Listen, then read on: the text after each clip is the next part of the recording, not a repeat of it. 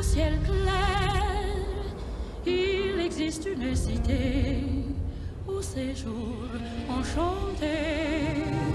Et sur les grands arbres noirs, chaque soir, vers elle s'en va tout mon espoir. J'ai deux amours, mon pays et Paris. Pareil toujours, mon cœur est ravi.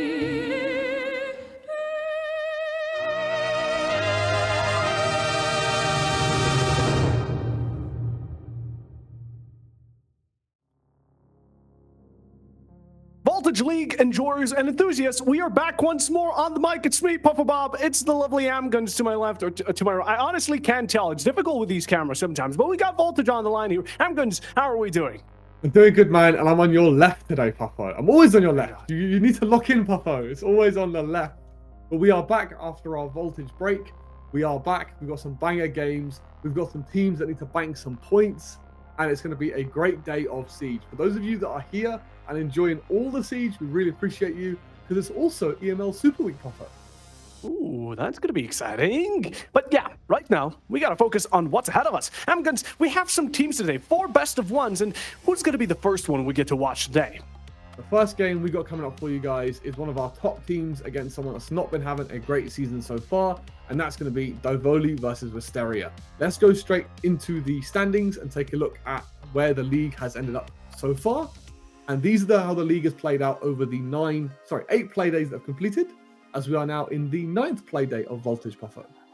9th play day. At the top of the charts, like you said, Divoli #1. Only one loss, and that was in overtime against Geekay. Well, of course, we turn it down. Speaking of who, Geekay is going to be second, Panahune, Myth, Sukapatas, and so it goes down the line, all down to the challengers of Divoli today, Wisteria, who, like you said, haven't been doing the greatest, but hey, maybe now it's their time to shine. And this is where we still have 9th play day today, and then we still have 5 play days after that. This is a great chance for teams like Myth, Sakopatas, Wisteria, Uwain to start building their comeback. It is still very tight in that middle pack. Team VIP, obviously on negative points, is not ideal. They've used one too many subs to make these games and end up in the negatives, so hopefully they can get a win today and end back up in the positives. But the point being, there's so many games still left to play. These standings could shift at any moment's notice, Papa. 100%. And well, talking about the standings, let's continue onwards, as I do believe we have a schedule to take a look at. And again, beautiful teams, beautiful matches all across the board, starting off Divoli, and then for the following, it will be the match of the day, Sukapatas versus Panahune. That's going to be hype. UAIM and Myth, just about as much. And for the last one, Geekay versus Team VIP. So we've got some ups and downs, but you know what? I'm going to just ask you straight ahead. What's the most exciting match here for you? It has to be Sakopatas versus Panahune. Those are two massively experienced rosters. They are the heavyweight of T2 right now. Both of them have plenty of experience under their belt. So that should be an absolute showdown of the giants. I'm really excited to say UAIM and Myth.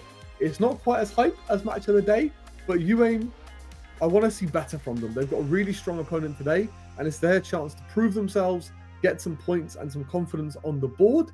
And also, all of these games are matchups of massive importance, Papa. But I think that Sakopatas Panahune game is the one to really keep an eye out for. Yeah, 100%. I think they have the most rivalry potential when it comes down to it. But hey, we've talked about the most exciting match. What about the predictions? What do the staff think? Let's see what we really predicted on who's going to be putting money on who. And well, from me, I think going into this first matchup, let's talk about it from one matchup to another. I think Wisteria, even though Divoli clearly have been presenting better results in general, you know what? I'm going to have to back up Wisteria. They're my boys. Another thing to mention is you might be wondering, where has Wisteria come from? This was formerly Divoli. So if you're wondering where is this team turned up from, it's the same team. No. I just want to correct you. It was not formerly Divoli. It was formerly Ryujin. That's the one. My apologies. Put on the money there, Papa. Stopping me in my tracks. Love that. So it was Ryujin, my mistake. They have gone back to one of their former names into the fact of Wisteria. But I think, Papa, this is the first time in the history of a Monday show of Voltage we've had completely even predictions across the board. Ooh. That is true. You are right. We do have a bit of a 50-50 split, and we're going into it. We're going to be able to also show off a bit of that who's right when it comes down to it, because you and I are on completely opposite ends today, going from Panahune to Sikapatas, Myth, UAIM, and even Geeke in Team VIP, which is going to be interesting. I think most people would consider Geeke a bit better considering the feats they've showed in the past. But you know what, Amguns, I really do respect you going for the underdogs here. You really think VIP are taking this? No hate to them, They need the of course. points, okay? Desperate times for desperate measures, okay? I'm hoping that desperation is going to give them what they need to defeat this absolute powerhouse. Also, Hungary absolutely slammed me in a 1v1 in the Hungry Hub. So I need VIP to avenge me in this Voltage game. So I have it out for Hungary because he was absolutely slamming me in a 1v1. So VIP, I need them to avenge me today. I believe, okay? The copium is strong today. It's getting personal up in the Shlami, but hey, you've got a reason and we can respect it. Although now, let's focus back on the first matchup here. Diavoli, Wisteria. Now we only wonder, it's a best of one, but what the map? What is the arena we're going to be heading off to? Let's take a look at map number 1 of day number 9. It will be Consulate. And for a best of one, this is truly interesting. We're seeing Diavoli going off with the attacking start. Amguns, why would you think that is? There's a couple of different approaches when it comes to which side you want to choose. Consulate typically being defender-sided. The logic is we are confident going into our attacks. We can get a scoreline that we're respectable with, and then we'll have the stronger side to close out the game. Time and time again on Consulate specifically, we've seen a 5-1 split for the defense, and it ends 7-5 when the other team swaps. So this is just pure confidence coming out from Diavoli here. 100%. And now I think we can talk a bit more about these teams specifically. Let's go into the lineup. Let's see the players, the glorious names, and who we're going to be putting into the arena itself. Because again, 5v5, that's what Siege is about, ladies and gentlemen. And taking a look at Diavoli here, we have Allard, Ariel, Marats, Devil, and Scyther. And of course, Wisteria as well with Hauxi, Nov, Niaz, and YMK. And of course, Sposa. We're going to get back to Diavoli in just a second. We switched for a bit too quickly, but hey, it doesn't matter right now. Let's talk about Wisteria. Wisteria have been all around the place. All of these teams in Voltage, like you said, these are huge teams going into this lovely league.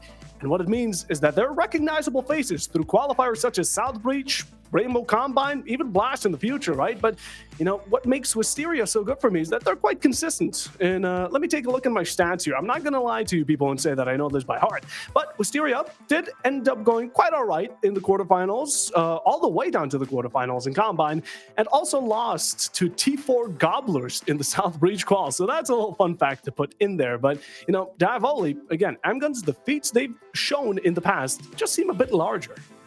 They have played in everything. They've been playing as long as I've been casting, I'm pretty sure. I remember watching them all the way back in the SI Open Quals.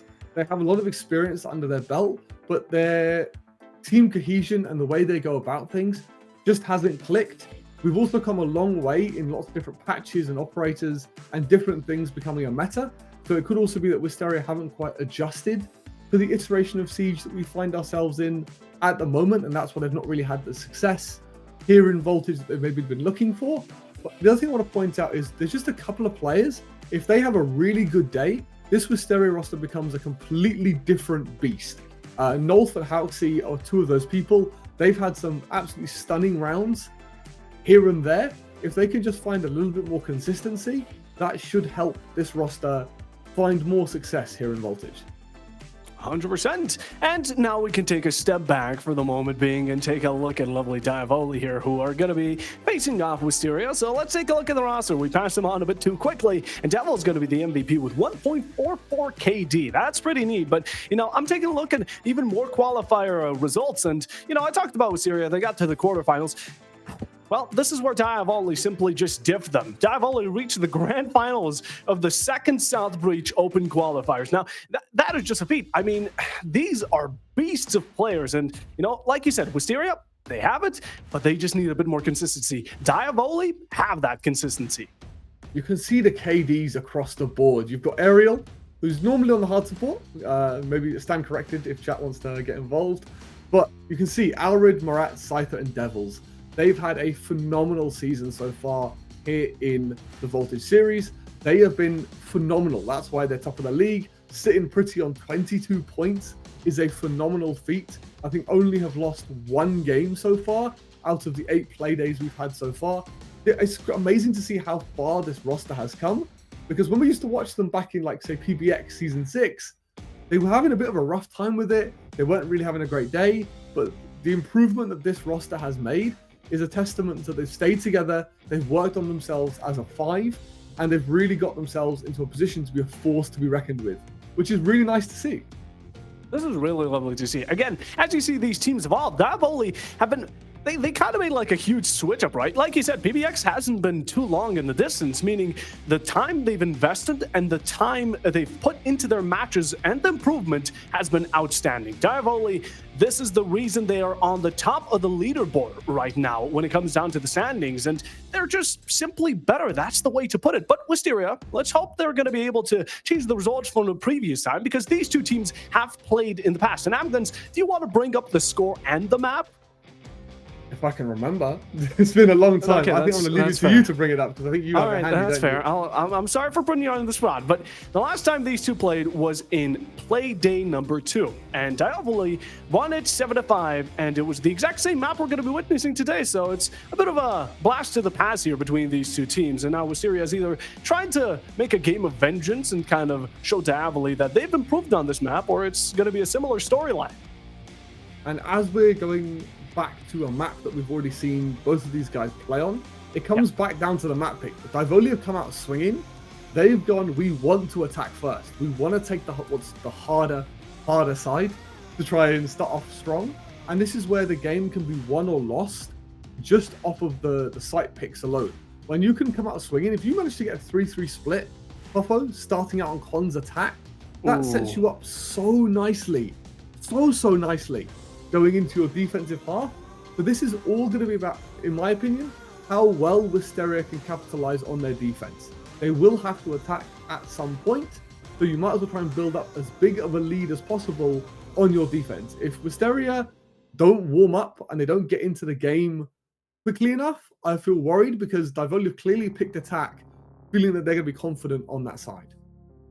That's the dangerous part about it, right? Divoli can afford to lose many rounds, like you said. That's the attacking side. They can go 4-2 as long as they're able to claim 2, even after or without using a tactical timeout. They're good to go into the second half. They should be able to bring it into at least overtime, if not even better, right?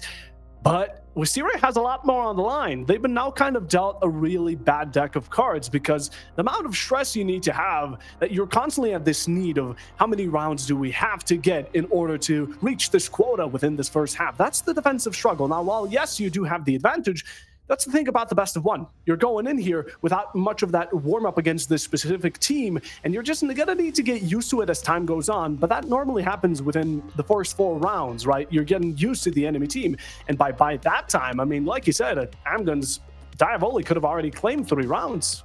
We've been 9 matches in. This is going to be the 9th time both of these teams play in this tournament alone.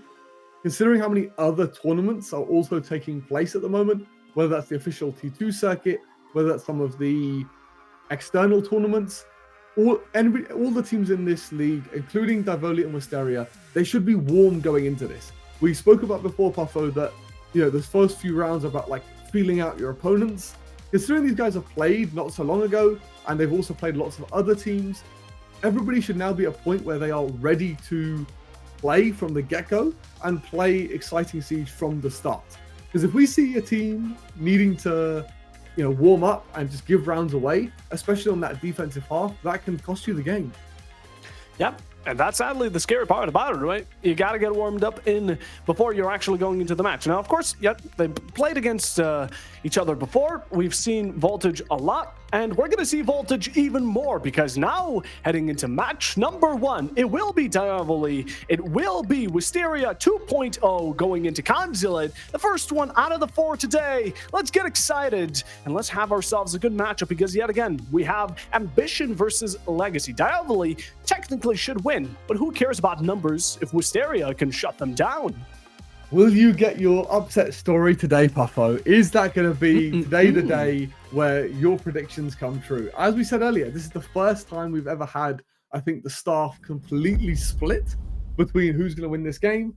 And not surprisingly, Puffo, the shields have been banned again. Who would have thought? Oh yeah, this is Rainbow Six Siege, and we love banning shields because that's completely original and new. Honestly, I can't blame him. I think you just want to get them out of here for the sake of getting them out of here. Shields can be really annoying on this map, and neither team wants to deal with them, so be it. But the second bans, will we get a bit more interesting? Yes, we will, but still something that we can talk about.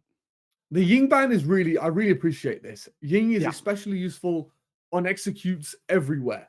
Considering the defensive nature of Consulate specifically, that Ying is such a powerful tool. We've seen the rise in the pick rate of operators like Ying, Grim, Capital, because they just solve so many problems and they're so versatile. So Wisteria have appreciated that shields are strong, but we appreciate that executes are also extremely important. Defenders, Let's try and protect your make those bombs as from being difficult as defused by possible attackers. for our opponents by removing a key piece of those executes, like the Ying. 100%, but there's always going to be secondary options for Diavoli to pick up. As the Sense, as the Captain, as the Grim. It would be either one or all, and I guess we're getting the full trio going into round number 1 for now. And it's because Consulate just provides so many challenges. As we get a lovely overhead here, you're going to have the mirror to deal with early around this break room. She can toss C4s over the top to just outright deny you entry to admin. You've got a Tachanka posting up in checkers as well. His fire can be able to burn so much time in that hallway, as well as combined with the Goyo fire, it's just going to look to burn the clock down. And when you bring a lineup like Divoli have, it just gives you tools to be able to burn through, to power your way through all of this defender utility, to try and keep yourself on the right pace and get yourself in the building with a good amount of time for that execute. Get yourself in the building, as Devil's now displaying, going bottom floor with the sledge. A lovely pick to see. The L85 can never be hated upon, but entry towards admin still going to be sufficient. You blink the Blackbeard as well. One shield might be gone, but that doesn't mean there's 2 remaining. And right now, is trying to swing through these windows. Wisteria are looking for an easy pick'ems, but it doesn't seem like Diavoli are showing themselves just too much. They still have a bit of time to play with, so now we try to go around a bit of utility. Very normal setup around this break room area. You extend just a little bit, the Flores drone not really displacing this operator posted up inside a break room. This is where we can use the Capital, the nades. We used to be able to nade from below. That's just not so fit anymore. And as you can see, the break room has now been cleared out. We have some initial control into the building as Blackbeard just powering his way forward.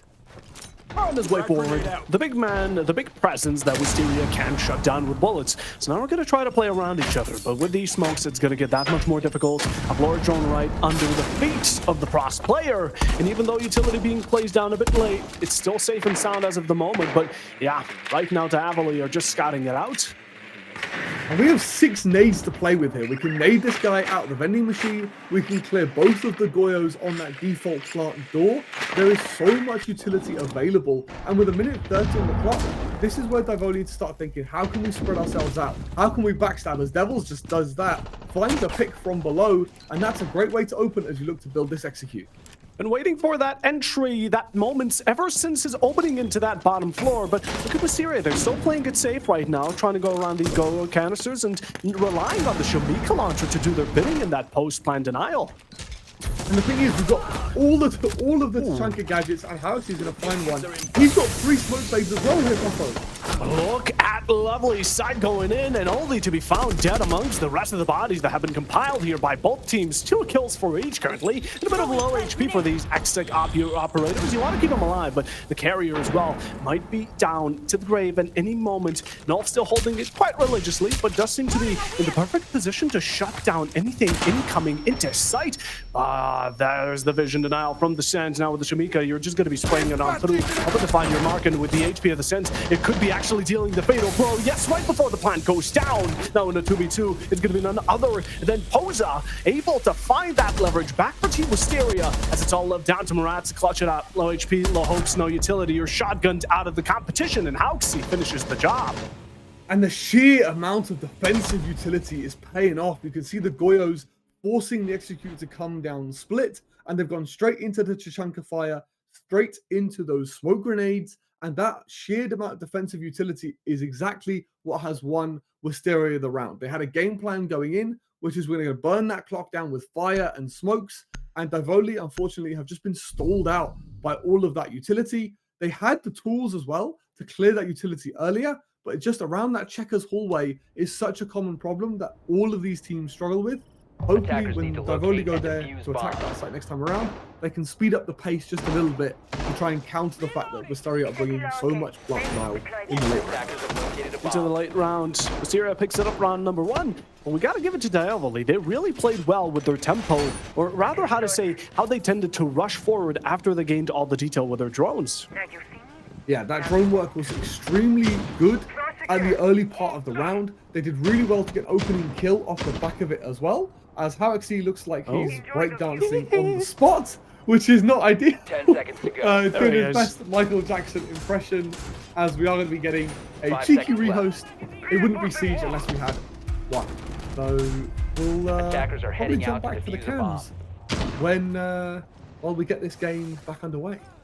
Yeah, you know, it's constantly, you have your usual Monty's band, the grass is green, there's a rehost, Howexy has disconnected. It happens, right? But hey, we're gonna get it resolved as soon as we possibly can be. No one wants to be here for too long. We want to see the action. We do not want to see this blank screen. So let's get it back to up. And right now, within this first round, again, Wisteria picked it up as they should. It's a defensive round, but honestly, within that first, even though there was so much utility, it still got quite close.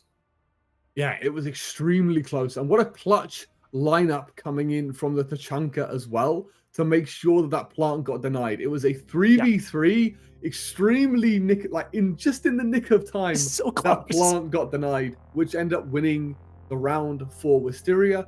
And that's what we needed from them. We said we need them to start off strong. We want them to get rounds on the board because they are on that defensive half. On Consulate, you need to make sure your defensive halves, all of the rounds on the defense, you're making the most of them. So although it's a little dicey, they did use the plant denial effectively and managed to start off strong. But hey, Diavoli still put in a good amount of work, but now we're going onto this bottom floor Amguns, right? And we're just thinking to ourselves, how are Diavoli going to approach this? Do you think they're going to be going in for server? What's it going to be, vertical maybe? They need to deal with the vertical. We saw from the lineup, we got a brief glimpse of what Wisteria were bringing. They had Skopos and the castle. Both of those operators leaned very heavily into holding, the third floor, the mid floor, to deny the vertical control. And the biggest thing that Divoli might run into on their attack is if they don't deal with the vertical, if they choose to go through server direct, the vending hatch might be popped. When they get to a little bit closer towards kitchen, they can be flanked from Visa side as well as through spiral. So in my opinion, we ideally want to see a top-down clear to be able to deal with that vertical extension that we're probably going to be seeing from Wisteria. Or there is a big but here. You find a way to deal with those problems that we spoke about. If you have flank watch, if you get a gridlock down on Visa stairs, spiral stairs, you can just isolate those roamers and take the 3v5, 4v5 on site. And that could be a very effective strategy as well. It could be. Diavoli here have some options, and we're just questioning ourselves which one they're going to take. Because again, they're looking to secure as much as they can see. Now, again, I'm hoping to see Diavoli actually use their tactical timeout within this first half. Like you said, this is going to be their attacking side. They want to get as much as they possibly can, and I think it's a good way to reset the tempo. Let's say Wisteria win 2-3 rounds, they use it up, and then they get themselves into a position where they're possible to have the ball rolling, right? Although, just in general, it has been a good way to kick us off here between the two teams. And again, Wisteria, seeing as they're way lower down on the leaderboard compared to what Diavoli have, it's a bit more on the line for them, while Diavoli are just looking to keep up their quote-unquote, I would say, flawless streak. The only team that Diavoli have actually lost to was Geeke, but let's be honest, it's Geeke's the first or even the second best team here in the entirety of Voltage. There's no denying it. I mean, for Team VIP, who we're going to get to see later, Yeah. they're one of the only teams to have beat GK. Although they are dead last in negative points, I No, they believe didn't. there was... Who beat No, GK? it was Myth. Myth were the Myth ones who beat won it. GK. That's the one, that's right. That was on a Monday session as well. We got to watch that game, and it was great fun to watch. So hopefully more teams can join Myth. Yeah. You can tell how much I want to hype up VIP here. I really want them to You win. are not happy I'm about trying Hungary to. in the I match. want VIP to show some success, to have a good time, because no one likes being bottom, right? That is Especially for teams that are up and coming, there is a bit of a learning curve to get up to the same skill level as the rest of the league, especially if you're not one of the favorites going in. But that's why when we have 14 play days here across Voltage Series in this particular stage, there's so much room to improve, right? Those 8 games that you've played so far, you can basically toss them out the window and start afresh. You can go, yes, those games are a bit shit, pardon my French, but this is where we can learn and we can improve and we can fight back in the rest of the games we have left. But before I get too off topic, let's talk about the game that we have at the moment. So we've only seen one round, probably going to be going to basement. Is there anything you're excited to see, Papa? So we saw a little bit of Castle and Skopos. Is there anything else in that lineup that caught your eye? It's something that I've been seeing a lot in other T2 tournaments. I don't think it's been in Voltage yet because I wasn't here last week, but in the case it has been, you know what I'd love to see? A Denari. I would love to see a Denari. Yes. Denari has been such a fun operator. I think it's a lovely addition. And we got it into the comp pool as well, like very quickly. So yes, please, teams, bring him. Correct. Love to see a Denari being brought out, but he's not going to be in the lineup for this round for basement. We've got some very normal operators, we'll say. I think the Mira, the Cade, and the Malusi, extremely common operators to hold down the site itself. Cade's role is extremely simple. Keep that main breach closed. You shall not pass. You're not getting in the building through that main breach. By attackers. And he's not being paired up with the Tabara, which is extremely interesting. That combination generally is incredibly strong for just outright denying the breach in full. However, Wisteria might be thinking, because they're going to take the vert, if we do have to fall off it, they'll be able to clear the cable off the breach anyway. Maybe it's not worth investing double operators into keeping that breach closed. And considering what the defenders currently have, there is not much of a switch I'd want to make for the Tabara. I mean, again, Skopos, Castle, their combination. The Mira is probably one of the stronger operators on this map. The Malusi is just a general jack of all trades. You can use the Malusi on any map, anywhere. I'm going to debate that with anyone, but Malusi is definitely one of the most usable all-around, the best operators when it comes down to that type of denial. And I would say, how would you say it? Like a denial of rush, but at the same time, you have yourself a nice little intel piece, right? Although, now returning back to the match itself. Round number 2, we've kicked it off. We see the Blackbird once more, and it seems like Davoli have themselves a backside push. Yeah, they're trying to go for the path of least resistance here. You notice that all of Visa's side is completely castled off. That is free real estate, as all of those angles castle made. We just walked right past it and found an entry. Look at Merlin fighting back the expected side somehow. And just like that, Diavoli have given off one of their more valuable picks. The Blackbird is already gone and footsies are being spotted. Do we take the shots? A single one doesn't find it smart. Don't get me calls there to reveal you. And Nia is now gonna keep fighting for his ground upstairs or maybe even transfer. The idea was good, right? Like, it's free real estate. We can bum rush it. We can get in there. They won't see it coming. But they just didn't anticipate the castle was going to be sitting right there waiting for it. I like the idea, you know, we should be able to get in fast if we think there's nobody there. And we find a trade back as well, as Doki finds one for herself, taking out that Malusi, so it's back to even after that initial chaos. Diavoli are going in from all around the place. They go in Visa, then they decide, you know, maybe what about the opposite side of the map? That sounds quite neat. And well, it worked out, that's for sure. But now the attackers have gained a bit more leverage when it comes down to the ground. They've covered, as server is mostly theirs. They can keep on pushing towards site from here on out. But again, they got to be careful of the Skopos. And as you said, there is a Skopos above. He's got vertical angles as well. They also now have a mirror to deal with. And once again, it just looks like we are stalling out. Cade's going to completely deny access to this key wall as a Nitro flies out through it and finds one as well. So Pozo gets one back from Moratz. Is going to punish the swing coming from Pozo, as with a minute left, it's starting to get dicey for Divoli on this attack. A bit more heated. Diavoli here stuck up in one room trying to get around this Maverick Torch, just waiting for Art to come on back down through Spiral. Well, it's going to be jackpot for Moratz to claim leverage once more, but swinging out with a DMR. Looking to find your mark, but Wisteria don't seem to be peeking. They recognize that 2 players are not something you want to play aggressive with, but you spot out 1 player. You're able to find the headshot on the harbinger of death of this round. Moratz falls, a second one thanks to Nulv, and a flick from Devils, able to convert it into a 1v1. You spot the key, there's the headshot, and Devils will be able to clutch it out for the attacking side. It didn't look good. Luckily, Devils, he's the 1v2 merchant, finds the head of both.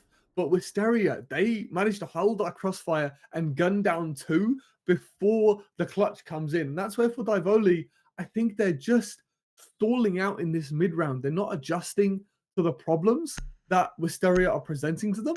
Yes, they got the round over the line, but when you have that advantage, you have the map control, you're in 4v4, and you have the tools to be able to deal with what you're seeing, you need to do better. because just a simple Cade Claw completely stalled this attack out. And you got to remember, we saw a little bit of over peak here as well. Mira swinging it, probably not needed in the 4v3. So poor Divoli almost gifted around there by Wisteria. That's threatening, because again, I don't think we need to make a whole lecture about this once more, but Divoli are on the attacking side. This is a great start already. Yeah, we got an attack on the board, which is exactly what we want to see. Now we're going to mid-floor. I really like the slight switch up as well from Wisteria. We're not going to give Divoli the opportunity to do the same attack again. Let's go to a bomb site we haven't shown yet. Let's give Wisteria a new set of problems to solve. And if we look at the lineup coming in from Wisteria, they've got extremely trap heavy, and we've got an LS shotgun being brought out as well. That weapon is an absolute menace to deal with, Puffo. And we've got the Blitz involved on Rats. Little angry brother of the trio now out. It seems the Blackbird hasn't been working out the best for Divoli's current progression. Always was the first to fall, but now we bring out a bit more speed to it, and maybe that's going to add what we need to the formula to find the results. Although another new addition is going to get brought along for the attacking side, and that's the Brava. I think this is a response to the heavy trap utility we see being brought from Wisteria. If they've spotted the Fenrir and the Ella, they're looking to basically hack this utility to allow Blitz to hop straight in. But Puffo, they might be looking to go direct here. There is vert being made on this plant spot, but if Blitz can get in backwards, the angle of his shield will perfectly cover that vertical angle, but there is a mirror looking directly at this breach as well. They have to pinpoint this momentum. I don't think they're willing to risk it, but who knows? Divoli, they've got balls of steel at times, and they're ready to shove them in the face of Wisteria. It certainly could be working out because the Blacks is already going down. We spot the footsies, that's a bit of damage, but no, he's sticking to it. Moretz, what are we thinking? We had plenty of time to back off. A good one-for-one deal, but we have to get the lead back, and it's going to be none other than Divoli's RC to claim it, thanks to all of it as well, playing with a pistol around it, trying to find yourself a nice one-tap, and Neos gets it, as now Wisteria's fight back, truly imminent. But again, you're playing this aggressive playstyle from each side. And currently, the attackers are going to be claiming ground once more, but the side is also there, so as long as the Divoli can play around this verticality safely, they should be able to stick it. They need to make sure they distract the Wamai, but they're going to find him through the floor, as Devil seems to be killing everybody right now. The plant was denied. They sent the smokes in too late, but it's not a problem if we just find the kill everywhere else. And what a way to adapt from Divoli. The plant hasn't worked, but we've managed to adapt and find the kills elsewhere and get another attack on the board and also claim the momentum. 2 attacks out of 3 rounds. Phenomenal record for Divoli to kick things off. And this is why they chose the attack, Puffo. It's been working greatly. Now Wisteria need to wake up. It's their moment to do so, and they're going to be banning out the Blackbeard. Now that's an interesting way to do it, because the Blackbeard necessarily hasn't found much value for the attacking side up until now. He was used on the basement site, but was punished pretty much immediately by the castle. We've also seen the Blitz being brought out, so I think it's which is the greater evil that you want to get rid of. I can understand why the Blackbeard being banned has come in. But I think for Wisteria, they just need to lock in. We spoke about how a lot of these teams have played lots and lots of officials. They should be pretty warm coming into these games. And I think Wisteria aren't a true reflection of themselves right now. They're just letting Divoli get away with a couple of things here and there. It's really small mistakes like overswinging just a little bit that are getting them punished right now. Because go remember Divoli, they have 4 out of 5 players on positive KDs, like 1.3, 1.4s in this tournament. You can't give gunners like this opportunities in these 50-50s because they are just straight machines. 100%. Wisteria needs to reel it back on in, because currently we're going to be going into what seems like a very one-in-a-moment type of aggressive playstyle, considering that there's 2 Russians on the board. It's already scary enough to have 1, but on the attacking side, Divoli could definitely deal some damage. Can indeed. This is where the top floor, it worked really well for Wisteria last time we defended here. Divoli stalled themselves out on the admin side. So this is where I want to see Wisteria lean heavily into their fire and denial again, but Frosting's has a very different idea. Oh, Merlin just gonna take off the head off of Harold. Gonna be rolling down the shoulders and right back to that first floor of Godzilla. While the rest of the players now looking to make up for that mistake. It's a quick loss. It's the Sens as well, which has proved useful in the past. At least that was on the top floor execute, and that's where we are once more.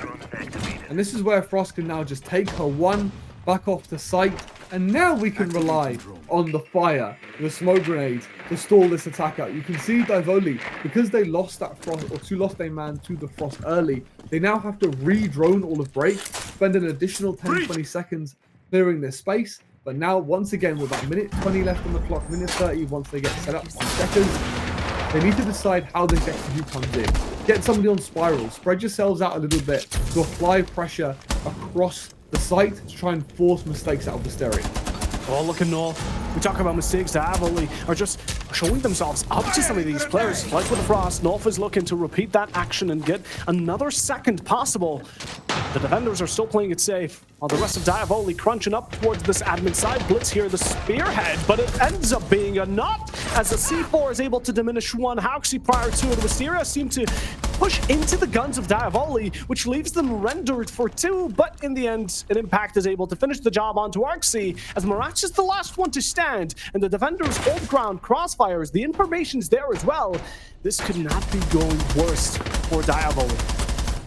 And Frost is still tucked into the vending, and look at the aggression coming out from Wisteria, holding these crossfires, and the main thing is they're not over peaking. They have the mirror as well to feed live information when this swing comes out.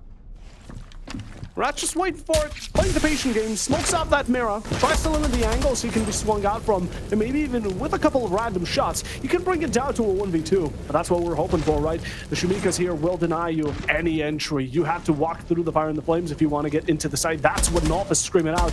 Vending machine players spotted, but there's two you got to be worrying about. Now it's a game of 50-50, a catch and mouse here. And I don't think Muratz wants to go for that cheese to claim that victory. He can't. I mean, outnumbered, out-timed, and Merlin shot able to find the final. That is going to be a round back for the defenders.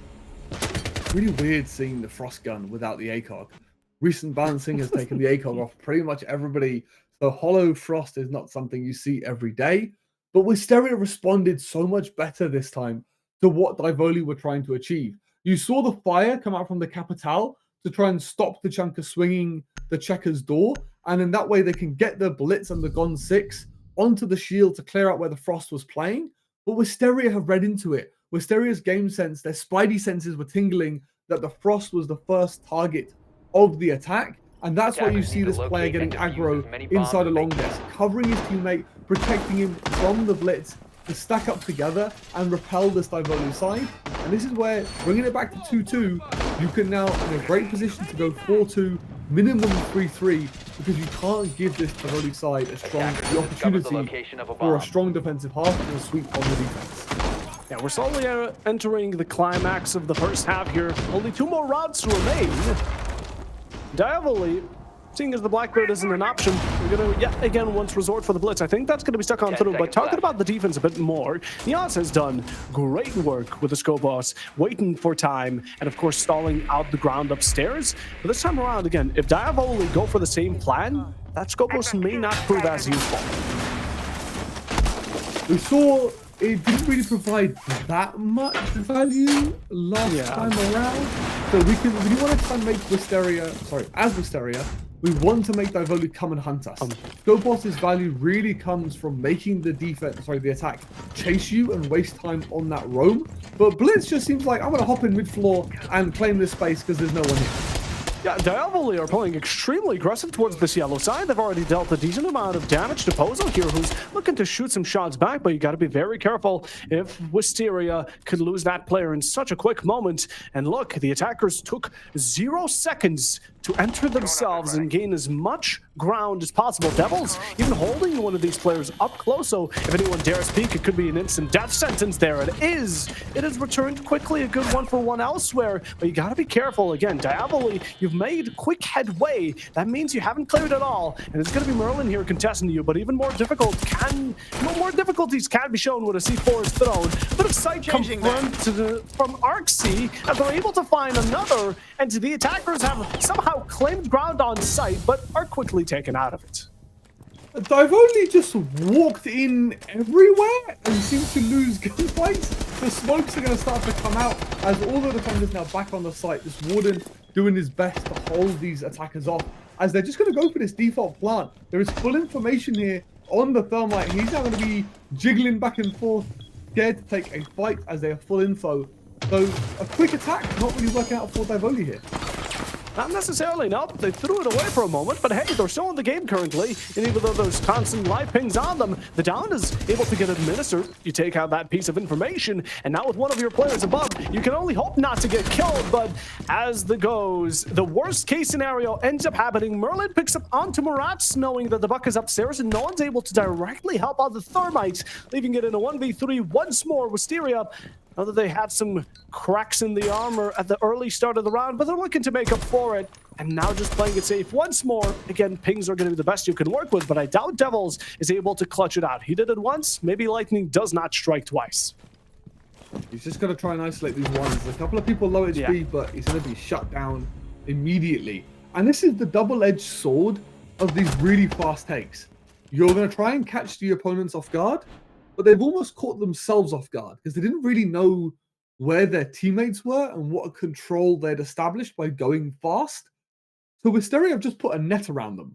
They've posted up and gone, oh, they're just rushing piano. Let's like post up in reception and in the front desk area and open lines of sight into piano.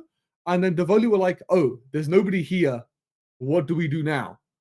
And then they kind of had to improvise for the rest of the round. And that's not exactly the most reliable way to win the rounds, but sometimes you can catch your opponents off guard and just it can lead to great success.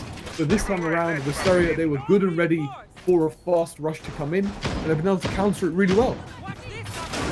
Able to counter it really well. Last round, we saw a similar rush here onto the side of piano by Diavoli, and now we get to wonder once more, do they attempt it for a second time, or do they play it a bit more safe?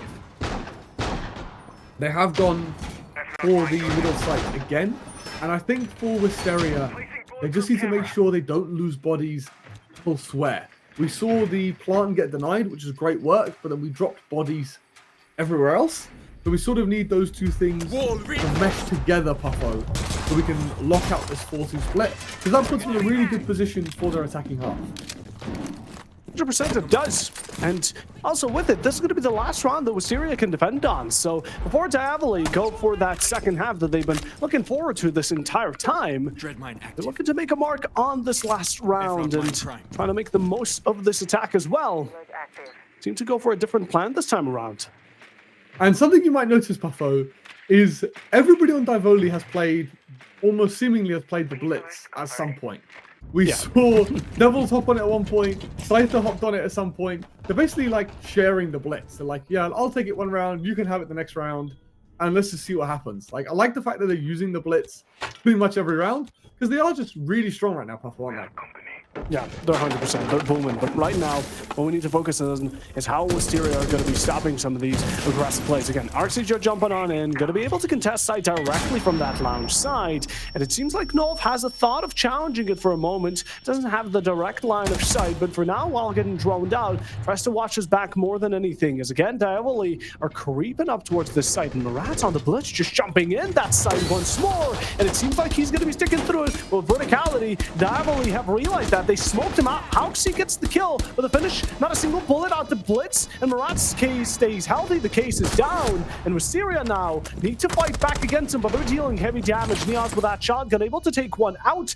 Devils, as a frag fest of a player as this has been, will continue to do so with one. Good enough for the second, possibly. Spots out the player. Doesn't get the shots. It's going to be Neos just working on by Smooth like a criminal. Nolf contesting as well, but that's the second here. And thankfully, with the power of friendship, Neos comes in just to secure that leverage. But again, it seems it's going to be down to time and time alone. But Khaled doesn't expect to be so interconnected by the defenders, and they get it safe and sound. That's a really nice retake coming in from Wisteria to lock out this 4v2. It's their time to adapt. It's so much better from Divoli as well. They've actually smoked before sending the blitz in, which has let him get the bomb down. But again, they had Divoli had the same problem they had as a round before. When you go for these direct takes, you just don't have any control. So when Wisteria come back for the retake, they can swarm you in numbers because they know there's limited positions that you can be in that you need to hold to maintain control of the defuse. You've got the kit down, but you need to keep an eye on it. And because they've only gone from benches, they can only be in that benches, hallway, and in reception pretty much. There's nowhere else they could be because there's vert everywhere. So that's allowed Wisteria to have a really nice retake and establish that 4-2 split. We don't see shield bans. What's happening? Oh my god, what are these bans? Yes, this is what we want. Even though 4-2 split is cool, I agree with that. Let's talk about these bans. The Smoke and Tachanka are out of the competition. The most commonly used operators to deny the plant, they're going to have no presence in the rest of this game now, as they will be banned out for the next 6 rounds. And if we take a look at the defensive bans, they've gone for full execute denial, taking out the Ying and the Grim to try and make it as difficult as possible for Wisteria to have any utility to really go for that execute. I would love to see Capital now being brought, or them using maybe some off-the-cuff operators. We've seen value out of the Fuse sometimes, Puffo. You can even bring the Fuse Shield if you really want to. So this is going to be a lot of problem solving needed for Wisteria without some of these very common operators we see all the time on this map. All the time. Now without and it's Tachanka Smoke. I'd be hoping that opens opportunities for new plant denial operators or more uncommon picks, such as even possibly Vehicle. Now the Goyo is quite a casual one here when it comes down to Consulate, but like you said, problem solving, the Syria are already off to it because they're seeking for any way to go for another way of execute, and I guess Capital tends to be the best pick. It only took us 9 weeks, Puffo, not to get shield banned. Only 9 weeks. Just the what? How many games? 4 games a night over 36 games. This is the first time we've not seen a shield banned out by either by a particular team. As you can see, Divoli, maybe this is a W ban system coming in from them. As Wisteria are going for this CO take without probably the 2 most important operators you need for a CO take. Look at Divoli. Look at the utility they're packing. Maybe they don't have the Tachanka or Smoke, but secondary gadget-wise, they're deadly. I mean, they have the most explosive lineup I think I've ever seen in a while. They have so many C4s ready to toss at this CEO window, and for those uninitiated, you can throw them safely, as Buck hasn't figured out his lineups clearly.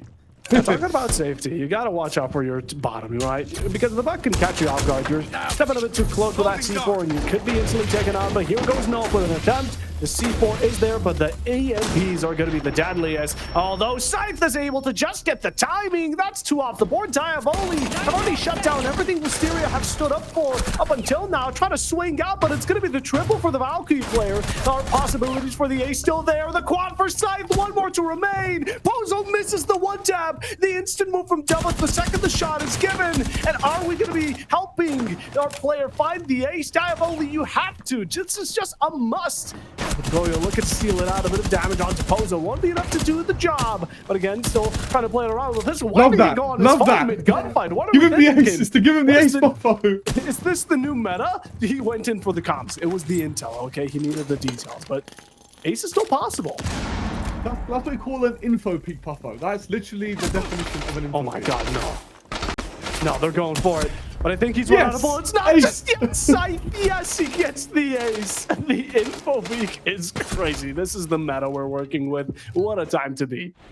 Goyo was like mid-fight. He was like, "Oh wait, my teammate's on for an ace. Let me just do what I can to stop shooting, so I don't accidentally kill this guy."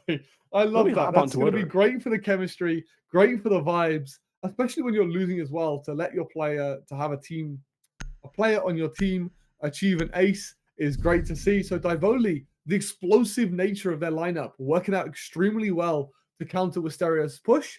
But I think, especially between the Deimos and the Buck below, they need to do better to create space for that plant to go down. Especially with Buck's skeleton key, you can create so much distance from below and remove the defenders from the key spots they toss the nitros from. I don't think enough of the floor was destroyed to really make Divoli uncomfortable in those key positions. That's where we've really just basically got to go full like Bob the Builder and just completely tear the floor up to make it uncomfortable. So Divoli, all credit to them. They read the attack well. They had the C4s in hand. They were good and ready for that take to come in. 10 seconds left. Good and ready, and we can compare their first defensive round to Wisteria's. And we see a drastic change because at the end of Wisteria's first defensive round, it was a borderline 2v1, while Divoli, they got themselves an ace. we'll have to see. I think it's the first time we've seen an ace, I think, Huffo. Since all the time we've been casting Voltage series. It might be the first on a Monday. Might just be. Syria on the attack once more, looking to keep this 2-round lead, or at least reclaim it for the better. Right now playing it safe, Davoli have spread themselves out thin, but mostly towards this Visa side, as players usually tend to. Syria, their approach is going to be a bit more spread out as well, looking to enter in from main, Visa, upstairs, and maybe even piano. I'm really fascinated by the Thatcher pick. We spoke about earlier that you can always clear the K-Claw from above. It's generally relatively easy to do because you have operators like the Ram to be able to just shoot the K-Claw out. You have the DMRs between the hard-hitting weapons between the Deimos and the Doki to basically floor bang the K-Claw as well. So it's fascinating they chose to bring the Thatcher out over something like the Flank Watch, because your win condition here is reliant on the roam clear and the Ram. You're looking to put pressure on this mid-floor by using that verticality, and when you're working that verticality, that's when you're the most vulnerable to a flank. So I think the Thatcher's an interesting pick, because he almost is serving a job that you can do with somebody else. So we'll have to see if that Flank Watch, or lack of, bites them later. Oh, good exchange between the two teams. Both ends have blood spilt, but it's going to be quickly converted once more towards one having an extra player to spare. Devil's still fighting against 3 right now, all alone, shot out from above. Doesn't realize it until it might just be too late. As Merlin, on even ground, able to finish the job. Null following quickly. Mysteria now 2 up, as the defenders are simply going to have to back off the site and try to play the save game, maybe even utilize some of these C4s to pick themselves up a better opportunity. This mid-floor has been decimated by Wisteria, and it's great to see the coordination as we're now going to have to try and fight back against this verticality. Look how far Cade has had to be forced back because of the Deimos scan. They've got that C4 pre-placed, and it will find one as well. Great stuff inside to even up the manifest just a little bit, but what a job to clear the roam lane from Wisteria, using that pressure from the 3rd floor onto the 2nd to clear out the roam. Now Wisteria are just putting their hands together, hoping another C4 doesn't find it. Bit of damage from the boogie, and although the attackers have done a great job up until now, time is starting to run away from them. And if Nolf is taken out with that diffuser, the K's going cold. Might be quite a dangerous spot, especially considering what we're rocking. The C4 is there, does not find any damage, nor with the shrapnel, nor with the boom. But trying to contest him, you're locked down. Rats doesn't have much movement availabilities. The smokes are going to be there to try and find the nice easy entry. It has done so quite well. Now sticking in half, but the kill is going to be there. Scythe is able to finish it, and just in the nick of time, the Cade gets away with his life, and the non-proactive side of the attackers ends up being their demise. Somehow, out of nowhere, Cade, being the hero that Divoli needed, has somehow managed to swing out and deny the plant, and just like that, Wisteria's hopes and dreams got crushed. You have to capitalize on these advantages, because unfortunately for them, the cover just wasn't quite there. When you start hearing that tick-tick of 15 seconds left, you start to scramble. You can start to be a little bit uncomfortable in where people need to go. There was no C4s, remember. Both were used trying to counter that vertical gameplay. So that player was relatively safe to try and get that kit down. But a little bit of communication troubles there from Wisteria have let the Cade sneak through, and that's how they managed to steal the round away. They got the round just as they needed. Again, huge play here, but in the end, it was a bit reliant, although it's the result that mattered most. And in the end right now, we have ourselves an equalization. If they Diavoli keep this up right, they picked up quite a nice tempo. Mysteria could be in for some trouble soon.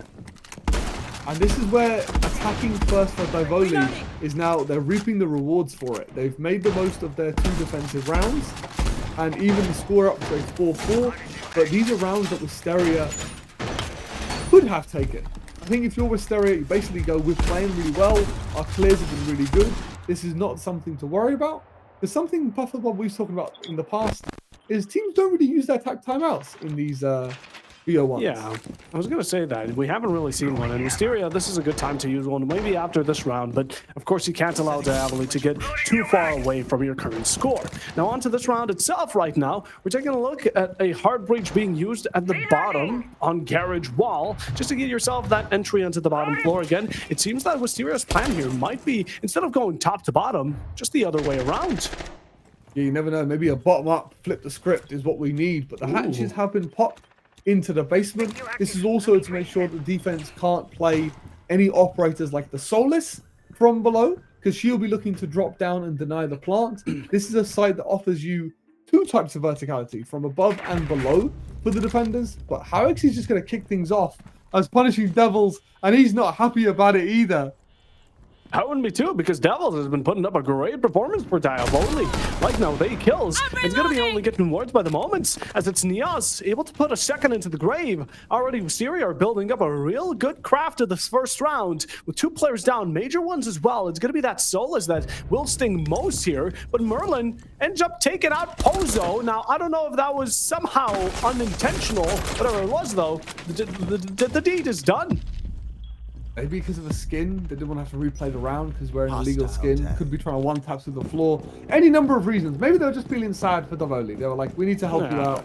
We'll give you a kill back just to make it a little bit easier for you. But this entry work has been so good, as they're just knocking on the door here, already pushing up towards this U-Haul area. But these Malusis, they are going to give the game away. They're going to be able to let Divoli know that Wisteria are knocking on the door, and the Doki calls come out as well. They're looking to get into side here, Buffo, as quickly as they can.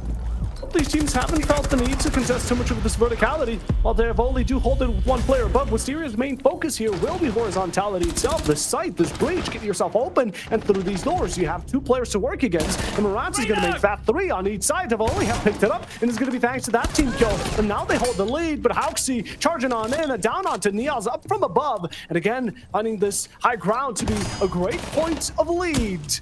Now only 1 in sight. Hauxi stressed, now the diffuser in his hands, looking to fight back against him. A bit of damage tipped out from above, working against utility. Still, it seems like Davoli have left Wisteria empty-handed when it comes down to how much they've cleared. And seeking out for any 1v1, so Denmark is going to enable you that the easiest. But as you go for the plant, you're just looking to deal some damage here. You have 15 seconds. The hatch is still there. Any of these defenders could drop on down, or even peek out, as that's plenty for Arxie to find the final shot. They just had a great opening for the round, and then have just stalled out. Divoli have basically gone, we're going to sit on the vert and hold the vert onto site. Very normal thing to do. Wisteria have gone, we can just hold the vert, and they found 2 kills off the back of it, but then they've sort of forgot that people can retake the vert. Just because you killed 1 guy on those vertical angles doesn't mean you now have control over the vert. We've just seen Divoli put an absolute masterclass onto how to use those vertical angles to hold the site itself. So I like the fact that both of these teams are trying to be inventive, try and come up with sort of different ways of attacking these bomb sites. But the reason we have a meta, the reason we see a lot of attacks carry out the same way, is because these are steps that have to be done. They're crucial parts of the attack. That's crucial map control you need, because otherwise the defense will just punish you for it. Of course. But again, the silver bullet in that round, besides the lack of verticality from the attacking side, was 2 at the team kill. A bit unnecessary, but again, there's plenty of reasons it could have happened. We can't deny it once it's done, and Diavoli found themselves a decent round of it. Results could have been completely different otherwise, but hey, now we've got to talk about the present and nothing else than it, as we're going to be returning to what seems to be, is this the top floor? Yes, it is. Just making sure that we don't get to see Piano somehow. Once more, and Wisteria now playing the big bad wolf. And this is where we, Kiki Archives and Tellers might be able to come out, but that's not what we're going to see today, as this will be just a pretty normal rotation, top, bottom, and then top, bottom, mid, and then back to the top floor. And we've got the Valkyries once again to try and give us information, and Scyther's just trying to get cheeky with it, trying to get that opening pick in their favor.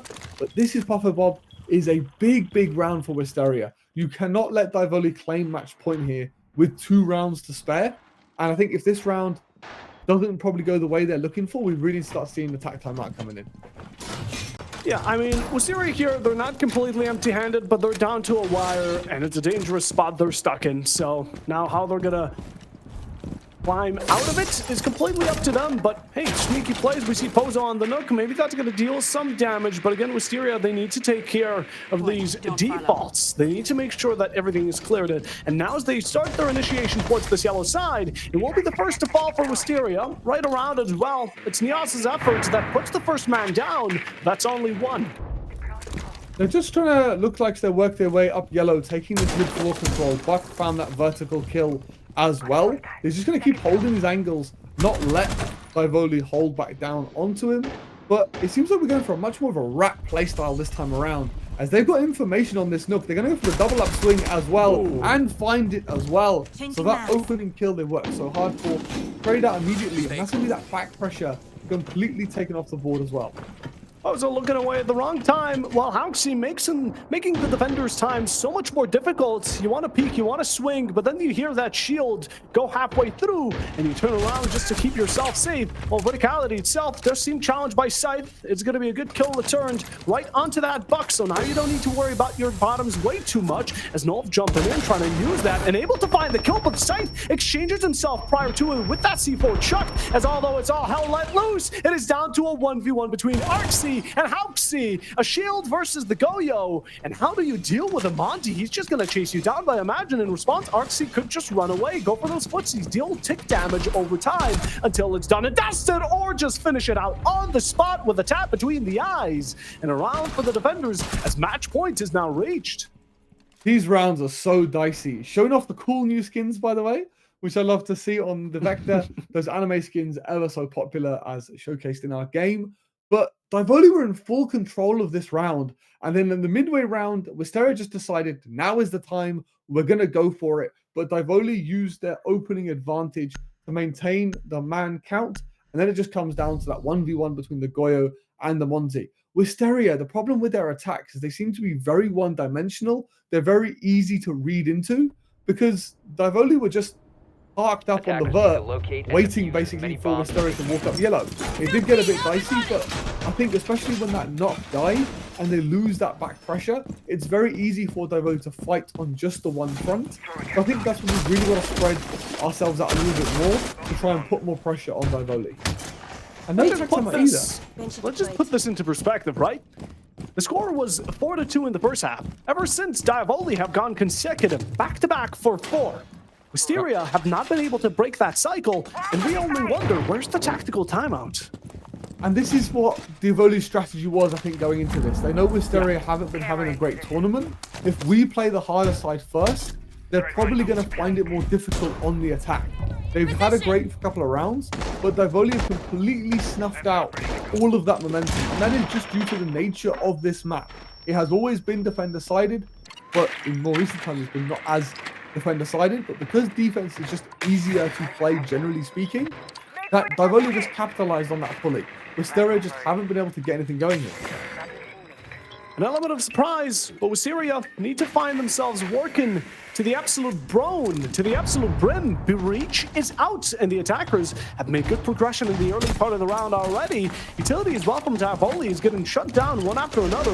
This is a good way they're making it into it, but now do they just rush it on in? Nolf seems to be taking a bit of damage, and that's going to be a carrier, but from the outside sources, as Hauxi just stepping into sight, not careful about Moratz's position, and same goes for the likes of Niaz, as they just carelessly walk in on the revolver. It doesn't seem like there's going to be enough people, or rather too many for this site to handle, and now with the 3v4, Divoli have completely shut down everything Wisteria tried to stood for, and it gets even worse by the moment, as now your Thermite is out. It's a 2v4, and this could potentially be the last round.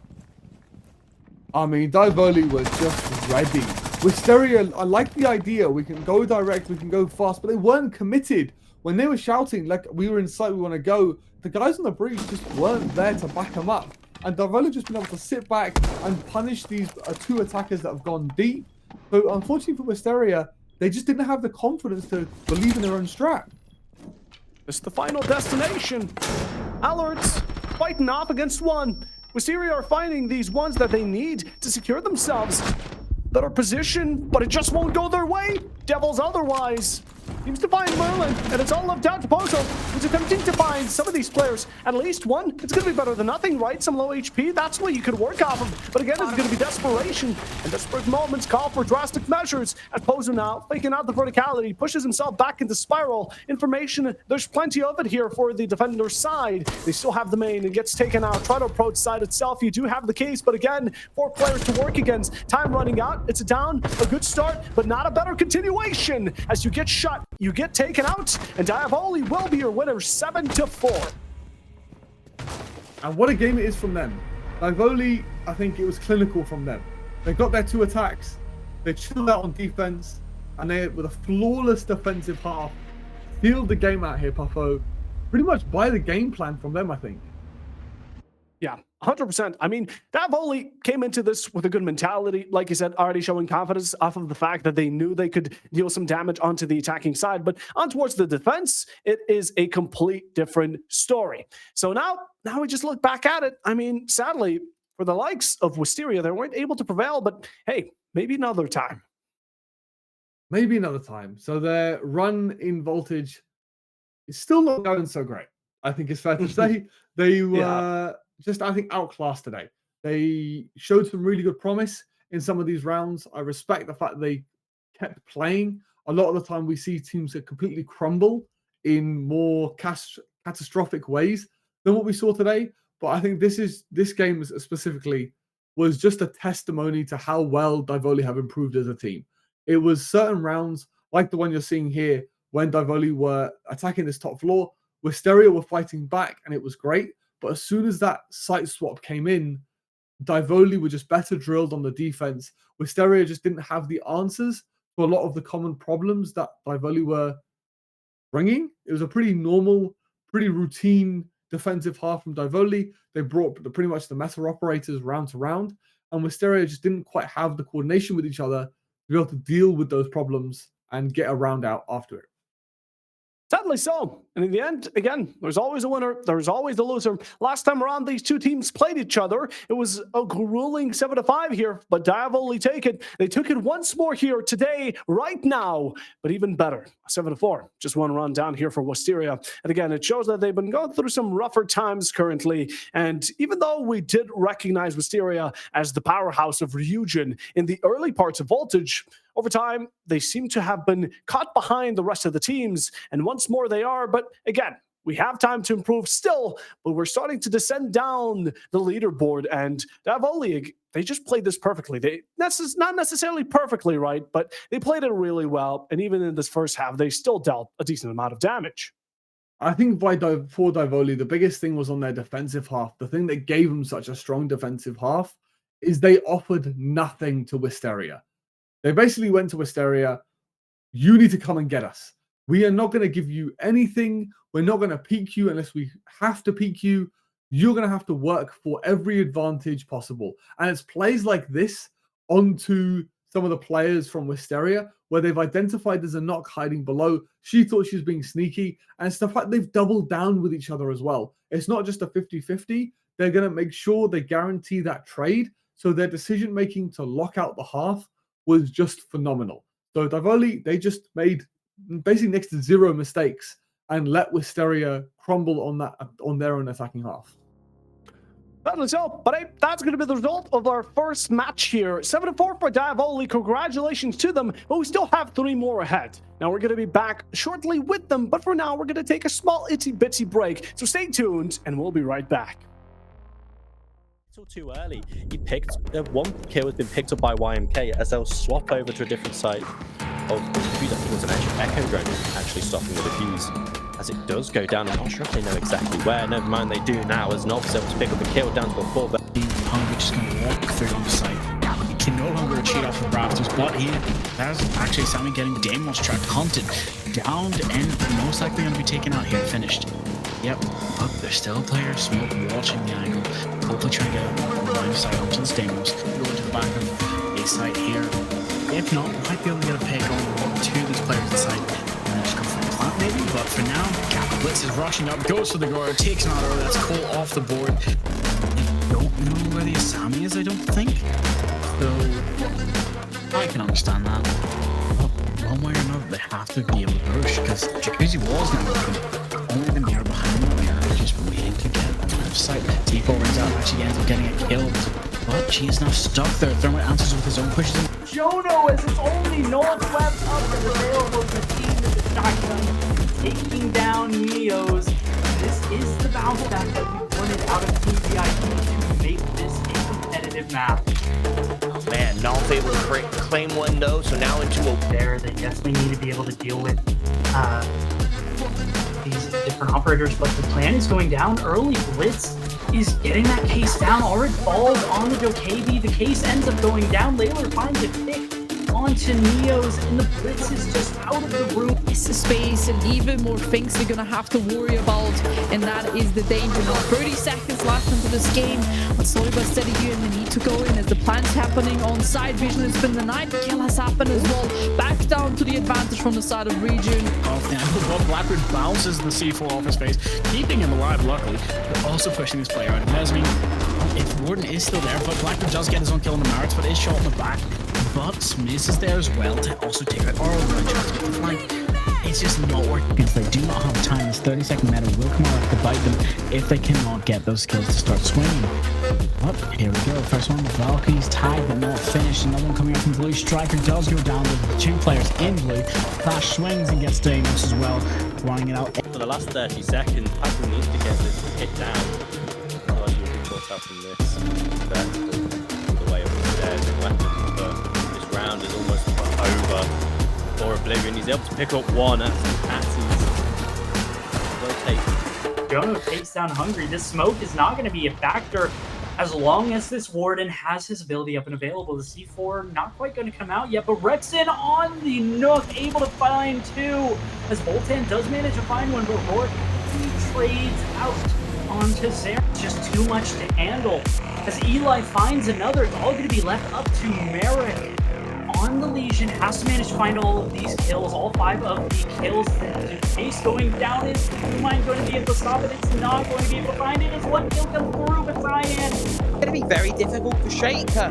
30 seconds to go. You've got to keep in mind this clock as well, because as it becomes push to shove here, this thing's become very difficult here for Valorant as they try and stick the plant, but the cover gets taken down. But here's Avon to make sure it does not, and it's a triple. Animus with the castle barricades. Surely this is what locked us out of sight. Luckily the cannon is coming in, but this is the flank die.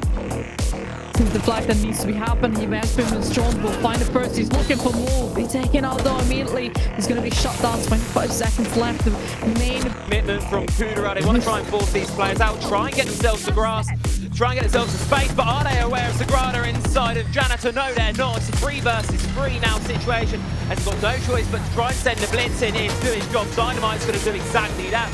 be strong. He could have played him alone, but now he needs still support from the team, and that will just fall back to the team play that we need to see, especially in competitive. Now, Lyman will be the first one to find himself a cheeky killer. Killer double for him, a triple, why not? And he takes out 3 players. Agree. So Warden's still alive. Still in the bathroom. Any long numbers here though are not their friends. No way. Oh, What is this? Staring at each other. He's just staring at him and he doesn't even know. He could have shot and he would have found the kill. What?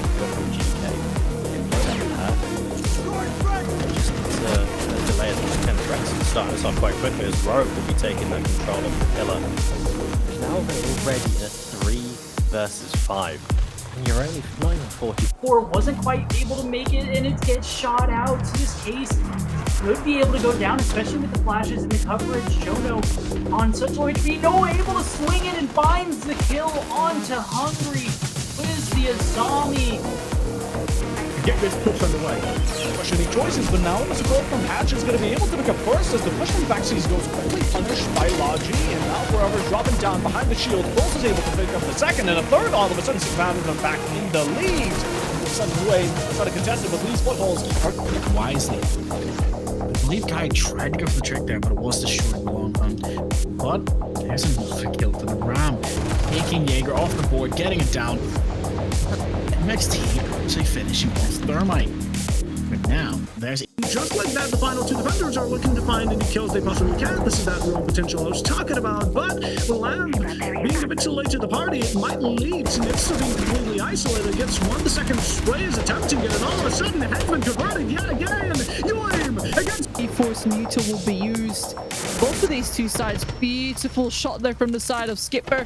Will find the first, but he's looking for more. He's hungry for these kills. He can hear the sound. He knows somebody is there. He will find the kill. Or if that, he just keeps on moving. He will be taken out. Duck away from the nade. Stop. Don't even worry about the fight. We do get to see our first gun kills you have with Goyer getting the first pick. And kind of... After a 7-4 loss and victory from the likes of Diavoli, and, well, we ended up seeing also Wisteria 2.0, or well, we got ourselves one match, but there's 3 more to go, right? And right now, we're going to be going on to Cicapadas versus Panahune. This is the match of the day, Amguns. This is the match of the day indeed, and what a matchup it is. It's the battle of the mid, if you like. I don't just have the same punch as I thought it would. But that's not the point. That sounds kind of diminishing. Like, yeah, we're not going to calling diminish them this both game. mid. This is the, I believe, you know what I mean? Like, they're not the top, they're not the bottom. These are the chance. This is a matchup for both of these teams to get really high up in the standings. And this is where we should also mention, for Psychopatas, they're sitting on 9 points currently. They're also a game behind. So if they win here today, and then they also beat GK, they send themselves straight up to 15 points. And Panahone, I believe, are also sitting on 15 points. So this is a really big matchup for Psychopatas to basically push themselves up into the leaderboard and up the standings. So this should be a banger. This should be a banger. Yeah, 100%. And well, I do believe we have the map bands ready to go, so I think we should take a look at those. You know, we were on Consulate earlier. Now we only question ourselves, where will we go now? Another best of one, another map, a new team, and it will be Chalet. We love Chalet, don't we? Chalet's a great map, man. It's a complete contrast to what we saw just now on Consulate. It's a very attacker-sided map. It's very small. It's very frag-heavy, which really can support Psychopatas' playstyle. However, we have seen a lot of VODs of Psychopatas on Chalet Papo, namely against GK, where they where they got completely dismantled. So if Panahone have done some homework, they might have seen what they need to do to defeat this roster on Chalet. They might have seen it, but who knows, you know? Maybe they didn't. Maybe they missed out on it. Who knows? That's the question, right? But we have Chalet here, and that's what excites me, because this is kind of similar to Consulate, right? You can use all 4 maps, or rather, my mistake, all 4 sites. You know, all 4 maps. That's huge, right? Chalet's huge and known for it. But in general, it's an aggressive fest, and Chalet's lovely to see. But right now, before we talk deeper into the map itself, I want to take a look at the teams. We have Psychopatas, we have Panahune. Let's peek at both, because, right, they're beautiful teams. We have Psychopatas here with Forever Coles, Danu, Raxo, and Sharton. And then we can take a look at Panahune as well, just quickly, because I do believe the match is soon to begin. So, yeah, I mean, beautiful KDs. We have 3 players that maybe aren't in the positive, but again, for comp standard, what they currently have is very good. Yeah, this is a roster, we say it every week. They are one of the very much more experienced rosters in T2 at the moment. However, they haven't quite had the success that we probably want to see from them. They haven't really had the performances in the T2 circuit that I'd like to see from them. They are great guys. Like, they've been around for a long, long time, and I just want to see them do well, but they just haven't had the performances that we'd probably expect from such a powerhouse of a roster.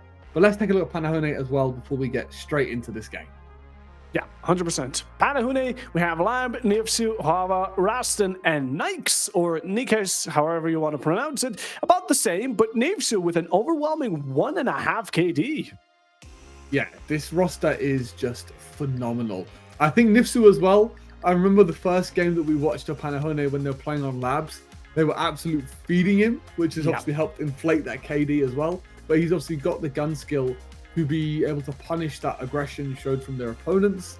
And he just has the tools in the shed to be able to provide reliable experiences time in, time out. And I believe, correct me if I'm wrong, Puffo, these are all Finnish boys as well. I couldn't correct you even if I wanted to, because I have absolutely no clue. I did not do I my believe homework fully. They're all of the same background, which can obviously help with the comms and the chemistry. We're going to say they are and cross our fingers here. We're going to say they are and cross our fingers. But I do believe we have both the teams ready. And right now, not to keep any of the viewers waiting, let's go into Chalet, map number 1 of match number 2 here over at Voltage Series. Psychopatas Panahune fighting it out on a very aggressive map, but at the same time, quite cool on the outside and by the looks of it. Although for both these teams, this is without a doubt the match of the day. I mean, they're even out, they're close, number 3 and number 5 on the scoreboard. But again, we have to consider they've been both performing quite equally, seeing as I do believe Panahune only have 1 more victory over what Psychopatas currently rock. And we're back to normal ways. The Azami ban, extremely important on a map like this. You can hold Mez on bar and the top floor and just provide a massive challenge for the attackers to deal with. So no surprises, she's been banned out as well. I think the Blitz being banned out first makes a lot of sense. On a map that rewards that aggression, Blitz are probably the quickest operator or shield operator out of the four, or the common four, if you include the Fuse, as well as the Brava being banned out. This is a ban that's been rising in popularity here, Puffo, here on Chalet. Yeah, Chalet specifically, I think, again, besides default cams, this is a map that tends to be quite reliant on utility. Not like there's a lot on it. We're not going to see the same dump as we would on Skyscraper or Consulate. But compared to what value the utility itself actually can bring and how diminishing it can be to the attacking side, just a bit overwhelming at times. The thing I really want to see though, Puffo, is we're going to ban the Brava out. I want teams to like fully embrace the Brava. Maestros. Like yeah, exactly. You're spot on. Yeah. Like we've brought the Malusi out, which is cool, which is obviously a very strong operator that Brava counters. But like I want to see like Kapkan, Maestro, Malusi, like Fenrir, like all the operators. Yeah, like everybody under the sun that Brava normally counters. Just bring everybody and just like overwhelm the defense or the attacking side completely. But also the Prim on that Malusi provides amazing value, especially without those Malusis being able to get hacked. So it's nice that we have at least an operator in the lineup that does benefit from the Brava ban. Clenching my cheeks. We were banned away from the shields for so long, and now Panahune are going to bring heat to the match by bringing out two. If one isn't enough, the Blackbird and the Monty. Double it down. Go for it. Why not? Take that map control with those shields. However, they do have a double-edged sword to them. If you lose a man early, if we manage to find a kill from Library here onto the Nomad, for example, you're then just going to be down another gun. The Blackbeard's sort of a hybrid between the two, but because you've got your shield up, you don't have another gun up at the front.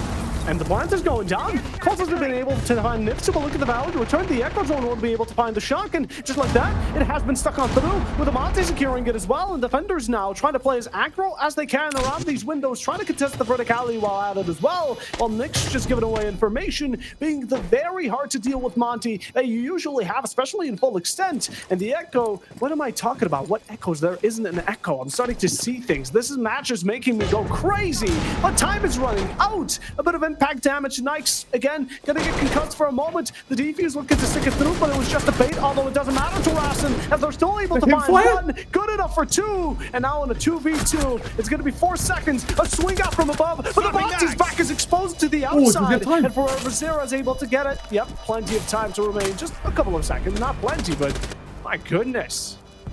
I mean, absolute chaos erupting, and we wouldn't want anything else.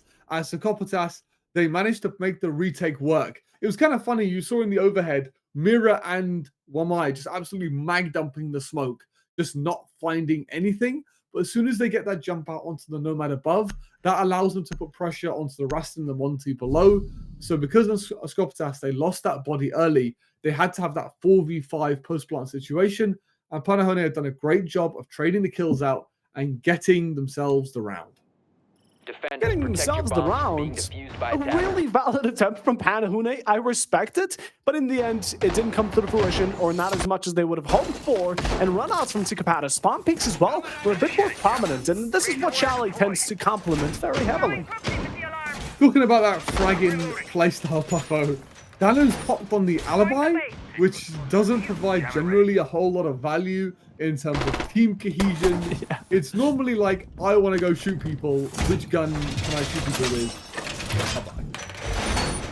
Yeah, either that or the Ella, right? You think about good guns. You think what you're comfortable with. Although the Alibi, hey, maybe it still picks up a bit of information. Maybe it's going to have a small amount of value. We can expect that for the least. But the rest of the players go by the rules. We're going to have ourselves quite an interesting lineup here from the defenders. But now, Panahune, we're going to be playing against this downstairs site.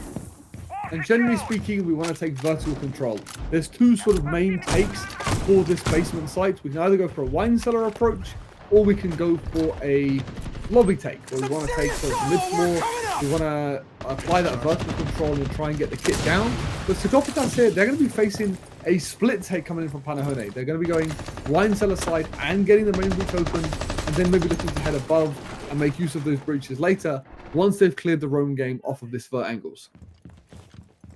Out from above, Forever Zero Want to seek out for anyone peeking into that lovely scope, that lovely holo. Even trying to see if maybe we can convert it to this top floor gunfight, but you're exposed to the roof. A moment's notice. Just able to clear away with your life. Same could not be said for Danu, who was the first to fall. And Hude doing a great job at clearing, but when there's simply too much, it's Guava to fall. A good trade. HP has gone down, and Lamb now on a hunt.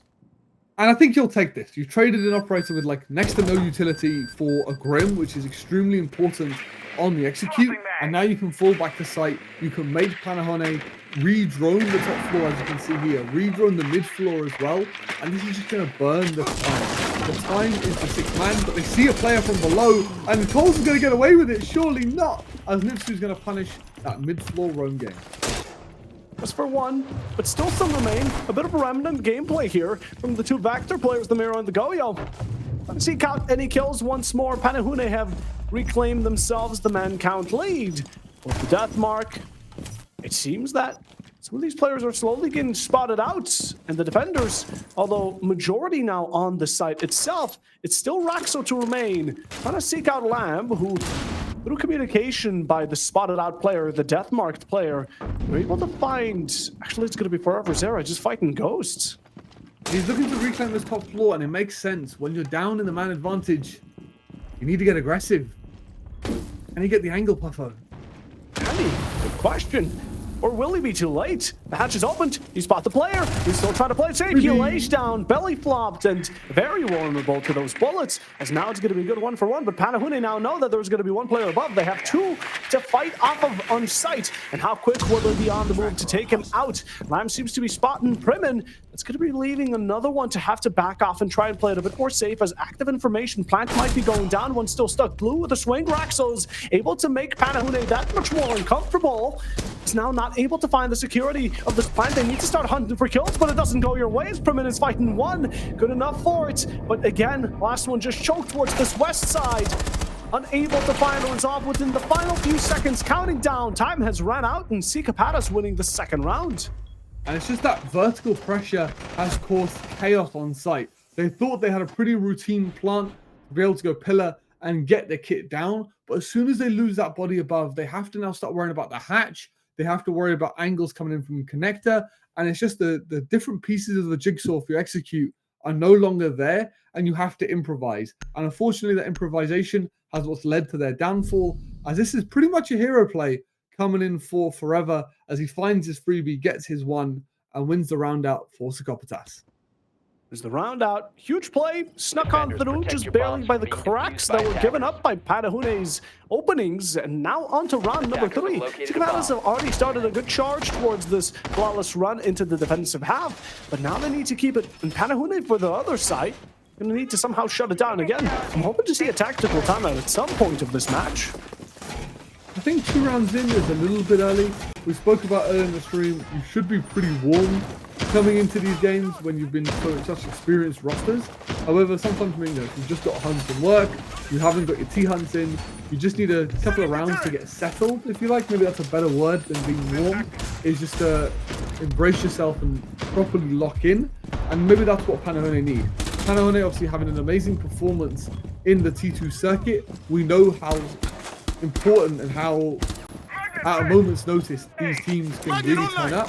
But this is where Panahone, you've seen 2 attacks, you're about to see the 3rd one. This is probably going to be the best chance you have in this first round of getting around on the board. Best shot at it. With this mid-floor, with kitchen and dining, Psychopatas know what they must do. Extend upstairs, yet again, play off of the verticality, get yourself as mud ground covered. Panahune are going to look to seek it out, but not off to a great beginning, as that vertical gameplay from the attacking side will be limited down, or even discouraged, as the Buck has now left the field. And they've been spawn peeking since round 1. You've got to be ready for this. As unfortunately for Panahone, they're going to have to play this round out 4v5. But the question becomes, what can we do about it? We need to isolate the fights. We've got Dano here playing a very aggressive position. We want to gang up on him, get someone on the correct cutoffs, get people putting pressure on him, try and force a mistake out of him. And just like that, you're back 4v4. Danu still contesting this library, holding it for as long as he can. Will be of great importance. But when you know you're spotted, Lamb, expect to with that Grim utility, able to get the second kill in the round, this time favoring Panahune. And as for another, Lamb keeps up the shriek. A second will fall, and just like that, Cicapadas have given up way too much that they want in such a short amount of time. I think there's just a re-aggression there from Crimin, trying to capitalize on the fact that maybe not expecting a second to be there. But Panahune are no slouches. They've utilized that tiny bit of map control they've created and now have a minute and a half to work their execute. We need to start thinking now, what's our win condition? Do we look to get the kick down? Is office clear? What can we do to convert this round into our advantage? If we can stick that kit, the defense has to come to us. As we can hopefully see, there is nobody in office here. There is nobody in office to deny this plant going down from the vertical control. So just stick Grim and Piano and go get this kit down and open the breach. All players going on drones, trying to see what remains of that information game. And possibly just hold this verticality while the plan gets prepped in the moment. Ace is still alive. Breaches should be ready and steady. But two players from Cicapadas here upstairs were spotted. Now are they going to be trying to push back this attacking side or just hold off the half that they hold? Cole's down from below. Has seemed to converted himself onto the vice versa part of the map as the plant might be going down. I think everyone's just a bit too late to the party. Lamb is able to catch one off guard. Lava has been waiting for Coles for such a long time, and the last one forever. Zera sticking around bathroom for a large amount of time too, and just to be spotted. Lamb for the slaughter. The attackers claim first round. And Sokopatas, they were just punished. Panahune managed to get themselves into library, take that initial control, and Sokopatas have just unfortunately not realized that they don't need to fight on that side of the map. Library is not the bomb site. Yes, Panahune, you've given some map control away, but they're not really able to do anything with that map control. It's not really ground you need to do or die on, and that's what's let Panahune back into the game. They were able to convert that 4v3 into a post-plant situation and a pretty much routine round after those in opening engagements. Rough one going in for the defenders, but it's Panahune here that are able to reclaim it for now. As we're taking a look at round number 4, right, we're returning down to Barn Gaming. This is where we saw the chaos unfold. And now we're also going to see Panahune go with a more by-the-book strategy, or at least I'd hope so. Only one shield this time. Only one. Obviously, so we thought maybe 2 was a bit overkill from the last time we attacked this bomb site. So we think Nifsu on the Blackbeard is shield enough. But you can see Sokopatas, they're making the adjustments ready for this take as well. We saw a very utility-based lineup from them last time we were here on Bar. There is a lot more traps in this lineup now. Namely, the Ella being brought out, probably to counter the shield play that we've seen Panahune lean on time and time again. And maybe go for a bit more of a frag-heavy nature. And the other thing is, off of what, since we lost all the ACOGs, I think Aruni's pick rate has shot up massively. Hey, don't mess with the P10 Roni. Never mess with it. I don't think it's the Roni DMR. I don't think that's why people are bringing it in. Look, I'm just a P10 Roni enjoyer. I know it's the DMR, one of the few guns that actually has the ACOG on the defensive, aside from, I think, the Cade DMR slug shotgun. Yeah. The TSG also has it, but yeah, the DMR here is a great gun to have. Although I'm always going to prefer the P10 Roni because it is a lot more satisfying. No one takes me away from it. But now actually onto the topic, yeah. Aruni has a bit more of a pick rate because it's also the comfortability, and the utility isn't necessarily that bad either. It's very workable, right? Especially when you have a lot of shields on the board. And speaking of which, Nifsu here, just going to be taking out Trophy, nicely stepping it down, and already free real estate is Danu taking heavy damage here from main window, but doesn't look to further challenge it. This is another strat that we've seen rise in popularity, is this like sort of office extension. You look to waste time and utility by basically just trying to survive in office as long as you can. This is going to be all about how much value we can get out of holding this spot. There's a nice little crossfire set up between Dano and a player right next to him. But Ella, how long can they hold this spot for? Not very long. Only a matter of time. Yeah, not very long. The second he said, they're already gone. They are half a mile away off the library stairs while Panahune just follow in their footsteps and look to claim what has been given for free. But one more player still remains, and it's only a matter of time until Panahune begin their own hunt. But also Raston here towards Fireplace could be finding a quick one here. It seems like Primmins looking to seek out a plausible kill. But will this be where blood is shed first, or will it be upstairs again? There's a huge fight for ground here, and Panahune They're going to be thirsty for it. And this extension is actually paying off. We've actually managed to stall out Panahone here because they now need to figure out which fight do we isolate first. There isn't a blue shield to deal with either that I can see, so they've managed to spread themselves across the library side, and this is what I like. We have a collapse onto library to force out this player, but Primin's going to find one to kick things off. Lambe and Nikki double up as we just full send it into this top floor. Overwhelmed with utility, Panahune, they know what they're doing. Ciapadas were just caught off guard and didn't have much of a response. Well, look at Primin going towards the west, still trying to find anyone on this library balcony, while Danu sitting back for the moment being. Panahune have recouped together. Now they're playing this top floor and just waiting for a moment to rush it all down. Danu with a slug, able to find one, but even while spotted, Primin still takes the challenge towards Nipsu and gets the kill nonetheless. The return from Huava gonna make it a bit more even, set down on cold ground, as the diffuser seems to be getting stuck on through, or rather the plant, and right now half Lamb sticks it on. Verticality is established, but a bit too late to find any value of denying that, as now 40 seconds, reserve 7 for the defuse, still trying to go for a couple of shots, but Lamb unexpected the position there, it will be, and now the cross is not established. Always low on bullets, pulls out the secondary, and is able to fight as Primin runs away, scared at the moment, shivering on his timbers, and just another one for the attacking side.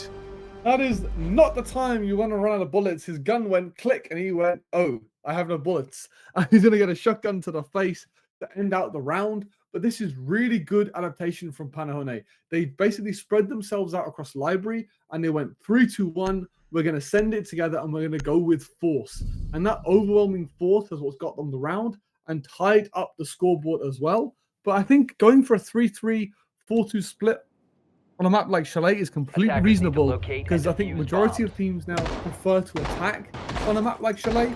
So I think Sokopatas is very happy with the rounds they've got on the board so far, even though that round really didn't go their way towards the end. 100% didn't go their way.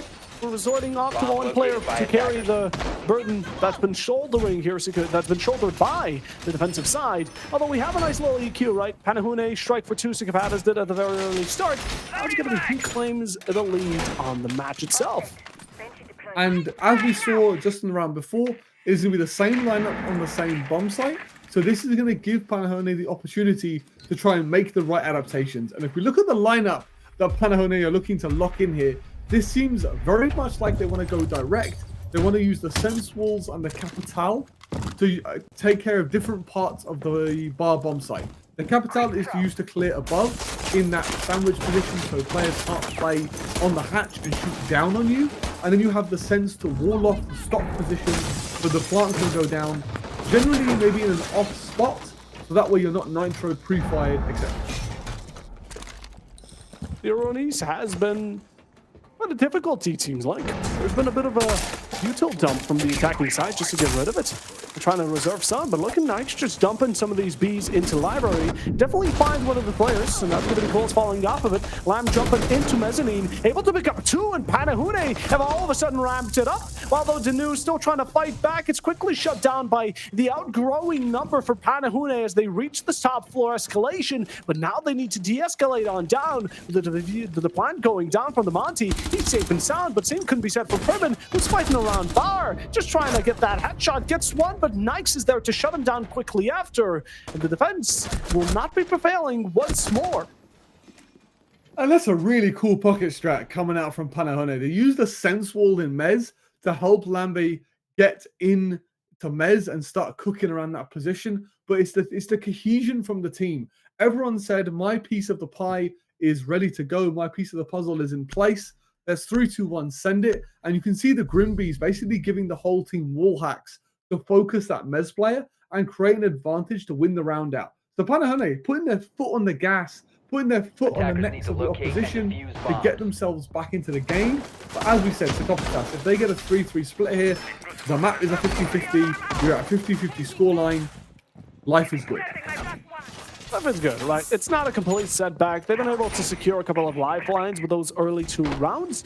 But again, if they're not able to pick it up, Panahune are already onto a streak. They've been going 3 back-to-back. It's quite a dangerous spot that they've been able to pick up. Although now going onto the bottom floor, last time around, Panahune were quite dominant. But Ciapadas were able to just get it back with that vertical play from, I do believe it was Forever's era. Yes, it was on the Goya, yes. Yeah. And he was cooking. Like, he went up to that front cooking. floor and was like, I'm going to retake this control.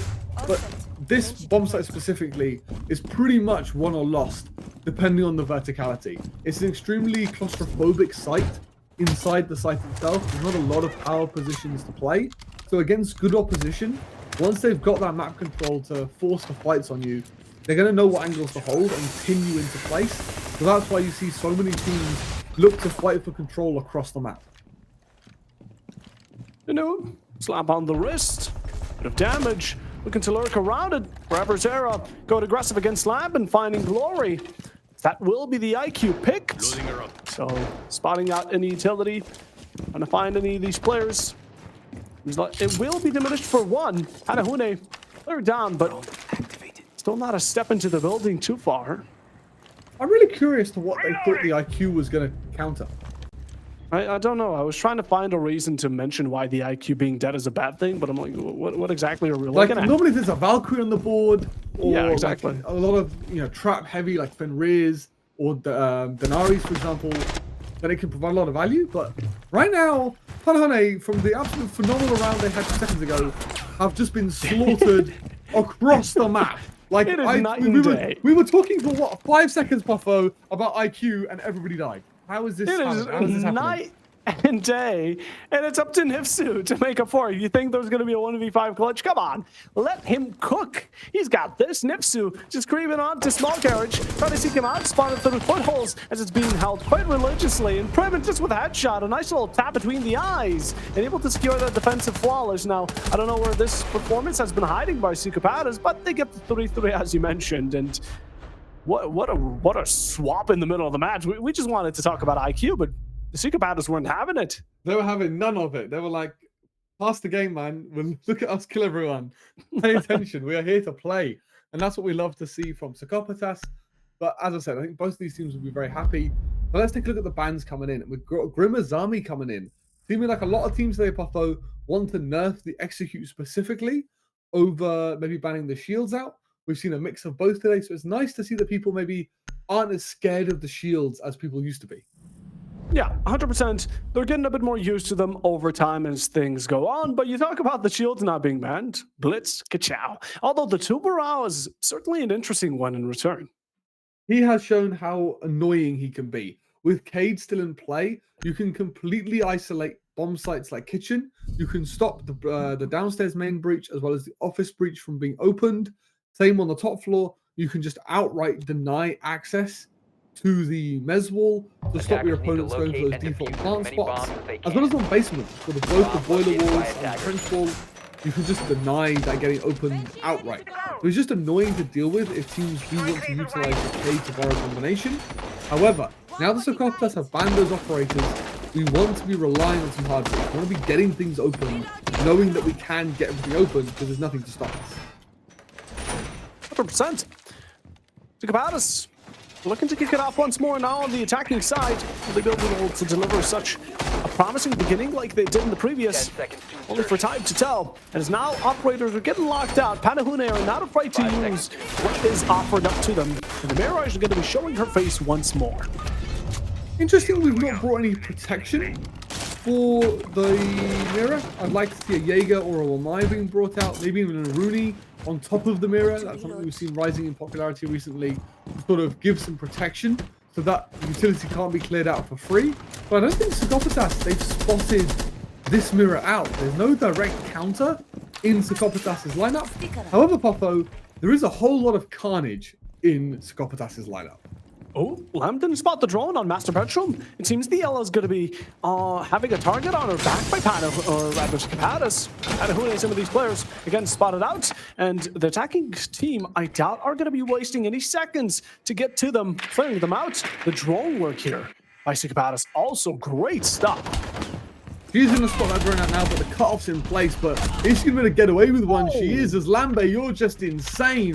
As Primin sent to the drones, as Lambe left a 1 HP, but taking out the Ying early, what a pick that is. That is huge value. Great prioritization. Maybe it wasn't the intent, but hey, the Capatas offered it up. Panahune are going to be greatly accepting that deal. Altanu now from the back lines, going off where the body was dropped and trying to work off of Bathroom as well, hunting down Lime, who doesn't seem to have the sound call just yet. With an open hatcher able to escape, and Danu, it doesn't seem like he was holding his gun at the moment, so that's going to be the Ella walking free for now, hiding towards this dining room, and still the Blackbeard out on a venture. I think he's in bottom. There it is. Just able to get the ping. The nade there to flush you out. Go for the wall bang and calls with the support. A good 1-for-1 deal. Now they have this side of the map control. They've established themselves into master bedroom. They've got themselves in the kitchen as well. And now my only concern is with a minute left, they still have to deal with this extension onto library. We saw when Sokopatas were defending, they managed to win the round out when they had a minute 20 seconds left on the defense. They have a lot less time this time around to attack Panahone and deal with this time. There's going to be a lot less time left on the clock when they go for the execute, but they still have full utility. Capital has both bolts here. We still have lots of nades and the smokes. And we're just going to get caught extending here, as that might be the trigger to get themselves into the site.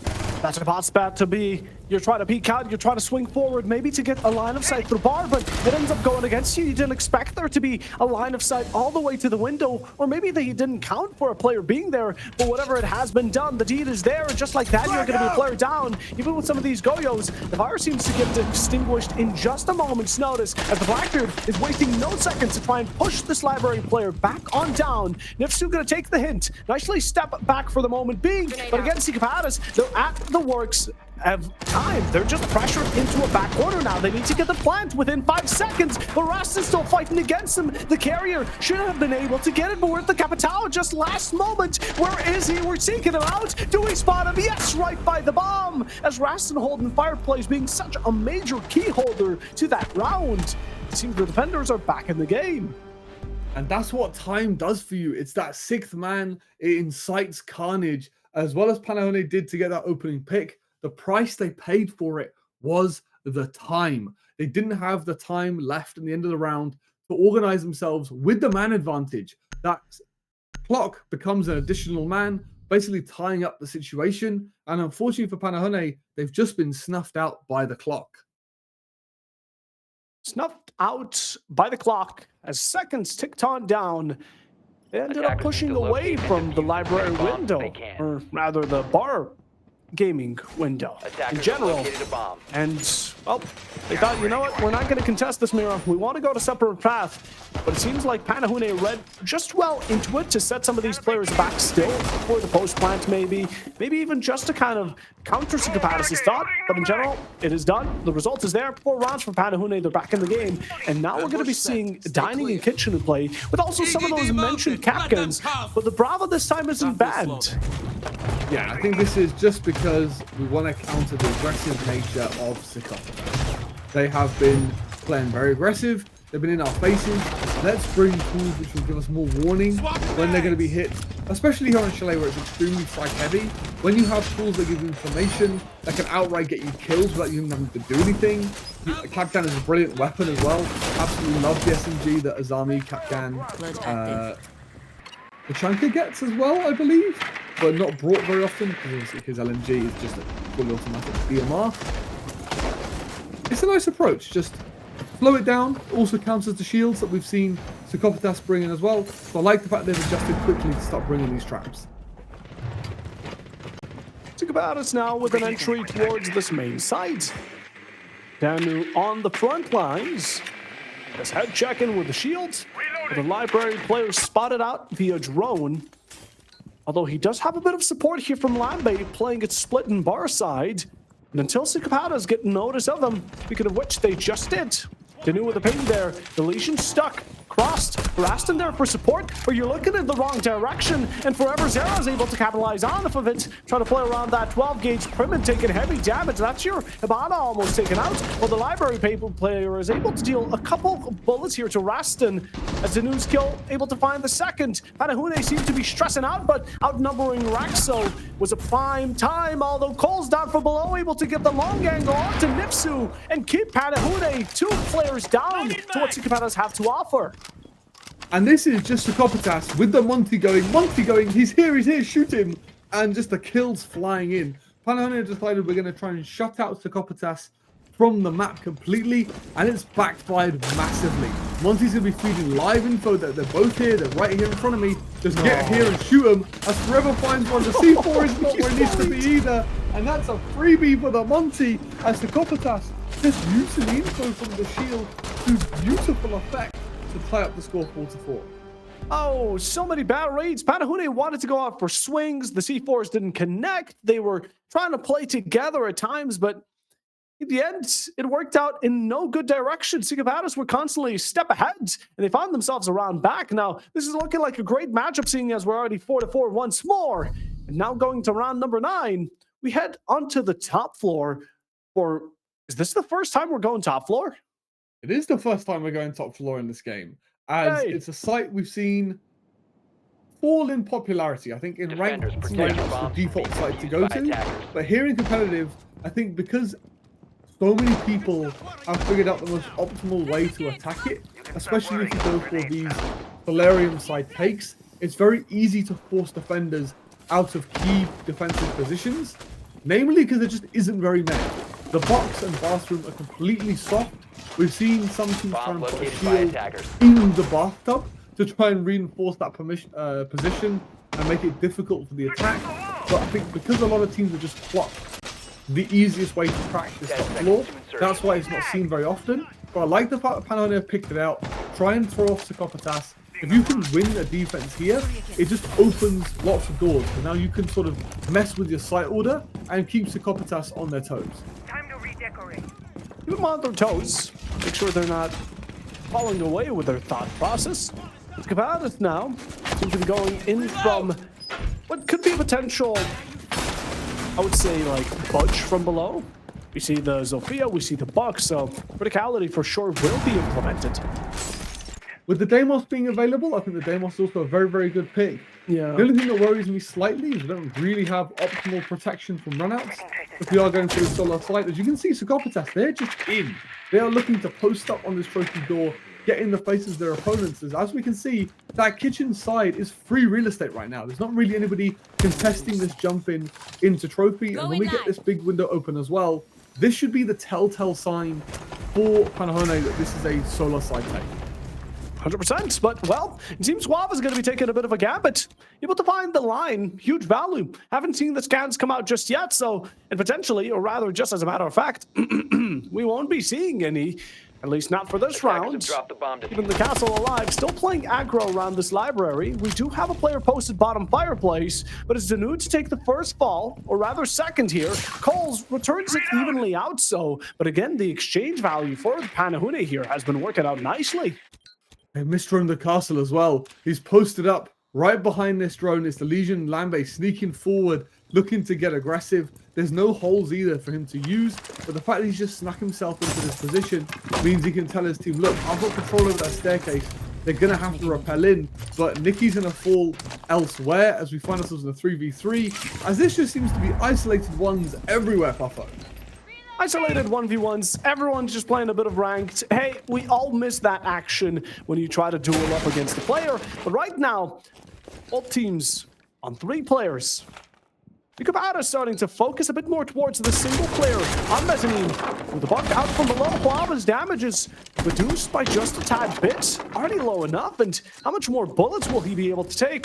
1, 2 at max if it goes with the skeleton key. But in general, it's not a lot to work with here. And look at the time that Wava is working off of, as he's just waiting for maybe a bit of support from his teammates with the mirror window. It's established a bit more easy, but you're completely blinded. You have nowhere to go. Coles is able to sneak up on you, or rather just rush you down. As Privet expecting the head holes to be in use, and left down to Lamb, the last man. Can he be the chosen one to hold this fort down? 20 more seconds to go here. Panahone rely only on the Legion, and the Legion alone can perhaps shots, but it's Coles there to shut you down in an instant. Quick succession in the final few moments, and the attackers claim the second round.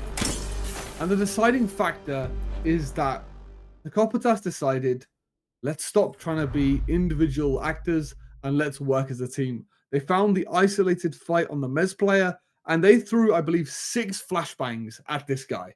They were like, we're going to give this guy no chance to escape, and we're going to guarantee this kill and snowball that momentum into winning the round. So a lovely bit of reset from Zakopatas to figure out what is the easiest way we can get ourselves an advantage, and that was the Mez player, and they executed it to perfection. Perfect. Chef's kiss. Get it out. To Zakopatas now, they're able to win out this round. It's kind of a similar situation as we saw it on Consular, right? It's Panahune denying them holding match point in their own grasp while also trying to catch up. As for Panahune, attackers need to locate and exactly that. Zakopatas, on the other hand, are looking just to finish this out as soon as possible. And going towards Barn Gaming, we've seen some upsets. We've seen ups and downs from both these teams, and honestly, there's not much of a prediction we can do here. The thing I want to see from Panahone is we just need a couple of people to wake up a little bit. If we look at the different members of each team, you can see Zakopatas, they're all pretty much now going positive. Danu's not been having a great game gun-wise. They stuck him on a shield. Raxo, has not been shooting that well. Put him on gadgets that can be beneficial without him having to shoot straight. Whereas we compare that to sort of Panahone's approach, we've got a lot of different operators or a lot of people on the team that have just been struggling to get anything going on the defense. So I'd like to see maybe Panahone try and bring out maybe some pre-play C4s, maybe stack up and double up with each other, so it's not as easy for Zakopatas to isolate these fights. Yes, you might lose a man, but at least you get a trade for it, and you make that gunfight in your advantage rather than towards the attacker's advantage. It's good for one, that's for sure. Zakopatas opening up and just jumping in. Coles, what are we thinking? Is there any detail to back that up? Did we have a drone set in there? It matters not, as it's already been done and dusted. That's your Finca off the board, while the rest of the players are trying to set their eyes on this prize. Just a jump in possibly through the window. Or Zakopatas still possibly going in for a rush. Pittman, just a good shot onto Huava, stepping into his boundaries.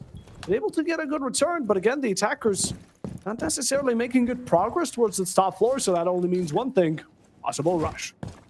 I mean, this is typical Ashmain behavior. I think whoever the idea of Zakopatas, he's gone, okay, let's set up this rush. And Finca's gone, rush? Yeah, I got you, bro. I'm going to full send it. Yeah, Rax has also gone down, so definitely you're onto something there, Amguns. I think you've got it spot on, because the rest of the players are now just full sending it into trophy. Maybe a last resort to try and find some value off of this top floor. There's no way he fell. Nope. Oh my god, Rastin goes for the run out though. I think he heard the moment. He was waiting for the perfect time to strike, and he got it. He must have fallen. There's no way he's downed himself outside a library, but whatever the case, that is a phenomenal way to win, get the main cat advantage. It was a gunfight coming in from the Warden, who's now capitalized on that situation. Just beautiful play coming in from Warden to get a two-piece for himself on that library side. And it's got Zakopatas to have only two remaining here. What are they going to be doing? Completely lost. The guard canister is still in use, able to take off Dano for a moment, and himself and Primin are seeking out any gunfights that they can establish, but without any utility to back them off, without any teammates to possibly drone them in. It's just going to be straight up brute force they have to work with.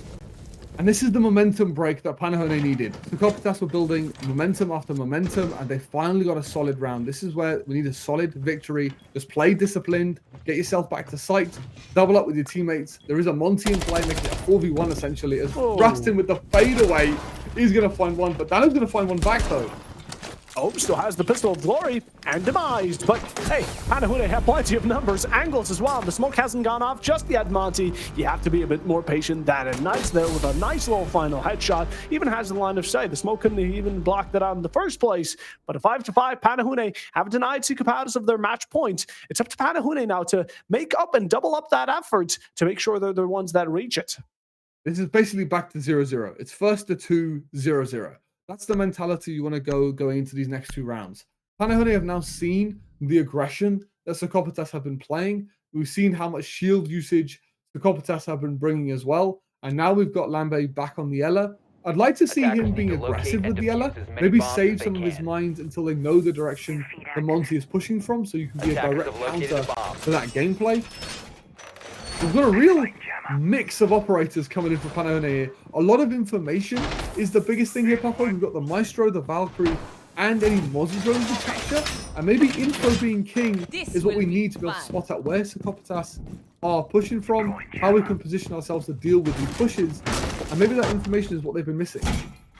Maybe it's something they've lacked, 100%. And well, we're gonna have to see how it turns around for Panahune. Like you said, we also get to see the Maestro. That's gonna be a fantastic force here. Although there is a Bravo to counter it, Sycopaths are gonna be resorting to a bit of a different lineup. Even maybe considering that the Nomad has more value, and that's 100%. Depending on the strategy you go, you might want your back covered by utility. I just have to wait and see how this pops off. But look at Lambert here, trying to get aggressive. Oh, he's waiting. But passes by. Sycopaths are already far gone. And I don't think anyone's going to be crawling up to this window just yet, as the breach is going to be an instant need here. With an exothermic, you're able to open up a new hole. And just like last time, Psychopaths are going to start with trying to get both sides of the breaches open. It gives you possibilities later on to be able to collapse into the site. However, this time around, it seems a lot more focused just in and around this library site. We still have these top floor roamers to deal with, and we need to get control of this hatch if we do want to go for a trench plant later on. That verticality has to be dealt with. If there's defenders playing it, they're going to be able to slam you as you go to get this breach open. This will be very interesting to see what utility they want to use. Maybe the Capital smokes to just negate that verticality and get themselves into the site. Salma's out. Maestro camera shatters. So you're going to lose vision, but you still look the contestant. You get one, so that's a cheeky, nice little tap. But hey, the ace has done his job. Denied a bit of defense utility and information, so a bit more value there. As Nifsu wants it, all the way from top floor, is going to need to descend down onto west. And maybe with the help of Nikes, they're able to contest some of these backline players that are trying to open it up into Wine Barrel and possibly even get a plant off of it. Considering we have the Capital, it's very doable for Sycopaths. And this is where Raxco is going to be huge. His position is to hold West Main and make sure that nobody comes and provides a problem down that flank watch.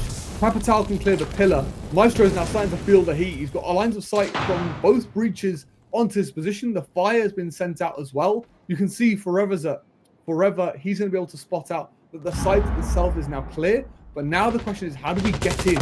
How do we get past Lambert on the hatch? And that's going to be the key thing. Down onto the Valkyrie. Not finished out just yet. Maybe Sycopaths aren't greedy enough. They want to focus all of their vision, all that they have, on this whole objective of that plant being set down. But look at Raxo's position, has the job to finish off two, gets them both and slaughters them in the moment, as Sycopaths have completely turned the tables. Panahune now have only two to work with, and they're looking to do their best fighting back against them, just spraying it on down. But even the Elda, as much bullets as you have, at some point they're going to get wasted, they're going to get dropped, the plant is going down, and Nikes is looking to deny it, so is the Maestro, but you don't have the utility to work with. You're still being held outside the main breach, trying to contest it. It goes both ways. Dan was able to fight you off, as all left down to the shoulders of Rastin. Trying to find three, but trying is the best you can do. Time is against you, and pressure is starting to overwhelm in the moment. And right now, Sycopaths, what they have on the line is that they're going to be able to find this match point unless a 1v3 is established. Verticalities there, and Raxo's able to use it right through the hatch to find a coup de grace. And the attackers now claim it. Match point Amguns, it's make or break for Panahune. This is such good utility usage coming in from Sycopaths. They've taken their time. They've basically gone with, this is our game plan. We're going to clear pillar. We can use our utility to deal with a player on the hatch to get ourselves into sight. And unfortunately for Panahune, they've been forced into making mistakes. That key engagement on that mid floor is what's completely shifted that round in Sycopaths' favor. Nomad was set up and ready to deal with any aggression coming in from that top floor into the mid floor. And that's how they've been able to force mistakes out of Panahune, because Panahune thinking maybe, we've got kitchen control, we're chilling, everything's under control here. But little do they know that Sycopaths were basically setting a trap on that kitchen area, waiting for Panahune to rotate into their arms, and that's how they found the opening picks, and then just flowed with it to claim match point, which is really good stuff to see from Sycopaths. They've seen that maybe information isn't the best if you're not able to use it for kills. So instead of trying to find these 1v1s and instead of playing aggressive, how about we let the utility do the work for us? As Amguns, we're back off to the Legion and Capcan.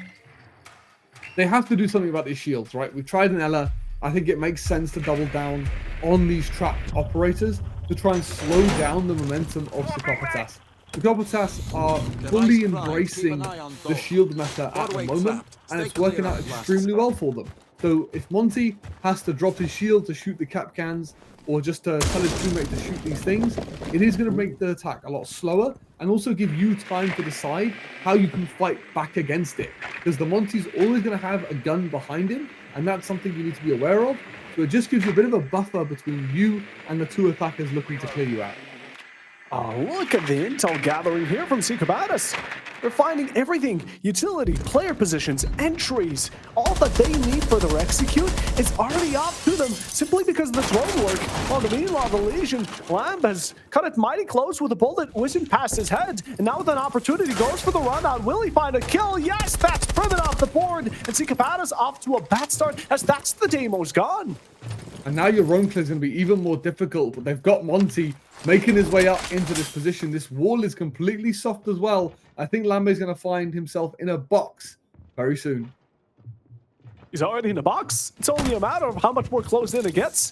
He opens that up by going towards library stairs, back to his comrade. Nipsu here, nicely setting a pat on the back, as now they're able to play hand in hand. But again, Psychopatas are having none of it. They have a Monty towards mezzanine. They have the rest of the players backing up, but we gotta be careful of that player towards the stairs. Forever Zero just going out of the sight, just not without much caution. The Capcan is looking to get hacked, does not find the timing as the drone gets out, and that's the Brava gone. And also in spirit-wise and physically, as Rexo is the second to fall, and Psychopatas are not making this job any easier for themselves.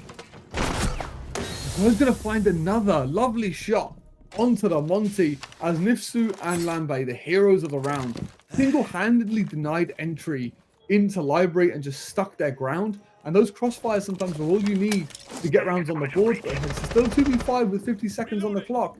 Now it's going to be Panahone's chance to play the game of discipline. Things could change for Psychopatas, but it's all down to the mistakes that aren't being offered up so easily. Lambardi on the second, and looking to finish it out will be Rastin to pop his name onto the kill feed as well, as now for the first time today, in the second match already, we are going to be going into overtime. And it's going to be less points as well, Puffo, for both these teams. Yep. Only 2 and 1 point available respectively, and especially for Psychopatas, they're chasing Panahone, right? They're on 9 points currently. Panahone is sitting pretty on 15, I believe it was. So Psychopatas only been able to get 1 point up on one of their competitive rivals is got to be a sting, because that round also is going to really swing the momentum in Panahone's favor. 100%. We're going in confident as well now. They know they can take some of these gunfights. They know they can play off of mistakes. But the previous round, I wouldn't, as much as I don't want to discredit Panahune, they didn't play something completely otherworldly. Psychopatas just gave off so many mistakes. I mean, they were constantly playing around as if there were no players on the field. They were running with their guns out, not trying to cheek any angles. And even the information they were given, they didn't play off of it. Yeah, it was a stark contrast to the round before, right, Puffo? Especially on that basement site, it was clinical. Everyone had a job. Everyone knew exactly what they were doing. However, when it came to kitchen, it seemed just like a little bit lost. They didn't really have a game plan other than just walk the Monty and see what happens. Panahone maybe realizing that it is just the Monty. If we can avoid giving the Monty information and letting him sort of back us down and being a bit sneaky with it, and that's where we can find our success. Because you can see by the lineup, Psychopatas this time around, they've dropped the Monty here for bot. Yeah, Shield has left the field. Panahune now only wonder who we're going to be up against. I'm loving the Flores picks, by the way. Have been really finding not only utility value, but just taking out some of these players out of their comfort zones. Beautiful stuff. And it's a good way to deal with the Malusis as well. We spoke about the Brava being an excellent pick. They've doubled down on it. They've brought the Brava and the Flores to be able to deal with this bulletproof utility, because it's a great way to sidestep that utility and get it cleared early off the board. No to Gridlock. Doing his job, taking off the list where his Guzmats might be useful in. But now approaching it from trophy, Psychopatas are looking to stamp Panahune in the back. And the great thing that we've got is so much utility available to Psychopatas. It's going to be the nades and the flashes. They're going to be the key thing to dismantling the hold. The one thing I'm really not sure about, however, is at the cost of bringing these nades, we don't have like the Ash or the Kali to be able to deal with these mirror direct. Panahone this time around, they've doubled up on the mirror. They've got Wamai this time to protect this particular mirror, which lets you repel this library take that we're looking, or this master over that we're seeing at the moment. So they need to find a way to deal with this guy in the box. That's where something like the Capital Fire, if you can get the right angle, might clear this player out. Just might.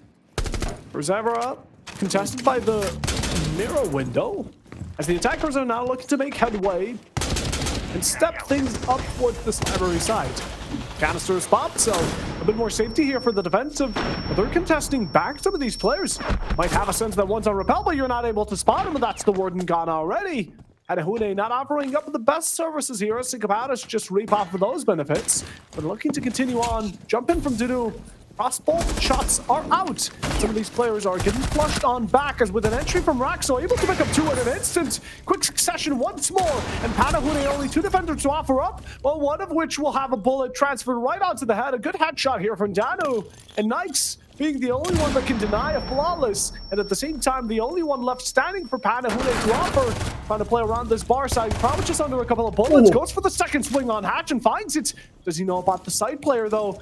Finds could be going down. The diffuser is in the hands of Priven, and just like Raxo, still sticking about, able to find it, secures the safety from the C4, and the rounds and match point once more here for Sycopatis. And this is the clinical Sycopatas we wanted to see. They've put a chokehold on that library area, and they managed to find a freebie from the Warden who was extending out on trying to peek the window. They've managed to punish that. They've gone together. They've then isolated the players in library. They had a player backstabbing into the sandwich window as well to try and collapse, and successfully collapsing onto the 2 Mez players. Panahone realized we need to fight for this vertical control. They sent a player up Mez, but that gridlock just swept them up both under the rug. And what a way for Sycopatas to claim match point again. What a way to get yourself in that spot once more, but right in a moment of struggle where Panahone are down to either being taken out of this best of one or needing to survive. They can really find the momentum to just grab the match back into their own hands. They're stuck with this moment once more, and possibly for the last time if Sycopatis play it all right. Now that we are going back to this mid-floor, Sycopatas, their main mission is going to be to follow the game plan. Last time around, when they tried to close out the game on this bomb site, they struggled to clear a couple of bodies out of that library side because Panahone were playing basically mind games with them. They were showing operators and covering each other on the retreat, and it was a library overtake. Panahone, they're going to be looking to replicate that success, sort of trying to disrupt Sycopatas early, get in their face and deny them entry into the map, and don't let them get any momentum. Nothing get too far. Still going for a bit of reinforcements. I wonder how aggressive Panahone are going to be. We've seen Sycopatis, they're able to push the button of aggression all at once when needed to. But again, very timid movements from the attackers on both sides. As again, Panahone are just kind of seeking out Sycopatis. We've seen Sycopatis play very aggressively with these runouts and spot peaks till now, and Panahone are ready for it. Now that they've got themselves at a spawn, they've not lost anybody this time around. This is where we've dropped the shield. We haven't opted to bring a shield, basically. We are going to be trying to hop breach into the window, which is not going to work. Lipsu trying to have some fun with it with his can opener. But Buffo, they've got full info on this Solus below. Full info, but it's down to the Solus to waste time and use the rest of the team to maybe even support in gaining some of these kills. Raxo finds a good shot onto Huava. That's going to be already one down. And Panahone again, it's make or break. Sycopatis are the ones who hold match point, and you're the ones struggling to keep yourselves within this round. Already with a player down, and who knows? Yeah, that phenomenal long angle all the way from the breach, punishing Hoover because he tries to get active onto that player holding the Mez. A lovely little crossfire, and as much as a frag-heavy map this is, when you have these double-ups with each other, you can shift the tides into your favor. But at least now we've got the office breach. We know there's no one playing the vert in office, which is going to let us go towards that execute. And this is where we start banking on the utility. The thing that worries me is they're not sure that the bar is completely clear. So that clock is going to keep ticking, which keeps playing into the hands of Sycopatas. They've wasted great amounts of time. It's started to get a bigger deal than it should for Panahune. They'll have a couple of players here to take care of on the top and very bottom floor as well. They're sandwiched in to be quite real about it, and now trying to directly approach this with the breach open and maybe attempting with Nice going for the plant, but there's still a couple of aspects they should worry about. They've got the Soulless Blow to see when this plant comes in, but Lambe's going to kick things off, giving us a 4v4, and that was the main site anchor, but Raxa's going to find one back as we got a 3v4, maybe a 2v4 when this kit goes down, and they're retaking the vert as well as this execute comes in. Yes, they haven't spotted out by Nice, looking to find the headshot, but it won't necessarily be found as Primin challenges onto West Side, able to return those shots back to the center, and now with 2 players, 20 seconds, Panahune don't have much hope left. Raston is taking heavy damage. The IQ's all that's left, and it seems like Sycopathos are going to be able to take this without much of trouble. 3 players, it's a 2v1, but 8 seconds remain. You don't have the case. It's being held downstairs. You drop it to the loving hands of Primin, who has not only had the pleasure of killing the ace to get them that extra granted point, but in general finish the round as well as a hard-fought victory. Sycopathos win it within that overtime. They're going to be our match 2 victors. They are indeed. And what a result as well. Unfortunately for Skoptas, only 1 point that they're going to be able to get to cut the deficit up to Panahone. So I think overall, Panahone, even though they lost this game, I don't think they're going to let it affect them too much, as they're still going to be on those 50 or up to 16 points now, sitting towards the top of our table. And there's still plenty of games to go, right, Puffo? Plenty of games. We're only halfway there, but this is already getting quite exciting between the two. I mean, these two have brought it into overtime. The previous matchup was also one that was quite highly anticipated, but in general, we went from the beginning where Sycopathos were able to kick it off. Maybe they had a bit of a rougher mid-game when it came down to the first half, but in general, they were still consistent through and through. They got what they needed, and they finished it out in quite decent fashion, just enough to take out Panahune, but both teams are still very scary, and in general, for what we're seeing right now, they're doing good.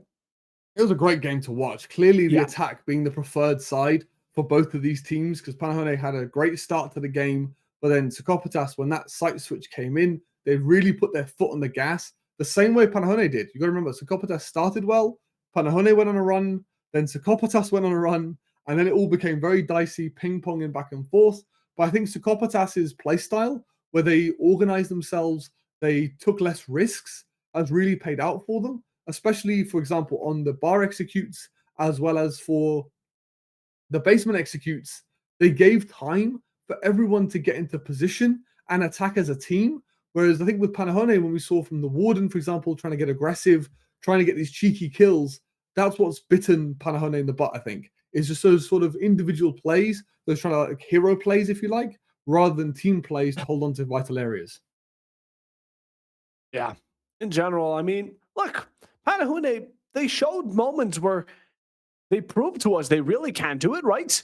But in the end, they just weren't able to constantly show those moments through and through. It was just every now and then when they really were in a dire need of them. But unless you're able to consistently show and poof those types of plays, Sycopathos at some point will be able to take over. And yeah, plays like these, risky play from Panahune, just ended up resulting in great casualties. Sycopathos were able to pick up the match in such ease. Instead of trying to sacrifice one of your teammates to keep those 3 final alive, you go for the revive, and it all converges down south. But again, Sycopathos, they had match point once. They were able to find it quickly after it was lost as well. And in general, a great matchup here. I'm looking forward to more today being like this because it's a great showing of adaptation. We've seen a very defensive game. We've seen a very attacker-sided game. I'd like to see a neutral game come up next, Puffo. If we can get a very 50-50 neutral map. I know Chalet is 50-50 as well, but I think people like to attack on Chalet. Clubhouse is actually very defender-sided, so I know. No, everyone knows Clubhouse. Look, I don't care what people say. Everyone knows Clubhouse. I know people say that it's defender-sided, but I think with Clubhouse, right, you're looking at a map that it's just so well recognized. The attackers, half of the time, already know what the defenders are going to be up to. It doesn't make it easy, though, does it, Puffo? It doesn't make it easy, but you can adapt easier. It makes it easier. That's what it does. It's true. It makes it slightly easier to get yourself in, but that basement site specifically, I think Oh, yeah, that's single-handedly. Yeah, there you go. Yeah, you know that's exactly where defenders are going to be on basement, but it doesn't make it any easier to clear them out. But what is a map like? I'm a cafe enjoyer. I quite enjoy cafe. Yeah, a cafe's but nice. I think it gets a lot of hate. A lot of teams don't like playing it, but I think seeing a cafe could be fun. I think Border resembles Chalet very much. I really want a team to stay away from Skyscraper. I think we've already seen the cons today, Puffo. I think if we went to a Skyscraper, we'd basically have a copy of what we saw on cons. But congratulations going out to Sokopatas, because that was a clinical showing from them when they needed to be clinical. 100%. And now, before we head to the next match, we're going to be taking a short break, so stay tuned and we'll be right back. Still too early. He picked one kill has been picked up by YMK as they'll swap over to a different site of the computer. It was an actual echo drone actually stopping the defuse. As it does go down, I'm not sure if they know exactly where. Never mind, they do now. As Novs able to pick up a kill down to a 4. But Hungry just going to walk through on the site. He can no longer retreat off of rafters, but he has actually Sammy getting Damos tracked, hunted, downed, and most likely going to be taken out here, finished. Yep, but there's still players, Smoke watching the angle, hopefully trying to get on the site up to Damos, go to the back of a site here. If not, we might be able to get a pick on two of these players inside. We'll just go for the plant maybe, but for now, Blitz is rushing up, goes to the Goro, takes him out early, that's Cole off the board. They don't know where the Asami is, I don't think. So, I can understand that. But one way or another, they have to be able to rush, because Jacuzzi was now only the mirror behind them. They're just waiting to get on the website. T4 rings out and actually ends up getting a kill. But she is now stuck there. Thermite answers with his own pushes in. Jono, as it's only Northwest up and available to the team of the shotgun, taking down Neos. This is the bounce back that we wanted out of Team VIP to make this a competitive map. Man, not able to claim one though, so now into a... There, they definitely need to be able to deal with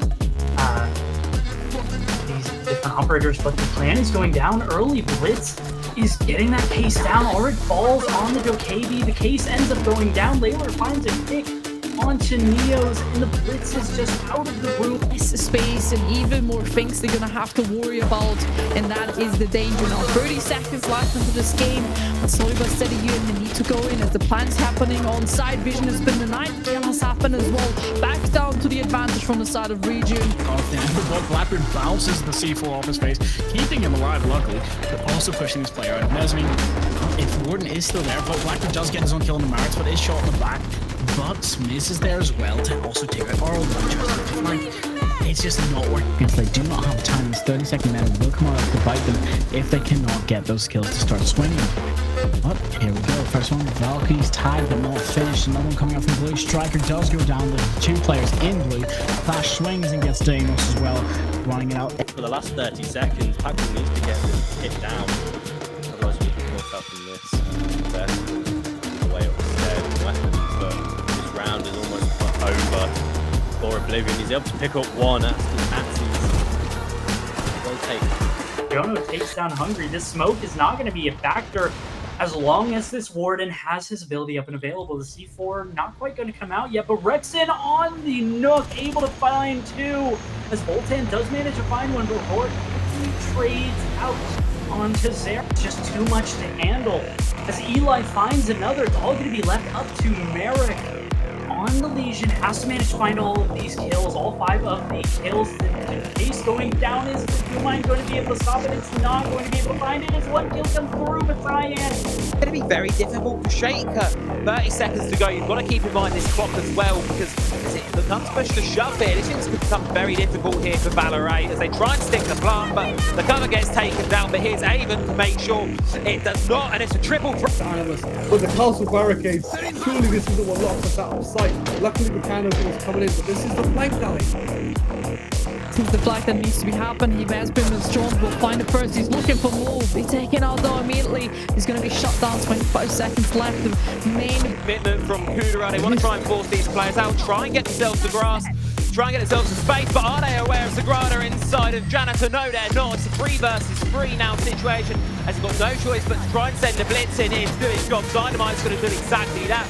Be strong, he could have played him alone, but now he needs still support from the team, and that will just fall back to the team play that we need to see, especially in competitive. Now, Lambert will be the first one to find himself a cheeky killer. Killer double frame, but triple, why not?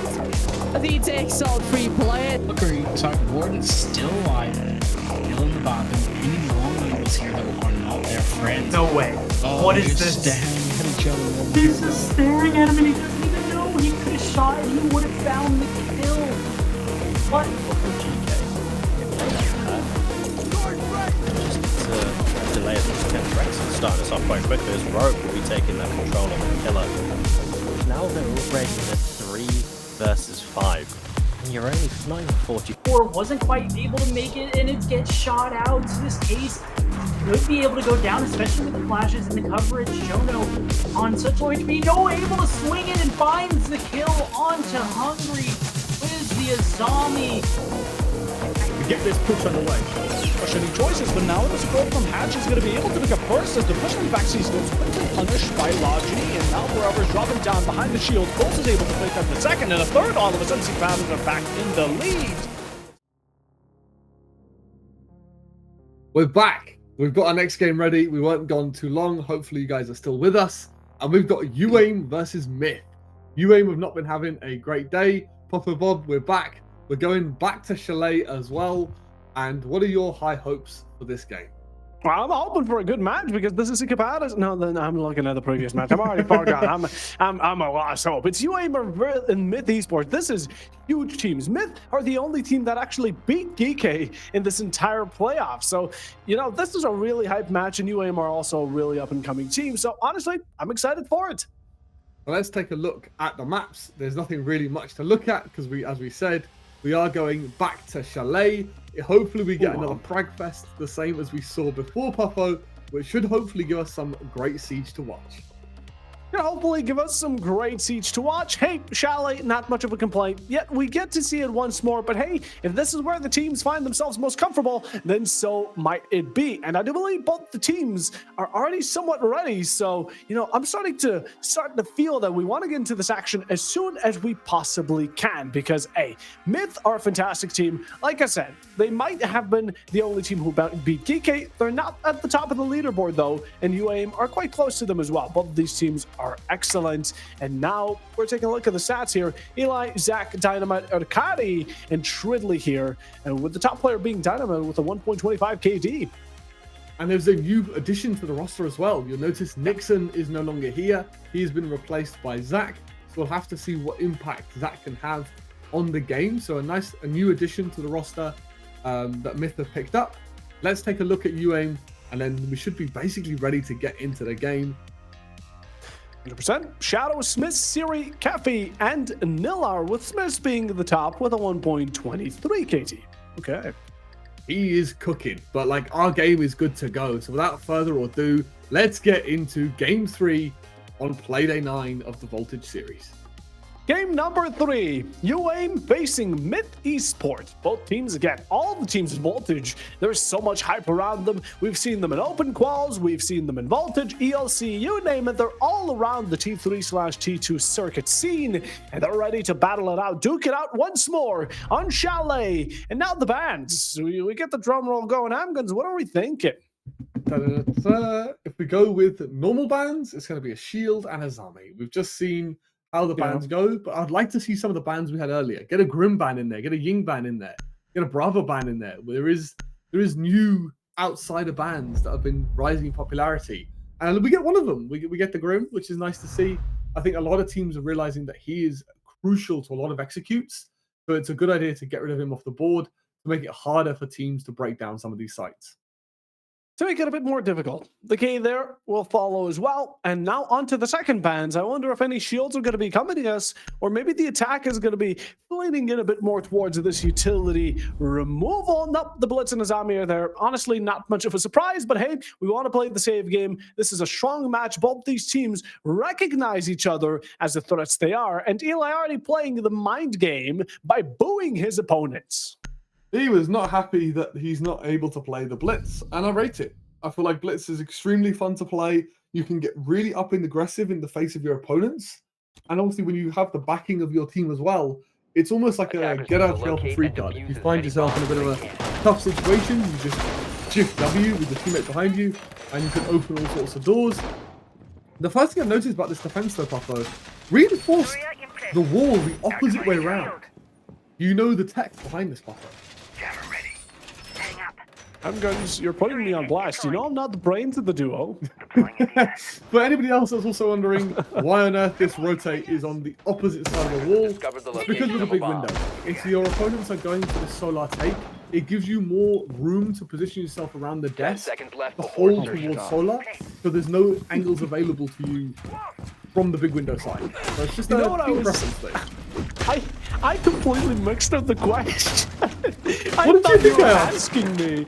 I thought you were asking me why it's reinforced that way, and not like the flip side. You know how it's important to place the mirror on his. I was thinking, oh, why is it the other way? I was like, why? No, there's no mirror in the lobby, so it doesn't make a difference which way.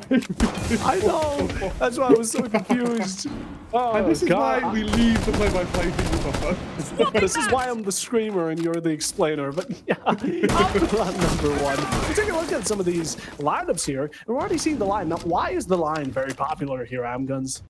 If you take a look at the defense, it's a pretty routine lineup coming in here. All of these operators, especially the Aruni, we spoke about the ACOG given her popularity. Rora has been rising in popularity as well on a map like Chalet. Some of the key doorways have been basically identified as hot spots for Roras, so you can position the Azami in those spots and sort of deal with that operator. And as well as having the frost, there's a lot of windows for this top floor that operators can jump in and cause pressure. With those frost mats in play, it just alleviates a lot of that stress of having to worry about those positions. 100%. Away from the line. Isn't as common on other maps, but on Chalet, it definitely has his worth.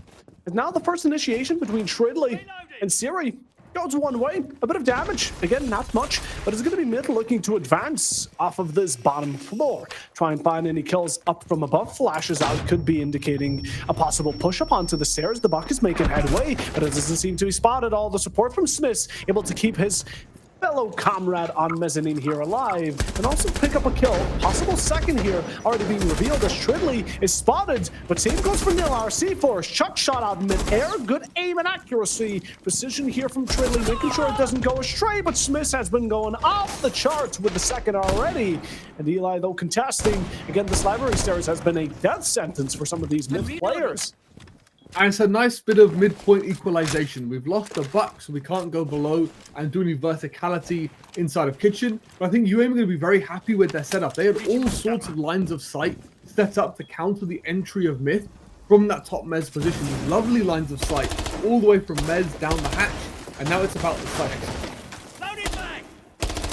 About the site, execute. How do we get it in? Oh, Ellie. I couldn't quite mighty close there. Almost near the door to death. And a peek out here from Smith. Could be going away. Looks to get to where the drone finds it eventually. But you're being held from other directions that you need to be worried about. Although still holding mezzanine bulk, while the rest of the mid players are looking to make it in through main breach. The Ash charges out. Zachary able to find the kill required. A second spray as well. And all lurking onto Shadow's efforts to make it be worth it. That's the case down 6 seconds. The gauge is up and close. The shotgun looking to find the most of its value up and close, but the SMG-11 pulled or Kari able to get the swing. The first round here for Myth Esports. And good cover on the plant. And bro, Zach, this pickup, he's the man. Finds a 2K to completely open up the round. But I think from the side of UAIM, this is where we got to know the angles that we need to hold. We had the angles through the breach to deny that plant going down. Especially in those 3v3s, you can almost bait the plant as well. It's going to be a 3v2 on the people covering. So unfortunately for UAIM, they did everything right until those last 20 seconds where they've just let themselves get punished by Zach. Zach did a great job. Again, Siri was upholding the kill count here for UAIM for 2 already. Even tried to hold off mezzanine bound, but just in a very unfortunate spot between a rock and a hard place, being held from everywhere and couldn't move. So in the end, you have to take the gunfight. And there's always one victor and one loser. Myth ended up taking that W, and now as UAIM don't want to give too many second chances to certain sites, they're going to be going from top floor onto gaming. This is a very default hold coming in, Poffo, for the side of UAIM on this bar site. Very similar to what we saw in the game before. We used the demise to protect the mirror. But I think where this round is going to be won or lost is what Shadow can achieve on the road. He's brought the Mozzie to try and delay the info game that Myth will be able to use against him, hunting across from this library side if that's what they choose to do. However, Akari's hopped on the Monty. He can just walk the Mozzie down and just basically render his gadget useless if they just choose to stomp the Monty in. But the question is going to be, what can he achieve to waste time, utility, take the attention away from that bunker on that library side? Shadow just making around. Myth also pulling out the Monty, as you mentioned. Akari on it. Now, I'm used to Akari being quite a heavy fragger. Him being put on the pistol, quite unusual, but maybe he'll do wonders with it. They've got people stationed outside of main door. They're pushing their way through that east side of the map, looking to just get control, see if they can catch any of UAIM off guard. And if we think back to some of the games we watched previously, UAIM have been very aggressive typically. This is almost uncharacteristic from them to just wait for Myth to do something. As we can see by that clock, the first minute, we've got that office control established, and nothing's really happened. UAIM are like, yeah, cool, you guys take that on the map. You're going to have to come over here eventually, but that's where things like the Monty and the Ash, they can be used to walk down this top floor extension, clear this mirror as well, and then look to get their execute as pretty much nothing has happened here. Nothing up until now. Nillard decides to change that. It seems LA will be the first to fall here. That's the Nomad out forward, but a second to quickly follow. The refrag onto Cappy. A second one, Dynamite's able to blow up and find Myth the lead back once more, and just swinging in with a bit of overzealousness. Series able to capitalize off of it, turn the favor just the same, and now UAIM.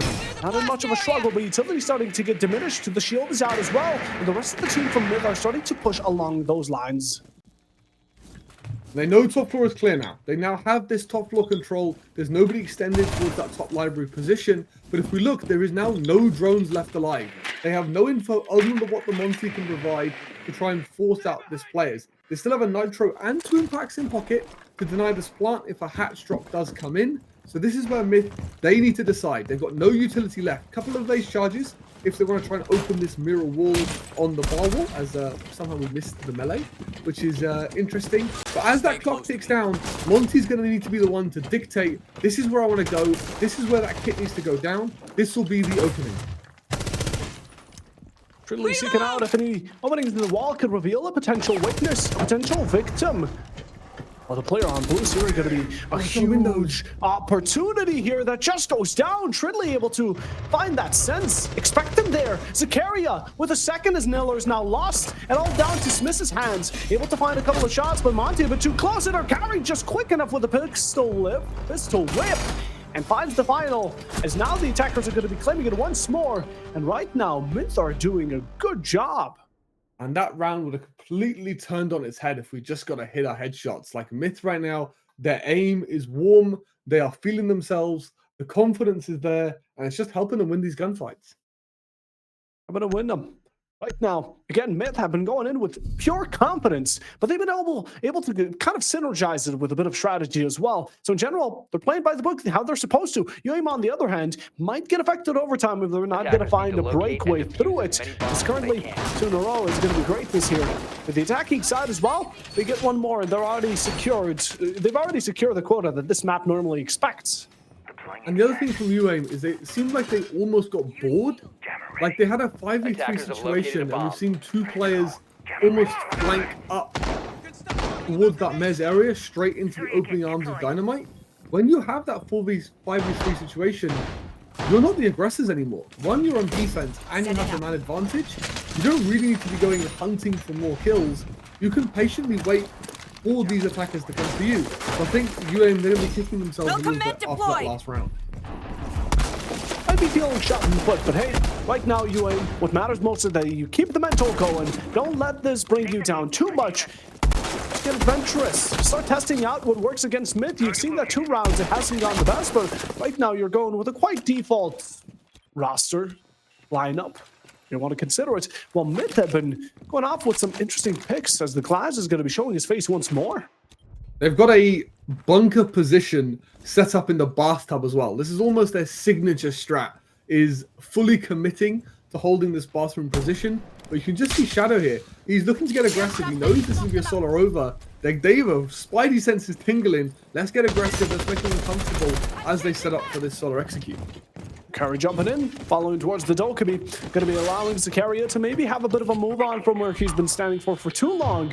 Shadow from below hasn't been spotted out yet, I presume. And is now seeking out for a great way to crawl on up, get onto the backs, latch onto Myth where they least expect it, and deal some great damage. Now, of course, it's all about timing here for the Mute. Doesn't have much information, but sound calls at its most. Zakaria seems to be holding their backs as well, and Shadow taking the smarter move of just playing it safe for now. But the other problem is they don't really have anything to clear this shield from this position, as Sims and Nila just getting aggressive together and slamming Myth as they just weren't aware this flank was coming in. They hopped in, a nice little thank you and a goodbye. Two players are off the board, and Shadow has now felt the confidence to maybe follow their footsteps, but that display hasn't gone the best direction as Trinley's been able to anticipate, and it's followed with Amonte making headway into sight, with the plan going down, but not successfully stuck as Smith gets the final blows, and the Warden challenging that splash, able to convert it into a 3v1. UAIM have been dropped in the moment, and all left down to the hands of Dynamite to clutch out. Still has plenty of time to work with. The clock won't be putting on pressure just yet, but you have the players that you need to find. That could start good beginning. What are we thinking, Cappy? A bit lost in the sauce, it seems like. Again, utility for Myth right now. Not what they can work with, or rather keep. They have full information on this player as well. The BP is going to give so much information to the rest of UAIM. They just don't. They're almost about to say 2 BPs staring down this position. But that is a brilliant read coming in from UAIM, Puffo. The way they got aggressive to shut down the defense, also, sorry, shut down the attack by getting aggressive onto that mid floor was great to see. Yeah, 100%. It does seem like Team Myth are going to be calling for a technical timer right now. We still get the bans before it, though, so that's going to be something we can talk about. And I only wonder, are we going to be having the Monty leave the field? The defensive side, what seems to be the major damage deal or something Myth don't want to see in the future rounds? I guess we're about to find out just right now. It's the Monty, it's the Mira, and not coming too much of a surprise. Yeah, no surprises there. Very routine picks for Chalet. Makes a lot of sense. But as we wait for this game to resume, I think UAIM, they're starting to find the balance better. They've started to find that sweet spot where they know when to be aggressive and then when to pull back. We saw Shadow getting punished, and luckily it was just him that hung around. But his two teammates that found the picks, both of those guys did retreat back to the site and basically keep the man advantage. The other thing that we noticed from Myth, Puffo, is they didn't have anything to deal with that shield. I don't think Myth really got drones into the site to see what they'd be facing as they pushed up that solar side, because Warden was just happy to fortify into that bathroom position. Yeah. And I mean, UAIM just pushed down into Myth. Myth didn't set up any precautions to keep themselves safe while they were still prepping up for the strategy. Even though that the attackers were able to kind of respond in full by fully rushing it into sight, like you said, they weren't necessarily prepared, and it caught them off guard.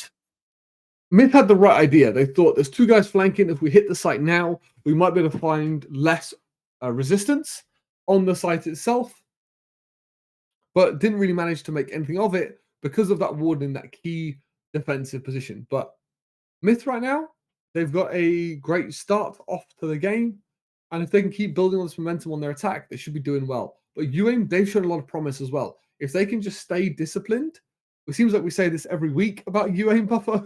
If they can make sure they don't give up anything easy to Myth like they did in the first round, they should be all sorted. Bit of a alarm from blood pressure there. Nice little chant. But in general, yeah, right now, UAIM have been showing a bunch of promise. In general, they've been doing quite well into the previous round. Maybe the first two were just, like you said, to get seeded into the match, to get a bit more used to this environment. But Chalet is here, and Myth have already gotten themselves the first two rounds. Now, UAIM are able to break that streak, but now we have round number 4, which is going to be a good decider if we have it equalized out, or Myth kind of return back to the state of dominance. And while we have a break as well, have you had a chance to play much Denari? We haven't seen him being brought at all tonight, which is kind of crazy. So have you got to mess around with him at all yet, or are you still grinding the renown to unlock him? I must confess, I haven't touched Siege. It's right now dusted. I haven't played it for like months. I've seen Denari. I've seen him in comp. Lovely stuff. On an ELC cast, the Gadget's got like a double kill. Lovely stuff from Denari. He also just got like nerfed, I think, just like a couple of hours ago. So that's interesting to talk about. But in general, you know, Denari is lovely. I haven't gotten to play him personally, but the things I've seen from him, just brilliant. Sounds good, but just like that, we're back in. We've got the game back underway for fun. Yes, we are. And now with round number 4 underway, it seems like UAIM are going to be sticking down to Baron Gaming. We've seen quite some catastrophe be involved in the previous matchup between Panahune and Sycopadas here, but it's two different teams, and you can only wonder how that's going to go, specifically considering that UAIM now have a shield on their board. Yeah, they brought Series hopped on the Clash, and I love to see it. One of those things about comp is bring all the rattiest stuff. There's no shame in using stuff that's OP. The game is the game. So, Siege especially, we talk about it a lot of the time, it's a rock, paper, scissors game. It's not like in other games where if a hero's extremely strong, there's just not really a whole lot we can do about it. Everything has its counters and is easy to deal with. The mentality normally is, how difficult to deal with is it? And the Clash has shown time and time again that she's a menace.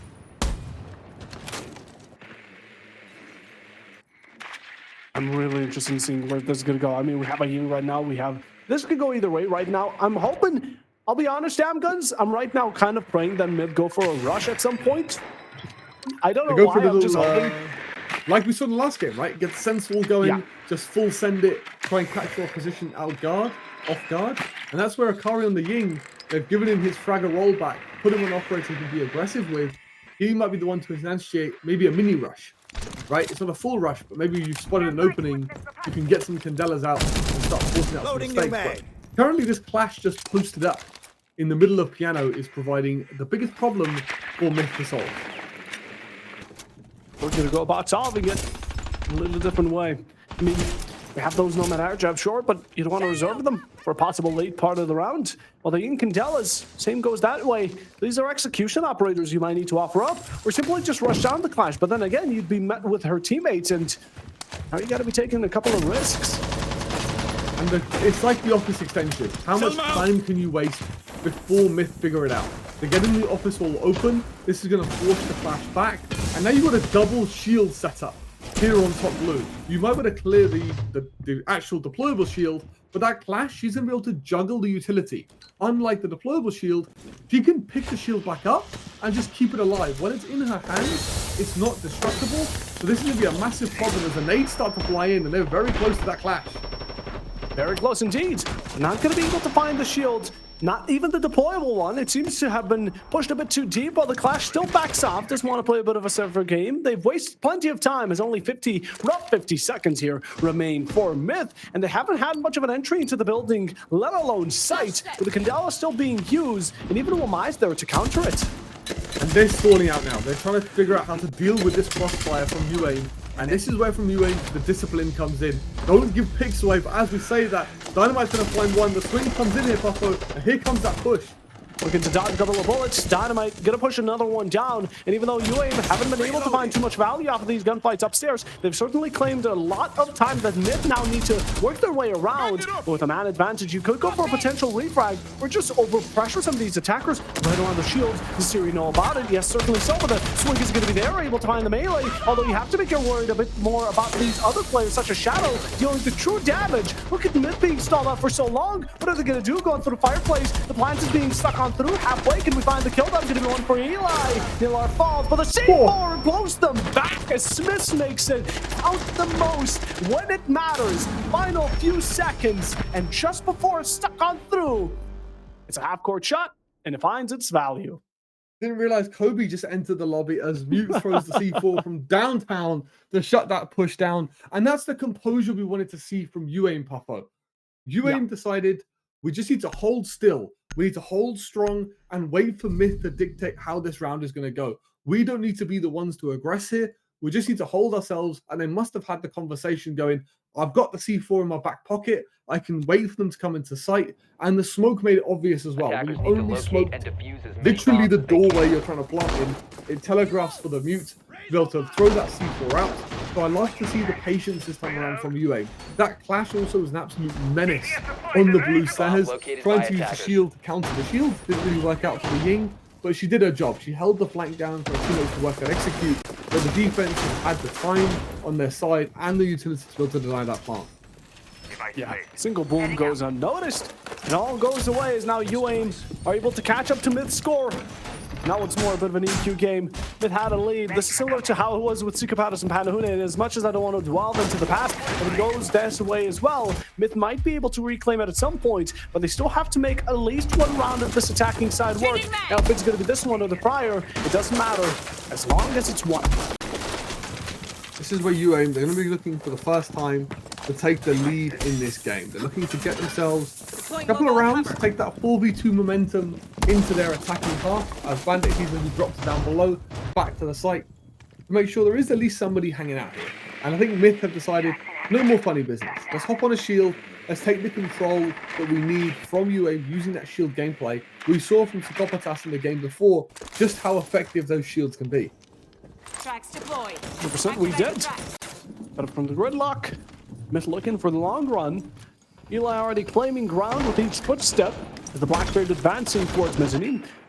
And of course, similarly as attackers normally do, we gain information, we clear utility, we slow and steady our way into this top floor and try to deny verticality from the defenders by pushing them up, pushing them back, or killing them up front and personal. But for now, we can still play it a bit more slow.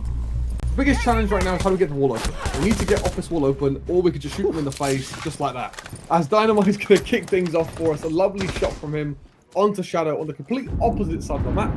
And Sim's going to trade it right back. What is Smith's being fed? These C4s in the past 2 rounds from him have been absolutely phenomenal. And it's found Tridley, who has set some of those Gers mods down, but yet again, it's a player less, and the exchange there, without it, maybe UAIM could have been in some trouble. Although now, talking about that wall getting open, Thermite's ready to find the exothermic to be placed upon this main, but again, the attackers upstairs are having a bit of a difficulty finding their way through. Gridlock's trying to get the breach open for his teammate. He's trying to shotgun the vert to get these batteries off the wall and been hit with a nitro to the face. And this is where Myth, again, they're looking to stall out. They don't have the office control they need. There's a couple of players just posted up in this position, just looking to hold the vert down into sight. But right now, Myth, they're suffering from not having the right tools to get the different things open that they need. Eli now trying to approach it a bit more closely. Have that shield to put it to use as a carrier down below. Finds Kepi. Good pickup here. Second as well. The Thermite seems to be fighting back, but utility hasn't been used as well. And it seems that UAIM aren't just all bark. They're more than and a bit bite as well, as they've converted it into a 2v2, not officially a 2v1 if we consider that the Thermite might not be able to make it out alive in time. And seeking out that extra kill. It seems the pick is there. The final one spotted. And the 416 carbine moves like a Jagger. And gets the final kill as intended. UAIM just clutch it out. And it's one of those things where if you had an Ash on the board, you can get the wall open a lot faster. We're just not anticipating maybe, or reconnaissing? Doing the recon you need to see what tools to bring. We should be able to see that these bandits on these walls in the prep phase to be able to bring things that are easier to get that wall open. We've lost the gridlock to a C4. And that's where it's all the credit going to the side of UAIM. They've realized maybe we don't need to try and outfrag these guys. We will try and rely on our strategy to win us the round and try and play a proper game of Siege. And it's working out really well for them at the moment, as Myth just in these mid rounds, they're stalling out because of the challenges that UAIM are presenting. Yeah, 100%. I mean, they seem to be completely crumbled. And they got fumbled by UAIM in a moment, right? They got themselves the challenge. The Thermite went and pushed forward, which initiated the rest of the team to kind of follow along the similar footsteps, but unprepared. Again, they went in with this challenge that they didn't set up for. They were setting up for something completely different. And from plan A, they switched to plan 29 and just tried to go off of it. But UAIM, we just played anti-aggro and found them due to gun skill. Exactly that. And this is a really good adaptation, by the way, from the side of Myth on this site.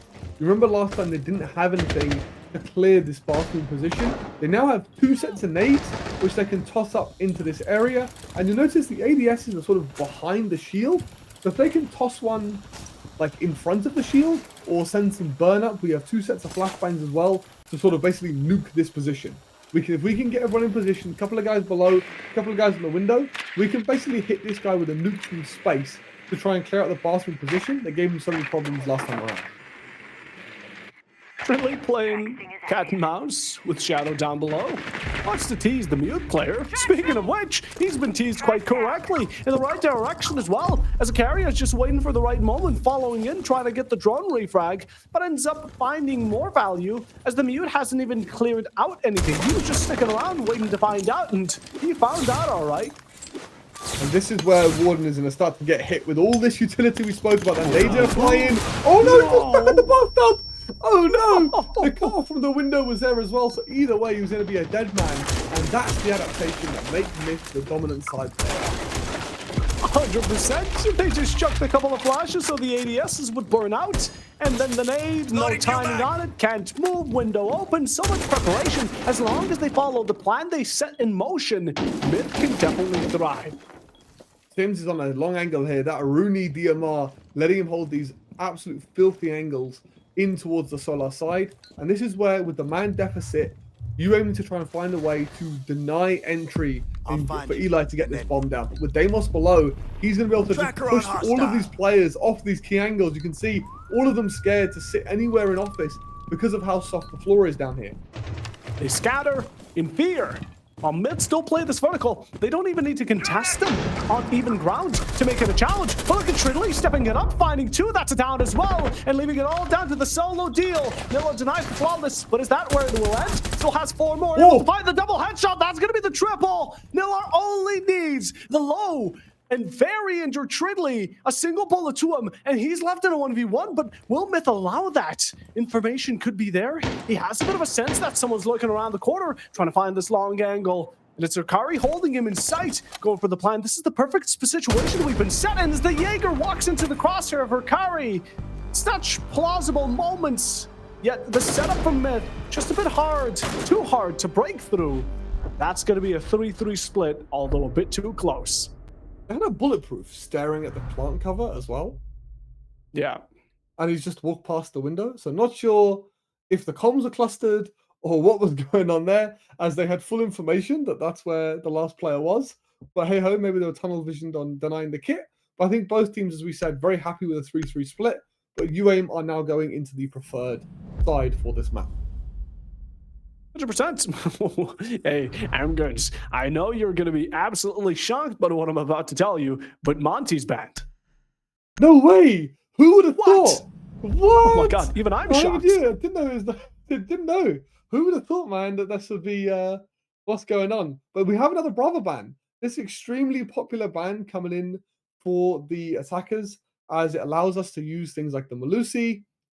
Just give us one round. Go like full bulletproof utility. You know, bulletproof cams, Malusi, Benriz, Maestros. Yeah. Just do it one time for us. If any of the teams watch this back in the future, just give us one round where you bring the whole kitchen sink of bulletproof stuff and see how it goes. We're not asking for the entire match. We're only asking for one round here, players. Come on, make it happen. But there is a bit of an odd one out. It's the Clash. We haven't seen her banned throughout the day, and teams haven't been using her. But Myth have recognized how it is to actually play against that Clash, or rather UAIM have recognized how it is to play that Clash, and they don't want to be on the opposite side and face her. It's like in ranked where, like, if you play some of the most like broken operators, and then you swap sides, we're like, yeah, let's not give them the chance to do that to us, because we absolutely murdered them. So I think UAIM were like, yeah, we sort of do a masterclass on how to play Clash. Let's not give them any ideas, so let's be sure that's not available. But when you ban operators like the Clash, you're going to leave things like the Azami open, which surprisingly isn't in play here. She's sort of fallen in popularity on this far site, which is very interesting. You can create some really interesting one-way angles from the top mez position onto the double door of where Piano meets that top mez area. But UAIM don't seem bothered, right? They've got lots of utility of their own to be able to deal with this setup that Myth have brought out. Yeah, and I feel like while we're on the topic of Kazami, she's a really good substitution for the Mira.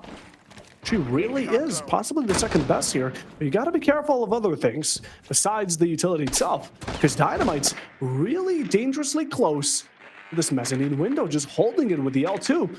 And I think he's been spotted. No, what an unfortunate turn of events for him. And Siri, with that Twitch drone, able to allow none other than Nillar to go for the pre-fire, expecting the ferocity there. Dynamite now falls. But Myth are still looking to fight for him. His loss doesn't seem to be in vain, as it's kind of the added fuel to the fire for some of these players. Eli just keeps on swinging, finds one. The second, that's a down onto Nillar. Where has it all gone wrong?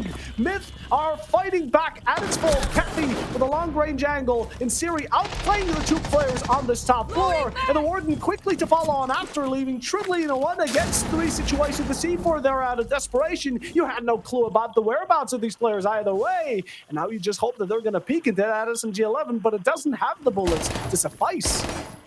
He's going to have to back up into this stock position, but it is just an absolute bloodbath here on Chalet. This map playing out exactly how we think it should, with all of these teams just going balls to the wall and just fragging out. UAIM have just decided we're going to walk in and win these ones, and that's exactly what they've done. As Tridley, he's now got an absolute mountain to climb to get the momentum on his side to claim that 4-3 scoreline. Look, I'm not saying it's impossible. You aim on the defense earlier. Without Jaeger, we're doing greatness, right? Almost found a 1v4, a 1v5 as a matter of fact, but Tridley keeps on walking the path of demise. Each decision he makes, it's a wrong turn. A bit more damage here onto this wing of library stairs. And now you're trying to find this re-challenge. Nade is there, but you're outnumbered from angles, from utility, from everything you can count. And in the end, the round is found by the attackers in a really good start. Again, Myth, they didn't play it all too well. They went in with this mindset of, if you're going to kill us, we're going to kill you back. But they didn't consider the fact that they just maybe didn't have the prep for it. And this sandwich window jump-in seems to be the most reliable way to collapse this library take. This opening was lovely as well. A great bit of drone work coming in from the basement.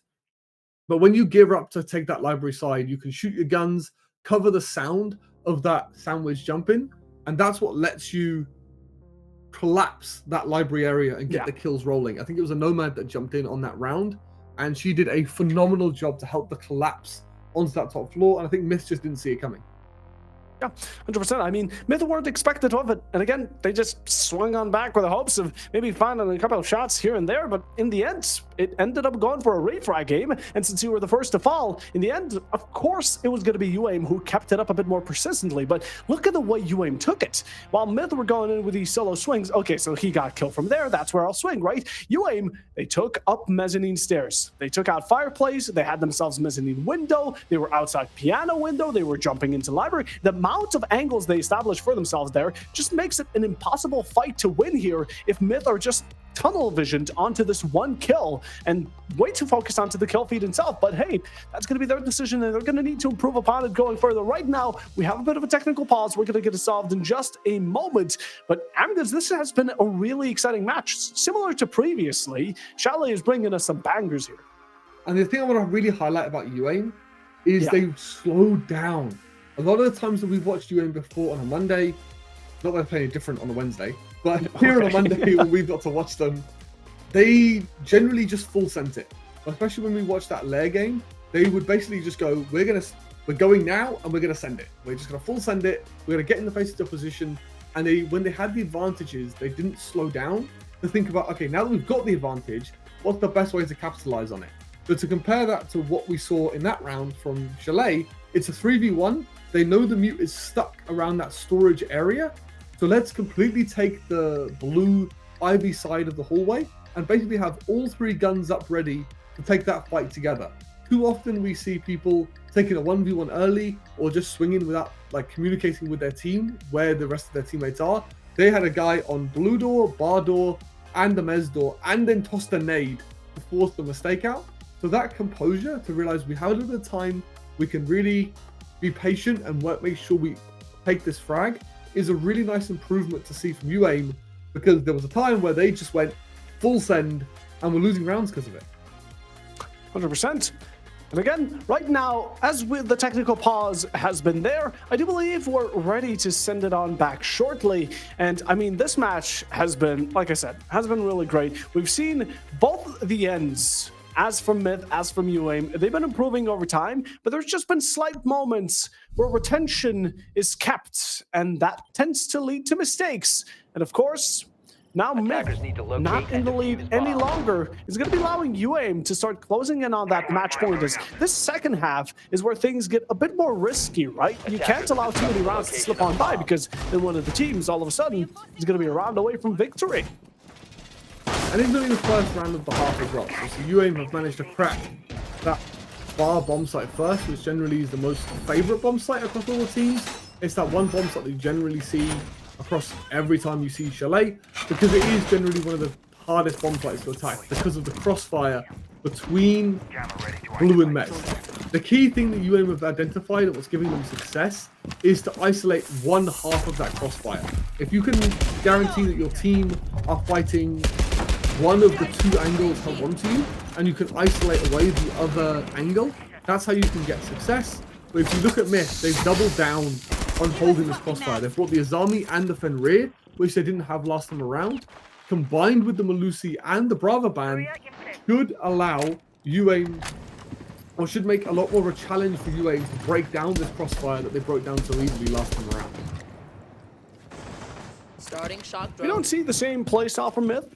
They're not going for any risky plays, but they do give a second chance over towards Barn Gaming. Look at Dynamite. The second I'm like praising Myth for trying to play a bit more passive, we already see a run out being like presented, or rather, yeah, prepped up towards this west window. And hey, maybe it goes their way, but if it doesn't, you got to consider what the faults of that will be.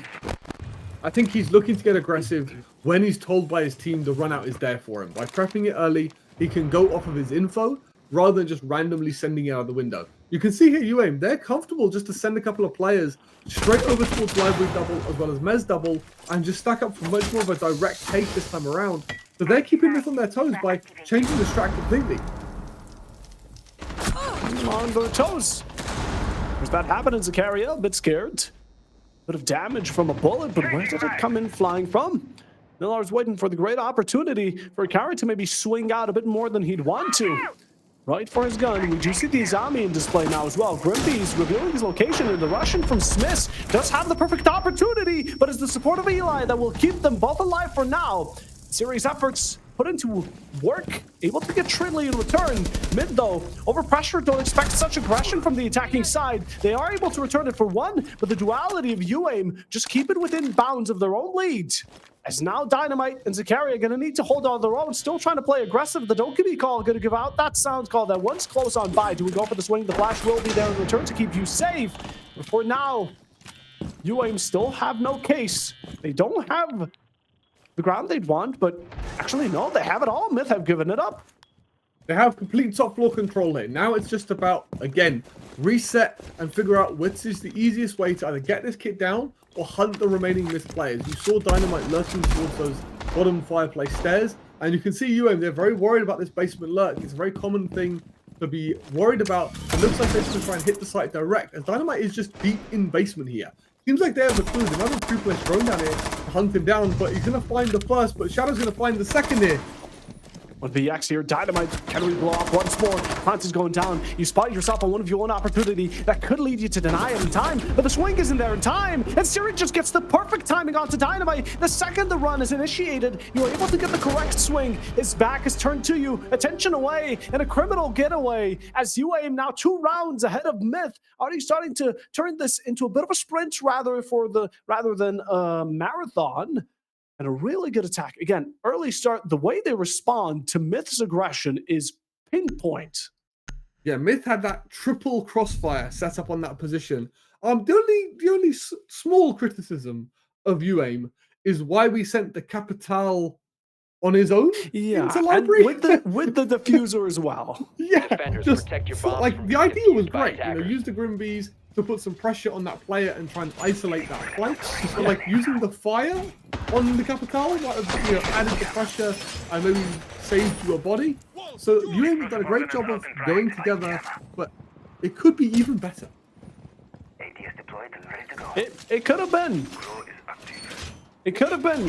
It's questionable decisions, but hey, you ain't get away with it. And I thought Myth are going to be too happy about it, right? Although, hopefully, we don't get to see too many slip-ups like it going into the following couple of rounds. But you now have the potential to not only get 3 rounds ahead of Myth, establish a great deal of lifelines and second chances, but also match point, which imagine the pressure on Myth is already overloading because, yet again, the response to some of the pushes from UAIM, it's just pure brutal aggression. And, well, look at Rikari. That's what I'm talking about. Maybe it's aggression, but hey, at its finest at the core, you're able to get it and get out safe as well. That's what matters. He's found a second. Dynamite's gone for a cheeky spawn peek as well. And what a way to fight fire with fire, as they've got themselves off to a great start in a 3v5 situation. And look at the people they've taken out as well. Taking out the Ram, which is crucial to these vertical angles. As it seems like Myth have just gone, we should just frag out against these guys. Let's get aggro. Let's see what we can do. And they've been rewarded for it. And what is that? No way he hits another one onto the wallbang as well. Dynamite's just gone, I'm going to win these fights, and there's nothing you can do about it. Myth, you are crazy for this. I don't know why UAIM are allowing it to get away, but Myth haven't gone for too many spawn peeks up until now, so they said, you know what, it's experimentation time, baby. We're going to go for a triple one, or rather a double, and then still keep up the aggression nonetheless, because we are not giving peace of our mind. Kefi finally returns it. It only took 3 players. UAIM are fighting back, but look at Dynamite's nasty shot. Then he get another, and now it's all going to be down to Siri. Outside mezzanine spotted, and I doubt Dynamite has let up the steam. He goes for the swing and finds the quad in this round. Craziness from a sole player. But hey, he gets it in. Now Myth are closing in back once more, but they still have a couple of steps to go. I think UAIM just getting a little bit complacent there, not paying the respect to Myth they should. Maybe thinking, they've not really played that aggro throughout the game, where you can be a bit more, take it easy, I guess, coming out of spawn. And Myth have just flipped the script on them. And this would be a great opportunity for attack timeout, because I want people to use them, Puffer. We just don't see them used very often. I think it's almost a waste, right? Because you just lose it if you don't use it.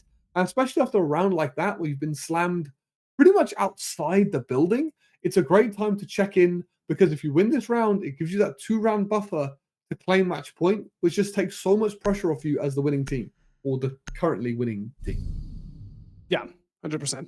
You want to lock it down as soon as you possibly can. Otherwise, it can get a bit more compact, right? You're at a 5-5. Now you're in a bit of a race between yourself and the enemy team. That can lead to a bit more pressure. But right now, Myth pulled out their trump card, right? They went for the full swing. They went all or nothing, and they found a good jackpot. A bit of a gamble, but hey, the gamble paid off. And in the end, UAIM have lost the round. They're not going to allow it to happen so again. And I'm wondering how this phantom presence and the aggression from Myth displayed in the previous round could carry on over to this one.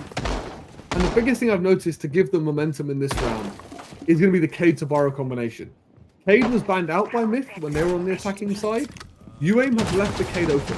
So this means, especially just like UAIM did, they're going to try and keep that office wall closed and retain control of the vert. On so many sites in Siege, a lot of these setups you see are basically reliant on the vertical. There is nowhere in this bomb site that is safe to plant that can't be seen from those vertical angles. And that's why you see, once again, so much utility being invested into that top floor. Glad's going to be a very deadly factor, especially for the post blind. Now, it's up to Myth. Do they want to play this early game gambit once more? Or do they try and prevent it by playing by the book and find themselves in a little trap that UAIM sets up once more? We only wonder, but hey, unless it's going to be another one-man carry, like seen from Dynamite, who has been doing excellently in this match, going 11-8. Have to find another way. And this is where the IQ is actually a really good pick. We can spot out this cave floor that's you see now, just being cleared off of this breach, which will allow the main breach to get opened up. So this is about bringing the right tools for the right job. You know that there's going to be something on this to stop us getting it. Let's make sure we can spot out what it is. We can deal with it effectively. Eli didn't seem to find a foot there. for a moment. It could have been a possible lead to a kill, but hey, I guess we continue, we digress. Now upstairs, it seems like UAIM are looking to go off of this breach, and this is what we usually see from a Maverick as well, but as long as you can open up this wall, you have yourself a good line of sight that you can hold, so the defenders can't necessarily peek and play off of the verticality alone. Now, as much as Arcari tried to deny it, it did not come through, and now UAIM have been given this opening they can work off of, but how much are they willing to invest to get Arcari off of his spot? The glass smoke will be there, but the Tubarão, is he being held? He's pushed on forward, he's pushed on back. Where is he going? He doesn't seem to be determined what spot he wants to be in, as now it's open, walking into the line of sight of Shadow. What did you expect? The glass is there, that's the opening here, and UAIM will be the ones to claim it. As a second peek towards Bathroom, Cafe looking for the opportunity. It's Smith to take it though, as Shridley falls as well. Myth have been disintegrated. I mean, that's 2 players down, and you're still trying to play against some of these players. Akaria, know the value that's been given. That's 1 player. Do we back off? No. Play off of this Bathroom. Go for a gamble. That's what we love. What we love doing up until now. But again, the defenders, they've been crumbling, and they continue to do so as Shadow finds another fatal blow. Now Dynamite and Eli to play off of each other. And this is what the chokehold does. When you set up around the site, just your sheer presence puts pressure on the defense. They've made the defense fumble, collapsed on the picks, and that's how they've got themselves in this 4v2 situation. There's only 30 seconds left here, Papo. They need to get a move on and start finding these last 2 players. This is the one benefit that the defenders have. But again, it doesn't matter when you're completely overwhelmed at the moment. Smith gets a kill onto Eli. Now it's all down to Dynamite, who is getting damage from the backlines. Tries to flick onto Smith, but unsuccessful in doing so. And just like that, the match point will be converted over. UAIM are the first ones to claim it, now 2 rounds ahead of Myth, who definitely struggled in the round we just witnessed. And now we'll need to find a way out of that struggle, not for 1, but for 2 to bring it into overtime. And this is where UAIM, this is a big, big 3 points for them. Right near the bottom of the leaderboard. This is huge. Only second, or the only team that's not been doing as good as them, or as bad as them, sorry, has been Team VIP, which we will see later on. But this is where, this could be the start of UAIM's comeback season. Can this give them the confidence to go on and win? And they've shown some real improvements to get this game over the line. This is almost a different UAIM to what we got to see a couple of weeks ago, the last time Voltage series was running, because they're showing composure. They're sticking to their game plan and making sure everyone on the roster understands what the goal is. They all understand that we need to make sure we have offense control first, then we can look to push them back on offense control and then go to that plant. We didn't get as far as the plant, obviously, because we just go for the kills. But it's just a much more disciplined and well-practiced UAIM. And it's great to see because they're taking on an absolute giant of a roster right now. Arcari and all of his experience, not been able to get anything going here to try and make this comeback. Yeah, right now Myth need to dial in, and there's no doubt about it. But hey, maybe they still have the opportunity. Not just maybe, chances are still quite out there, although they need to get picked up, and they need to be made so correctly. UAIM, like you said, I mean, they've been doing great, right? They've been making the majority of the right decisions, while the Myth definitely won the rounds that they needed to keep themselves alive up until this point. It's been due to some interesting decision-making up until now, and as much as I hate to say it, UAIM have been a bit more consistent, and there's just no denying that fact. But as we go into this match, again, Myth, this is either do or die. They will answer to that right now. They're looking to go direct once again. They had some success off this side as well as with going direct, and they're looking to hit the site this time around by just setting up around this library side and forcing a mistake out from one of these Mez players. The run out is going to be there, but they're well wary of it, as that's going to be Eli tagged down to 1 HP. Going for it, that's a crazy run out. So the balls on that guy for that.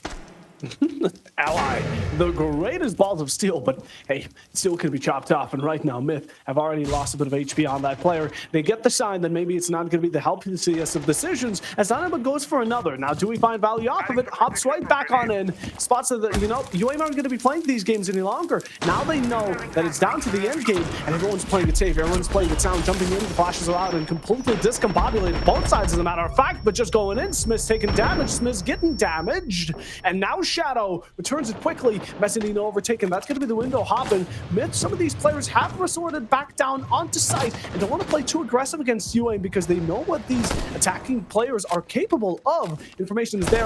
Eli's position revealed as he's looking to make a bit of a wall bang attempt. But again, You're exposing yourself more and more, and UAM still have time to go with. They've just collapsed onto that top floor, but Ile will find his pick from up on that top floor, and they've just flashed themselves as they've hit this site. I think they weren't quite on the same wavelength when it came to that top floor, and this is where Myth can just take a big reset. We've won the opening engagement, especially with Eli finding that pick as well. Now it's just about not offering up any trades back to UAM. Myth, you're capable of it. Don't allow UAM to catch you off guard so easily. Siri right now towards Fireplace, waiting for Myth to swing on by. That's what they've been used to up until now. But in the final moments, maybe Myth in desperation find a new place out to go off of, something to counter UAM at its core. 30 seconds to remain. The 417 will be striking on the kill feed, and that resorts to Myth still being at an even count, not necessarily down, not out. Time is something they can work off of, but the attackers recognize this better than anyone. Line scan is out, tries to play off of this blue stairs. The case still needs to be found on site. You're able to go for the shots, but Dynamite's the one to claim the glory, as now in a 1v3 situation, it's all left down to Cappy, and he's taken by Trilly as a last coup de grace on the SMG, and the SMW give it over to Myth, as now they need only one more round to bring it into overtime. And this is the benefit. This is where UAM, because they had that 2-round advantage, they can still clutch this out in regulation. That's such a better round for Myth by just patiently waiting, letting UAM come to them, and understanding they don't have to fight to the death on that top floor. Yes, you have done a great job of taking that top floor, but you still need to eventually get down into the site to get the rest of those kills or to get a bomb down. And that's what Myth have banked off of. We can retreat back to the site, we'll hold hands with each other and make sure we trade the kills out, because right now we cannot make any mistakes. We need to make sure we lock in and get this game at least into overtime to get some points. Last site. The last plausible site here. Myth end up going for the downstairs now. Located by something. It's not the favorite site. Let's go with that. It's a lot of sites that generally some teams will never touch, because the ground floor and the top floor offer the best of sites. It's normally a mix between this basement site and the top floor. You either go basement or you play top. But I think in this game, if you think back, Toffo, Myth have played both, if I'm not mistaken. Yes, I think so. I think Myth have played both, and they realized, you know what, maybe top floor isn't the best. Maybe we necessarily can't play off of the fact that we're constantly going to be challenged from even ground. So we want to take it up a notch. We want to try to play off of this verticality, because, again, they play off of aggression, and extension complements that. And if we think back to the last time Myth went to basement, it was these opening early engagements that dictated the round. We basically said, Dynamite, pick an operator, put your utility on site, and just go kill people. If you die, it's not the end of the world, because obviously all of your utility is still already on site. You still get great value out of you. So it's going to be all about how you even deal with this aggression again, and they've been punished again. UAM are not learning from their mistakes. Dynamite has been in that spot before. We've seen the Frost. We've seen Dynamite lurking around the entirety of the map. Any opening that's made, you can expect the swing to be there. And that's what we love to see from it, as Tridley is doing just the exact same. This is the playstyle that Myth are best at, being unrecognizable, unconceivable. And now with a second already, that's the Ram. But even more importantly, you're going to have a more difficult time hunting down some of these players, thanks to the Headhunter demos being off the board as well. They just haven't learned from their mistakes. Myth have gone, it worked before, it's probably going to work again. And now they have very little verticality to work with. And at least they have the flank off, so they can try and gridlock these flanks off if they can get that bar control, as they need to try and get this breach open as well. And this is where it's not over yet. Myth still need to keep an eye on this breach, and they still need to make sure they have a way of denying this plant, or at least retaking back up to the vert. You can see Zach just hiding out, waiting for the players to play on top of the hatch maybe, so he can get a cheeky kill, because this is where the majority of the hard work is done. You just need to see out the rest of the round. Myth carrying no caveat. C4 there was just finding it, or carry for a lucky shot, but hey, the sound calls plenty for him to deliver the job. As now 2 players, the final resort here to keep yourselves within regulation victory. Hard breach onto whatever Myth have to offer, but Dynamite's expecting Shadow to go and try to swing at him, because he knows that UAM are desperate for kills in a moment like it, as it's all left down to poor old Siri, stuck outside the main breach for the entirety of the match with all his teammates in the gray. I've been there. I've been there before. You're the hard breach, you try to drone people in and everybody's died God knows where, and you're stuck with an electrified breach and you're like, well, Now what? It's rough times for Heartbreakers, but hey, God gives and God takes. But just like that, we're given an opportunity to see overtime go the full way here. Myth have survived successfully, but now instead of surviving, they need to start hunting for some of their own rounds just to claim reach and maybe even victory. And this is where we have to give credit to Dynamite. When you're down match point 6-5, you need to have a different level of confidence to go for these cheeky plays. Because it's a gamble. We saw it earlier where Dynamite was spotted out in that Mez position, pre-fired, and just gave the opponents a 4v5. This time, they've just got complacent, not checked for his position, and he's got away with a cheeky kill and set his team up for success.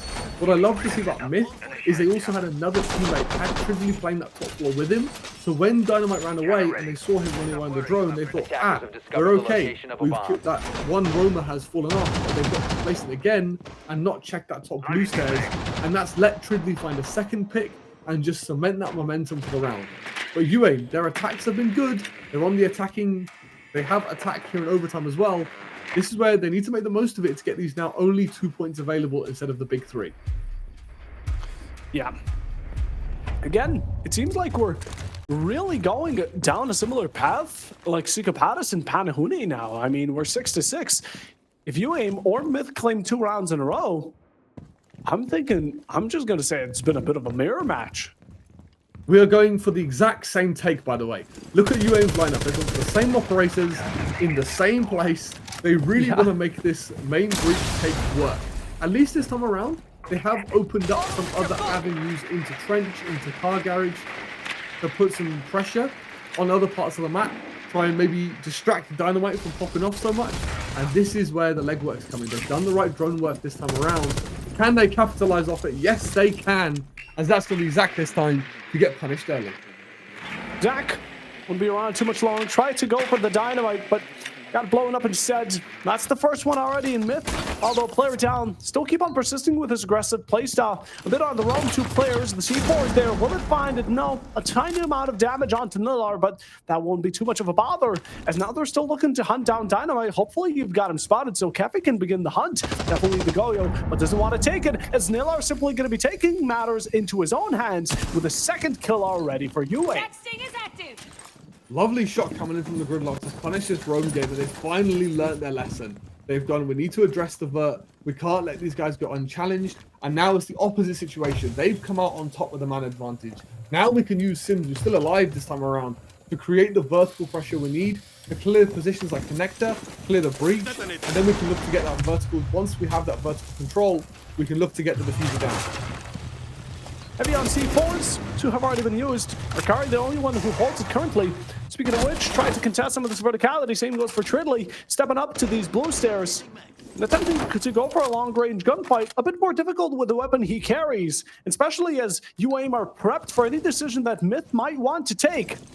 Eli looking for an opportunity. It won't show itself. You're the one who needs to make that opening. But now as you've made way onto West, it seems you've sneaked past Eli's complete I would say attention. There we go. Seeking out for a word for a moment, but now with 40 seconds remaining, I mean, Myth, they start to feel the pressure of the plant going down, but can they do anything about it? Certainly not, as they're being stopped in each step they make. Plant is there, Akari last one to stand, surrounded and completely outnumbered, even spotted out by the Deimos, who gives constant information to himself, and I imagine little voice comms to his team. Keffi goes for the peek, a sweep, and finds the revolver shot to finish the job. That is a phenomenal round from the side of Myth when they needed it. From the UAM, sorry. They've dealt with the roam. They've had the composure to be like, now that we've got this vertical pressure, we've had the backstab come in, which has drawn the pressure away from the bins plant. Now we can go for it. That bins plant has now been buffed as well. The only place you can deny it from is now Connector, as the metal plate has been added. So as soon as they pop that hatch in lobby, they're going to use that position to hold the cross. That's how they caught the Cade off guard. And Papa Bob, we got a timeout. We got one. This is in need of a celebration. It's taken us, what, 3 maps, 2 overtimes? Holy God's blessing. We're finally here. This is graduation. Christmas came in early, 7-6, and we get a timeout. UAM are taking this a bit more seriously than we thought. I mean, they are locking in. They're going, we need this round. We need to close it out right here, right now. What can we do to close this out? And they're going to be thinking, we're on the defense. Do we now go to that fourth site that we haven't gone yet? Because the flip side of this tag timeout is Myth are going to be doing the same thing. They're going to be looking at the different sites they've had to attack and gone, where do we think they're going to go? What do we need to do? And I believe UAIM have decided the top floor is going to be the best for us. I'm really hoping that UAIM don't play the bathtub strat. Because as we saw before, Myth absolutely nuked on it from below. 2 flashes and a nade, you've got yourself a recipe for a dead Warden. And thankfully, Warden isn't on the line here, but UAIM, they do have a deployable shield, which I'm imagining they're going to expend towards... Nope, it's going on bathroom. No, they're playing it Puffo. They're playing it Puffo. Not again. It's one of those things where, how do we support this player? It was cleared beautifully by Myth, and yes, it does absorb a lot of utility, but it's one of those things where as soon as they open that bathroom window on you, and they open the floor in front of you, I don't understand how they expect to keep him alive. Hopefully we can maybe put somebody in kitchen to stop these guys getting in below in the first place, to send nades up into that position. That could be a nice adaptation, because Myth are going to be looking at this setup going, we absolutely dunked on this last time around. Surely we just run it the same way and we'll have the same success. Yeah, hey, only wonders. But Myth right now, you've seen the tactical timeout from UAIM, because they know they have to finish it here. Otherwise, they're going to be in danger of being finished in the following. And right now, Myth are...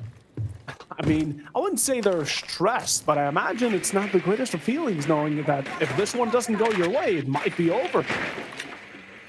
Exactly that. That pressure is going to be looming over the heads of Myth as this round starts. And Dynamite's going to go down early as well. As Shadow on the run out is going to punish the Punisher. As Myth has been having Myth and Dynamite has been having the heater of a game, taken off the board early, and that's not the man you want to be losing when you need a strong start. Not the one you want to be losing. That's the man of the hour. Dynamite 15 and 12, but could be the final KD here for all we know. As now Myth with one down, that's Nomad as well, so you're going to need to check your flanks a bit more cautiously. Put a drone there, a player, Dynamite possibly could be the one to cover it, but yet again, that's the breakthrough to Solarium that might be having a bit of difficulties. And this is where Myth have just stacked up inside of this position. This is where they look to work the vertical, try and get some info, get some red pings, so you can get Deimos to work. They still have the Buck on Tridley as well, who can clear a lot of these key positions to still get them into the site itself. They have 3 nades, which they also need to use sparingly, because remember, that first hub setup is still there, and Shadow's going to get punished. Overextended, got spotted, and now punished as Eli from the main window. Keffi's just standing around, wondering what's going to happen if we put ourselves into the front of our enemies. That's the second already. Myth have somehow reclaimed this, but it's God-given. They're going good, and a run out from Nilar. This is unexpected considering it's UAIM of all teams, but they still go for an attempt. Unsuccessful at that, as now it's being held just in case it happens for a second. And there's no plant denial left either. Look at the operators left by UAIM. If we can get the kit into somewhere we can stick it, if we can get it to default planning, see Tridley opening up that angle to get himself in. There is a cross being held onto it though. There is nothing to deny it if he can get to that spot. Yeah, it's going to force UAIM to push forward and find themselves in a very uncomfortable spot, while the Myth for themselves just need to hold once Tridley is in the position he needs to be, but Nilar is going to be able to down him and finish a job on it as well. Equalize out the man count. The final moments are about to be coming around. The player here towards Bathroom being held, his back isn't exposed just enough as going out for the swing. It's missed to find one. That's a carry as well. Another swing out from Nilar will leave him down, but the last player here on to main defending his team's honor, but mostly the score as well. All we need is for someone to go for the defuse. The Solar is being expected. You see the Raphael line. It tries to be contested. The defuse is coming on through, and as long as you can just fire on through, you should be able to find it. It's being stuck, and it will be UAIM claiming the round, the map, the match, and GG's as a hard-fought victory 8-6 once more on Chalet. And our winners will be none other than UAIM. UAIM locked in, and all credit to them. They get a big 2 points. It could have been a big 3 points, but they do get it over the line in this game, and Sims absolutely popping off with a 15 bomb, absolutely living up to the amount of success Dynamite had. He dropped a 15 bomb, so 30 kills between the two is nuts. But that's such a good result for UAIM. Hopefully this is going to give them confidence going into Wednesday's play day, and they finally found something like a map that they enjoy playing and have had success on. 100%. UAIM here, they really showed it on through, but not to discredit Myth. I mean, they were fantastic. At certain moments, they really can pull through when it matters most. But again, it's not able to find that tip over the edge. Although a victory for UAIM nonetheless, Myth will need to fight another day. Same goes for UAIM, but today's victory handed off to the former. And again, some of these shots, beautiful stuff. I'm just waiting to see Dynamite start popping off on that defense, because that was holy galore. Maybe for everybody watching, if you come across Dynamite, you need to be target banning that Vector.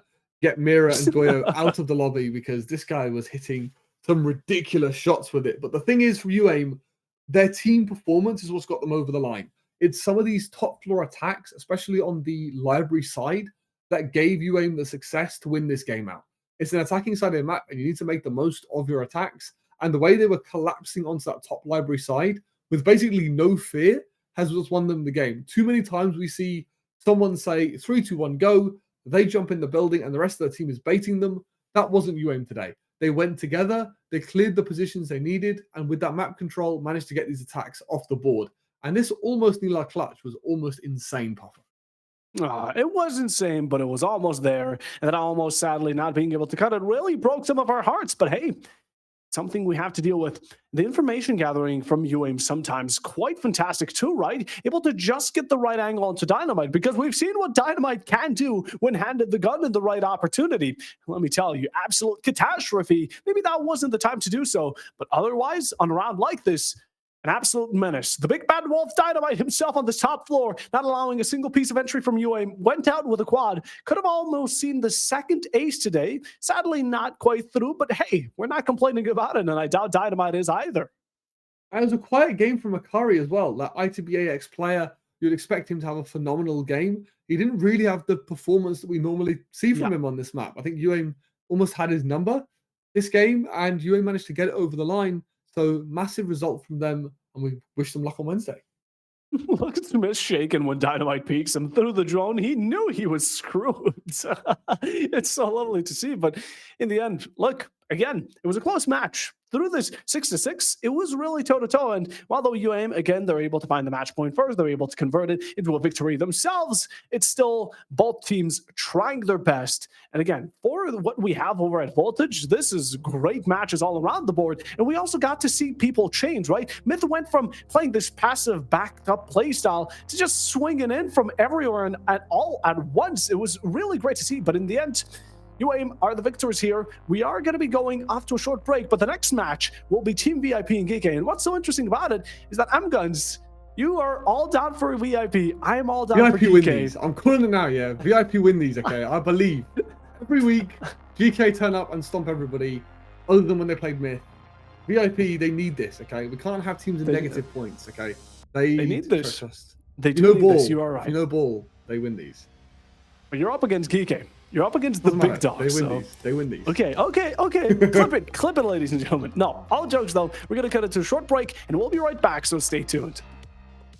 Still too early. He picked one kill has been picked up by YMK as they'll swap over to a different side of the computer. It was an echo drone actually stopping the defuse. As it does go down, I'm not sure if they know exactly where. Never mind, they do now. As Novus able to pick up a kill down to a 4. But Hungry just going to walk through the site. He can no longer cheat off of rafters, but he has actually Sammy getting Damos tracked, hunted, downed, and most likely going to be taken out here, finished. Yep, but there's still a player, Smoke, watching the angle. Hopefully try to get a line of sight onto the Damos. Go to the back of a site here. If not, we might be able to get a pick on 2 of these players inside. And just go for the plant maybe, but for now, Blitz is rushing up, goes for the Goro, takes him out early, that's Cole off the board. I don't know where the Asami is, I don't think. So, I can understand that. But one way or another, they have to be able to push, because Jacuzzi was now open. Only the mirror behind them are just waiting to get a line of sight. T4 rings out and actually ends up getting a kill. But she is now stuck there. Thermite answers with his own pushes. Jono, as it's only North left up and available to the team. the shotgun, taking down Neos. This is the bounce back that we wanted out of Team VIP to make this a competitive map. Man, not able to claim one though, so now into a... There, they definitely need to be able to deal with these different operators, but the plan is going down early. Blitz is getting that case down. Already falls on the Dokebi. The case ends up going down. Layler finds a pick onto Neos, and the Blitz is just out of the room. It's space and even more things they're gonna have to worry about, and that is the danger now. 30 seconds left into this game, but slowly but steady you need to go in as the plan's happening on side. Vision has been denied, kill has happened as well. Back down to the advantage from the side of region. Blackbird bounces the C4 off his face, keeping him alive luckily, but also pushing his player out. And Nesmi, if Warden is still there, but Blackbird does get his own kill on the Marits, but is shot in the back. But Smiz is there as well to also take out Oral, which like, it's just not working because they do not have time. This 30-second meta will come out to bite them if they cannot get those kills to start swinging. But here we go. First one, Valkyrie's tagged but not finished. Another one coming out from blue. Striker does go down. There's two players in blue. Flash swings and gets Deimos as well, running it out. For the last 30 seconds, Packle needs to get this hit down. Otherwise, we'll be caught up in this. The way upstairs with weapons, but this round is almost over for Oblivion. He's able to pick up one as rotate. Jono takes down Hungry. This smoke is not going to be a factor as long as this Warden has his ability up and available. The C4 not quite going to come out yet, but Rexon on the Nook, able to find two, as Boltan does manage to find one, but Rourke trades out onto Zera. It's just too much to handle. As Eli finds another, it's all going to be left up to Merrick on the Legion. Has to manage to find all of these kills, all five. I'll bring us back. Hello and welcome back. There's a fly in front of my nose. Was about to slap it silly, but hey, we got one more thing to go ahead, and it will be the final match of today. GK versus Team VIP. Now that is a matchup of a lifetime, one for the history books. And right now, Amguns, like we left it off. You are for VIP, I'm for GK here, and we're gonna see how it is. But firstly, I'm most interested about the map. I think we both want to know what map it will be, because that's where it gets the most interesting. And let's take a look at the map bands right on it. Hamguns, what are we seeing? It's going to Clubhouse, and this is fascinating because it's a map that GK are going to know inside out. Both of these teams are going to play Clubhouse time and time again. It's been relatively unchanged for a long time now, and for me, this is where Team VIP, it's desperate times require desperate measures. We're in the negative points, we need a win. Clubhouse is a map where GK are probably expecting a relatively normal game of Siege, where we get the breaches open, we try and do the said steps that go into each of these attacks. And I think if VIP do that default process, they're going to need to play exceptionally well to get results. So I want to see them come up with something a little bit clever to take to GK. 100%. Clubhouse allows that experiment, but now let's quickly take a look at the teams before we head off into the match. As of course, it will be Geeky Esports. Most of you know them. It's Hungry, it's Rorik, Skipper, Lonely, and Packbull, with Rorik being top of the leaderboard with 1.31 KD. Geeky are a dominating force throughout T3 and T2. You know, they're the ones recognizable most here. And of course, Amguns. Now let's take a look at Team VIP just quickly, because again, we have the players mostly ready. It will be AKTR, Jonu, Nixon, Boltan, and Mateen. And well, for VIP, what's the highlight, Amguns? What are we thinking? I mean, Nixon has joined this roster, first of all. Nixon is a beast. He has now come into Team VIP to try and help this team get something going. But as you said, Mateen has been phenomenal as well throughout the game so far. And just to give a little bit of spice, GK also have a sub, but I'm pretty sure, Popo, we are good to get into this game. So let you take us in. Oh. Okay. We're just waiting for a second. And I mean, at this time right now, you talked about it, Team VIP, they're the underdogs. That's what makes this so interesting. We're going into a map like Clubhouse. Everyone knows it. And the one key point you mentioned is that they can get a bit creative. They can catch GK off guard. Although Clubhouse doesn't offer too much variety, as we've seen the most around it. But hey, there's still room for experimentation. A very slim piece of wiggle room, but hey, they can try it, or they can play by the book, go up against GK with one sub, which I doubt is going to be bringing them down too much, but hey, maybe it does just enough. VIP are in need of this on the current roster, or rather on the current leaderboard of the stats. TVIP are in a minus. They're the only team in a minus of points. Like you said, Amguns, they need this. But hey, I'm just interested in going. I thought we were going to go into the match. I already ducked on down trying to get a bit of energy into the brain. But no, we're not quite there yet. That's my gonna... mistake. Yeah. I'll own that one. It's not quite. We're not quite there. We're close. We're close. We're very close.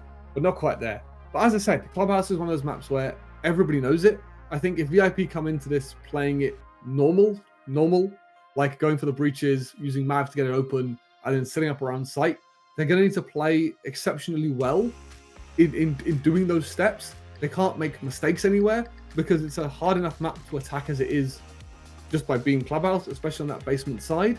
So that's where if you can throw something unorthodox into the mix, if you can get a couple of rushes going, try and use something like the Monty or the Clash, if it's available, depending on which side you're playing, it can just upset GK. They're playing with a sub as well, so they might not have that full team cohesion that we generally see from GK. So I think VIP, they need to throw something different at GK if they want to find success in this game. Yeah, 100%. They need to be a bit different. They need to stand out in one way or another. Again, both these teams do have experiences, but there's feats in the background that clearly show an overwhelming presence. But we always love an underdog and an overdog story. And hey, who doesn't love an underdog story? Team VIP, it's your time to shine. Most of the people over here in general, myself included, I'll be honest, don't expect VIP to win just because of what Geeka have achieved in the past. But if they're able to shut our mouths, it's going to be that much more sweet and in general, that much more enjoyable from them. But at the same time, it's a good learning experience. VIP can go into this. They can see how it is to face such a terrifying team. But hey, on Voltage here, they should be on equal standards. I'm hoping for a rivalry. I'm hoping for a long match because, firstly, we haven't seen Clubhouse today. We've seen Chalet twice, and I've had enough of that. And at the second time, again, these are teams that we don't get to see a face-off often. And it's one of those things where we also do have to give credit to GK. Yeah. GK are the T2 gatekeepers. They have won the 2 of the official T2 circuits back-to-back, and they have absolutely dominated T2 at the moment. But Puffer Bob, we are now ready to go into this game.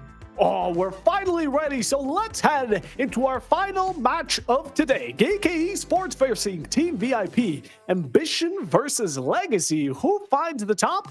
What better way to do it than on a map like Clubhouse, staple pillar of the map comp pool scene, and one that's been as old as it gets. Now, we only wonder, with Off to the Bans, are we going to be seeing the usual, get rid of the hard breach and the hard breach denial, or maybe do these teams get a bit frisky?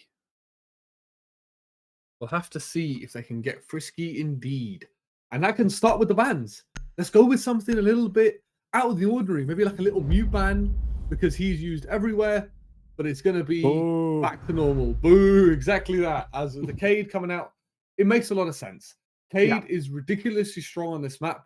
It's just like Labs, where you can't basically access the site unless you get the walls open. And Cade is just ridiculously strong at doing that. Same with the Bandit.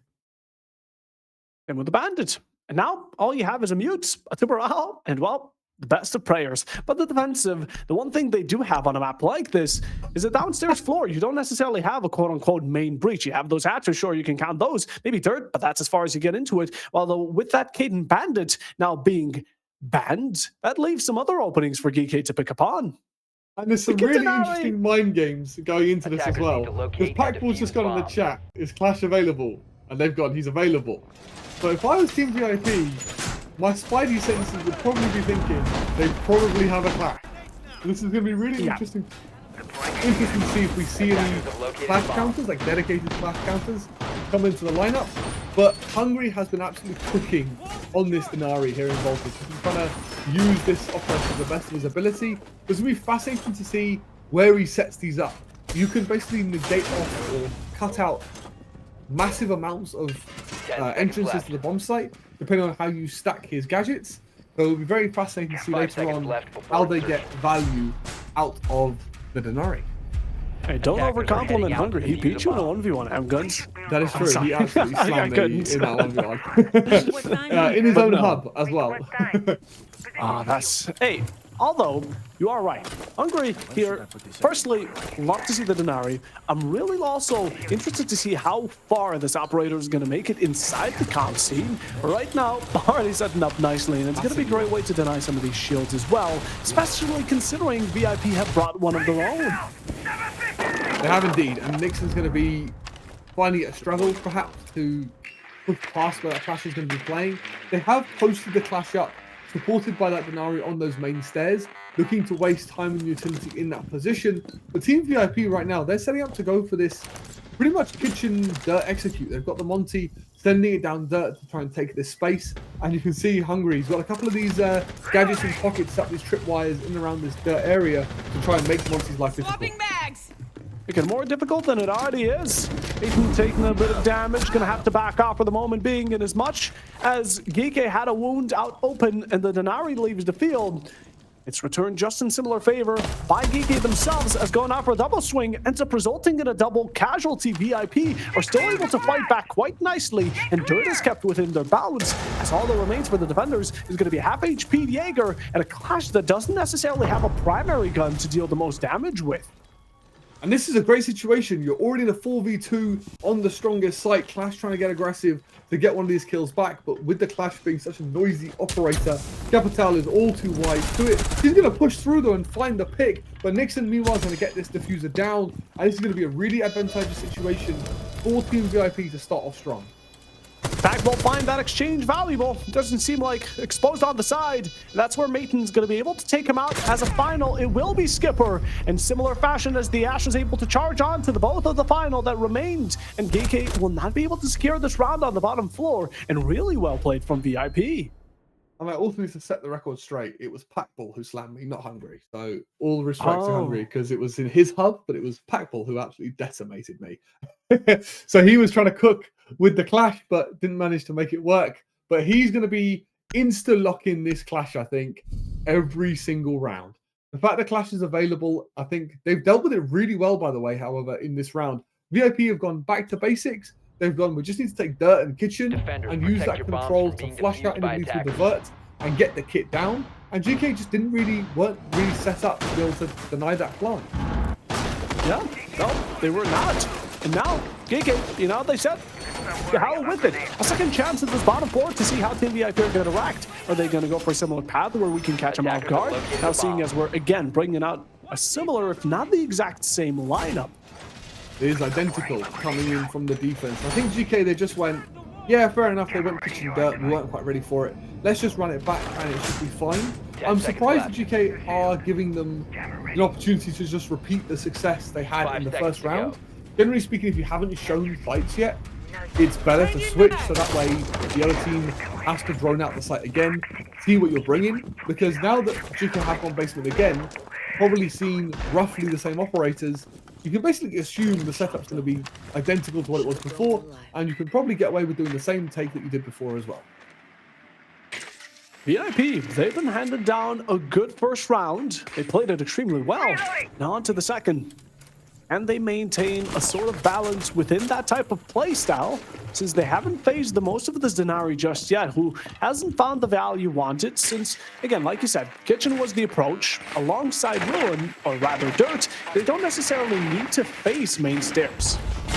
They don't, and they've already cleared the Denaris as well. It's really nice use of the Twitch on Zyro. He's got rid of that trap, the Denari trap on the main stairs. But again, it's a Clash that's posted up there. She's the biggest problem because they do want to push down main. But it seems like Team VIP, they're more than happy just to commit to this blue dirt and kitchen take. It's really nice by keeping this take simple, because there's a lot of stuff you have to deal with once you just get everything open. So by restricting yourself to some of these angles that you know you want to force, it almost gives you less to worry about because you know what you need to do to force that particular take. You can not allowing early slip-ups to be open just yet. VIP, same could be said for them. As now still going into this vertical game, we do have the Ram as well making headway in just any moment, I imagine. Ixon not wanting to reveal himself too much. Of course, Geeke can already imagine that the Monty is going to be present due to sound, due to the previous round, but at the same time, VIP haven't exposed too much of their Capital yet. Earlier, they didn't need to use any execution operators all too much since it was all guns blazing.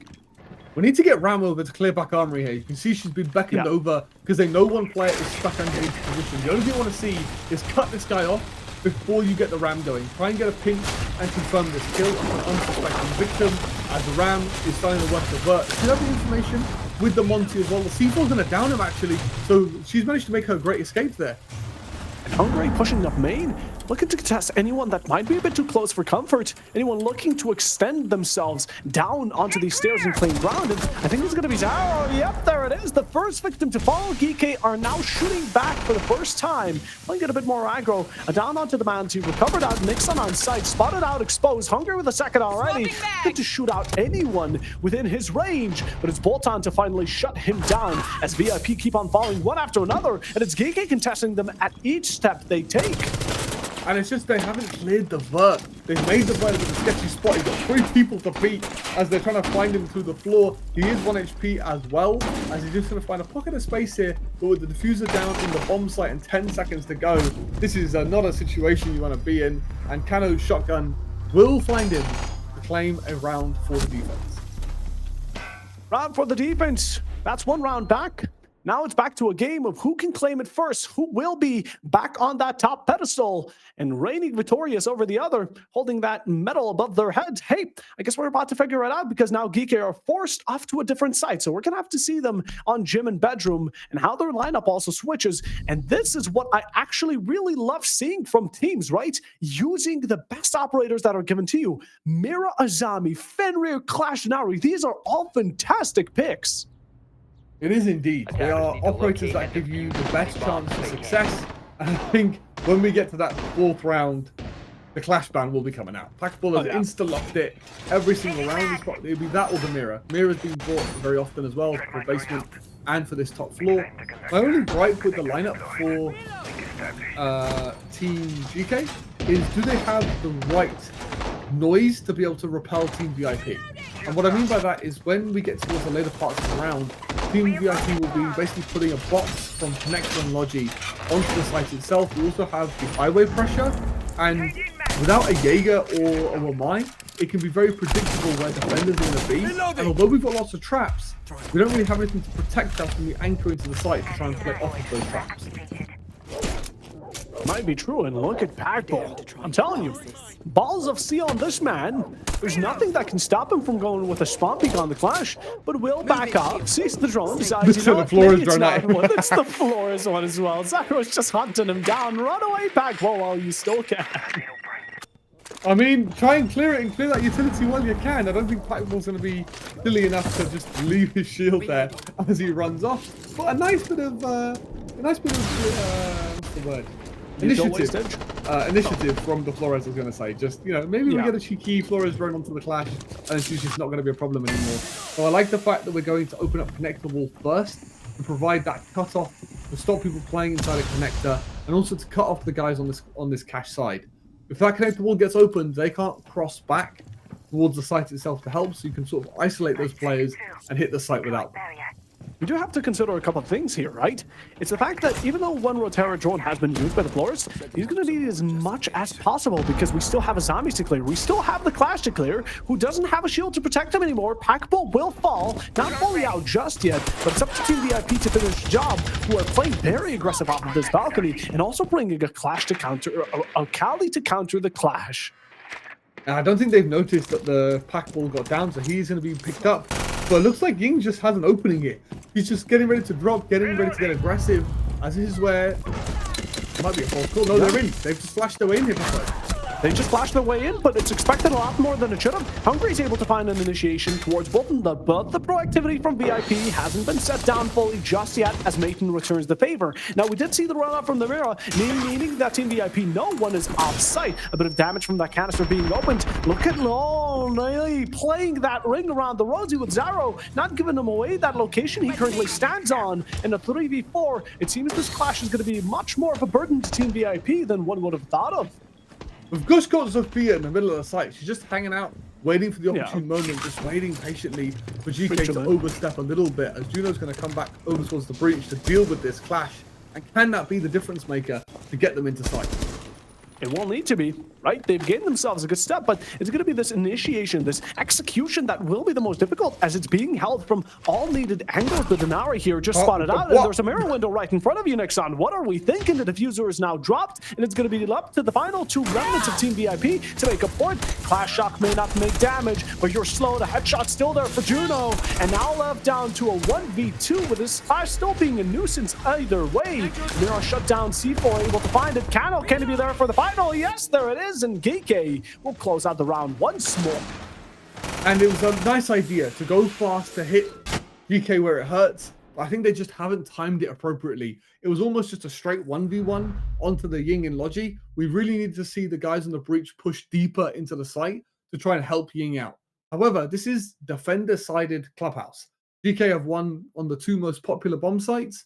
We are now going to be going to CC because basement and gym will be locked. And this is where the bans come in. Will it be the Clash? Are you saying it's not going to be Bar? How dare you? Bar's technically the best site. Yeah. Sorry. I'm never going to speak again. Yeah. Invalid the 0% pick rate on Bar would say otherwise, I think. I don't think it's ever... Yes, KK, thank you.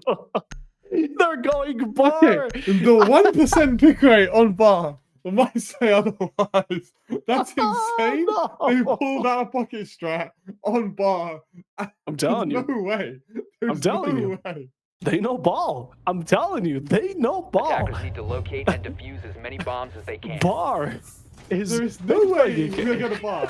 For those this site is like... almost never seen. I can't even say never seen anymore because we now actually got it in an official. There is tech to this. You can hold Bar sometimes if the conditions are right. But generally speaking, we see an extension up towards the top floor. Pretty much the same as what's normally shown on Gym, because you can pop the con hatch and look down onto the stage breach to deny any entrance onto that area. But generally speaking, teams will start on the CC side, clear cache and con, and then go for the stock and get the bomb down. You can see, however, GK still leaning into the Clash have gone full plant denial. They understand that the bomb will probably go down, and they're going to try and deny that. You know, small beating gets a bit of damage onto 18. It's getting dangerous now. With the pre-fire, the Clash will back off for now. But there's some strategy in Geeke, and they thought maybe they're still picking the Bar out of pure mental game. But in general, they're backing it off with some plan in mind. And this is where the site is just not good, okay? I want to be real with everyone. There's a reason this site is never played. This should be around for Team VIP. It has the required steps like every other bomb site in the game, but it's generally easier to hit because of the limited angles the defense have and the amount of avenues the attackers have onto key parts of the map. At any point, you can just walk in through kitchen and start to cause problems. You can even backstab through the strip side, through that strip hallway. There's a lot of different ways that this can go very, very wrong. And you can see Nixon already having CC control. There is no top floor extension into con. So now they can start to go towards stock, get the stock wall open, and then figure out where that bomb needs to go down. And this is where that Brava ban almost comes into play. We had a Wish Puffer Bob earlier on Chalet that we want to see around come into full effect with the Brava. I think this is the closest we're going to get with it. Yeah, 100%. This would have been great for a Brava, a dream haven. But it's bad, so hey, Geeke are going to be thriving off of that, as now they get to use 2 camera operators, or intel gathering, for a matter of fact. Skip it, what are we doing? So close, over towards Freezer. It seems like the Rotero is going to be sent out, but not a single player from VIP having a single piece of evidence that there's a shotgun player up close on that door, ready to initiate, ready to take out anyone looking to enter or daring to step towards him. But the rest of the players from VIP just kind of ignore it for now, look to push towards main and playing it safe. They still have 4 drones available as well to try and scout out the site. As you can see, there's no one actually in the site itself, as Boltan's going to kick things off on the extremely long angle, and that's the Clash of all people going down as well. They are leaning heavily into the plant, and our Tactful's got the camera out. He's going to see where this is going down. The smoke grenade is going to start to cause a problem, and the Echo drones is going to keep stunning them out here, Puffo. Yep, you can't necessarily do anything about it. Smoke babes are overwhelming as well, and you also have the mitral camera to take care of. That's what's so deadly here. And look at the spot. His skipper is able to find one a second as well, but VIP should worry about getting this plan down as timer's running out, as of course mentioned in chat. But they tried to contest some of these players. They're met with faulty, and it's all down to May team trying to play against 3. And I think this is where it stops. Not much hopes remaining. We still have way too much utility to clear out with little to no information. Zapped, frustrated, and alone.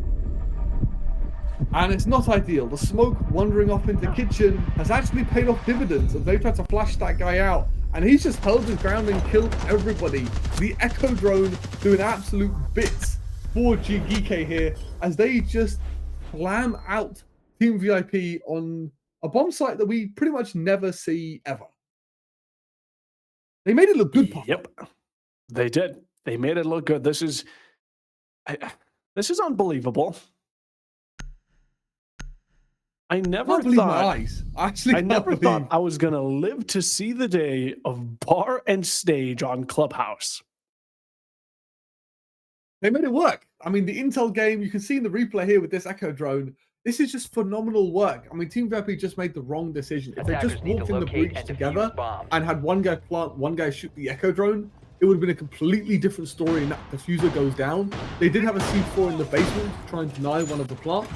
But once that Echo drone's gone, they don't have the info anymore if you planted on the left side of the double, on the vending, maybe right side of the double. There's ways you can make it work.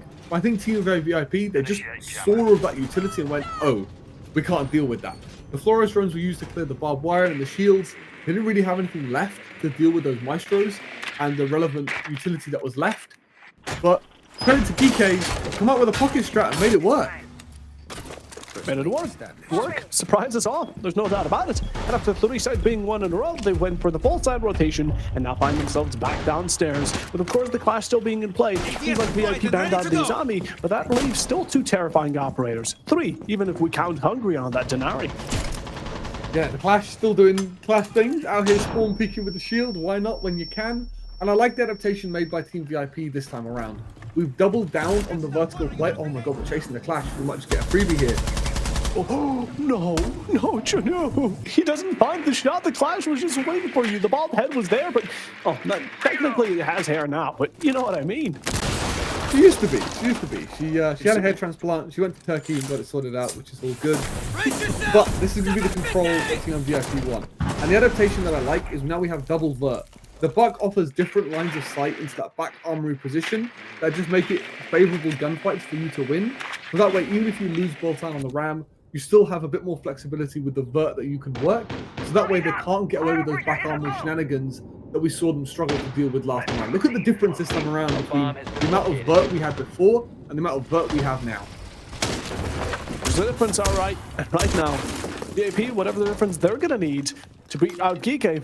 It's a good start here. Again, verticality established. We have the Buck and the Ram. Double security. Love to see it. And also, the breaches coming out thanks to Nixon's secondary hard breaches. But the C4 from below on Geeke, unrelenting as it gets bolt on. And that's the first to fall. Speaking of, the verticality seems to be a bit more limited.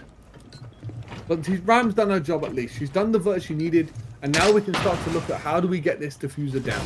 We have the Capital bolts to cause problems. Skipper's going to find another one, though, onto Martin, as he's going to fall elsewhere. And unfortunately, they've just lost bodies. Skipper's gone all the way up to top floor. But that diffuser's going down. So it's a 3v4 on site right now. Nixon falls, though. They won't be able to be stuck through. Are we okay, though, Lonely? A bit of a stuck on the C4. Does find it. That's going to be Hungry. Thanks to his efforts, Team VIP are now left with only 2. We're currently being contested from all sorts of angles. And Janu, not much hope. Slow HP. You're being zapped. Spotted, found. Secondary shotgun for the end. A nice little tertiary kill just to finish it off. And Geeky have now won 4 consecutively. And this is where it's okay. It's a defender-sided map. It's got that 60% win rate on Clubhouse. If we can get a 4-2 split as VIP, we're in good shape. But this is where they do have to go back to the gym and bedroom site, the second most popular site on this map. And I'd argue Puffo is just as strong as the basement site. It's incredibly difficult to break down, but I think VIP, they almost shot themselves in the foot last time they went to this particular bomb site. They didn't have the coordination we're the ones to see to Defenders, sort of protect your force bombs mistakes from out. being I defused like by the fact they attackers. flashed into Logi to cause some carnage, but they didn't quite time it right to be able to push together. So hopefully this time around they can make the right adjustments to get themselves into sight and go together as a team to make GK uncomfortable. Or DK uncomfortable. Make him a bit more uncomfortable. VIP now need to make the most of it. They're on the attacking side. A 4-2 split would still be something ideal and currently the best option they have reserved. But if GK go into the second half with a 5-1 split, it's going to be dangerous territory we're entering. Although I'm liking the VIP, again, a bit more uncomfortability. Like you said, we also see the Grim, which is going to be great for information and in general shutdown of these swings that we've been seeing on GK's side. We're getting a really cool bit of parkour here from Lonely to get this Maestro Cam right tucked up in the corner. That's not going to be able to be like meleeable either when it comes later on in the game. When you're trying to get the bomb down and try and fight the remaining defenders, and this Maestro Cam's tucked up in the corner of the ceiling, there's no chance you're going to be able to do the parkour to sort that out. So really cool little bit of tech coming in from the Maestro, as once again it's a very heavily centered lineup around denying entry and the plant into the bomb site, which is what VIP needs to be able to power through. Jordan, gathering. You see the window. That's going to be a bit of an issue. That's the thought. Now, how we double get past reinforced. it. No, it's not, because they're just going to shoot through it. That's Hike. They shoot. They know how to shoot, but Julie does have the perfect piece of utility to counter it. Bit of a run out was spotted. Skipper just going to take it, and also reinforces just in time. Maybe it's a one-way with the shield, so that way you can hold. I'm struggling, Papa, to understand how this strat works. I've never seen it. Did you dare question Hike? I'm not questioning it, it's just different. And I'm not, it's my brain is not computing the advantage of doing the movement. We're dealing with the same team that's made bar and stage work. Okay, there's just no way out of it. I do think let them go. That's exactly it. Nick's on here, graveled up, nicely looking, seeking for an opportunity. And while the three players stacked up in Logi being held by this one hatch player, VIP, just don't know how to respond. You can see how Team VIP have spread themselves in. They're going for this push. The clash is causing problems once again. But Skipper's going to have this like knee-height swing onto the breach as Nixon's going to fall, as Juno's going to get the kills rolling. They've somehow ended up in a 3v2. We get the shot down the back into a 3v1. Packball's going to find one, however, in a 1v2. Surely we don't give him the third, as now it's a 1v2. Sharp for the reset. We need to find a way to get this round over the line. It popped up twice, Packball playing it safe, but knows that he needs to find this 1v2 one way or another. Now, how he's going to be approaching it, completely up to him, but this main stairs is all that he really has. Can't go for the shield. It's going to be a bit too frisky, and right now the plant is going down as Bolton is able to find the single bullet required, and around back to Team VIP as they get the bare minimum of 2 on their attacking half, and hopefully off to a greater start on the defense. If only they had the mirror to swing off properly, who knows what could have happened. Yeah. But it's one of those cases where Team VIP, this is where we've got to give them credit now. They've gone together as a team. They knew roughly where 3 out of 5 of the players were from the Grimbees earlier on, and this time they've gone together. Nixon's gone, I'm going to send it, you're going to come with me, we're going to trade it out and see what happens. And it's worked really, really well. And the other dynamic that made it good for VIP is they had someone backstabbing as well. They haven't all just charged the breach. They've collapsed onto the site from different angles to make it difficult. And this is where if VIP can get the 2 primary bomb sites over the line, they'll be right back to 4-4 against the gatekeepers of T2. The gatekeepers, the slayers of T2, they are all around the place, but VIP are still holding their own. There's no denying it. This round was quite hectic, but VIP claim it, and that's what matters most. As now they're on the defensive, they should be able to find a bit more comfortability. And starting off with none other than Church, we get to see a different lineup this time around. Yeah, going for these hard breach bans is generally good for the top floors. But however, again, like we say always, this is going to leave the shields open. And GK have hopped on 2 of them. We'll see if those stick, as generally speaking, 2 shields will be a little bit overkill when it comes to taking this map control. But we do need to find a way to fight back against the vertical control that's on offer. We can do that through C4s that you saw the camera placed in kitchen by Juno, as well as just Bolton cooking on the roam. He's got the Skopos to be able to teleport back to the site, to be able to escape any pinch onto him when he's out here on the roam.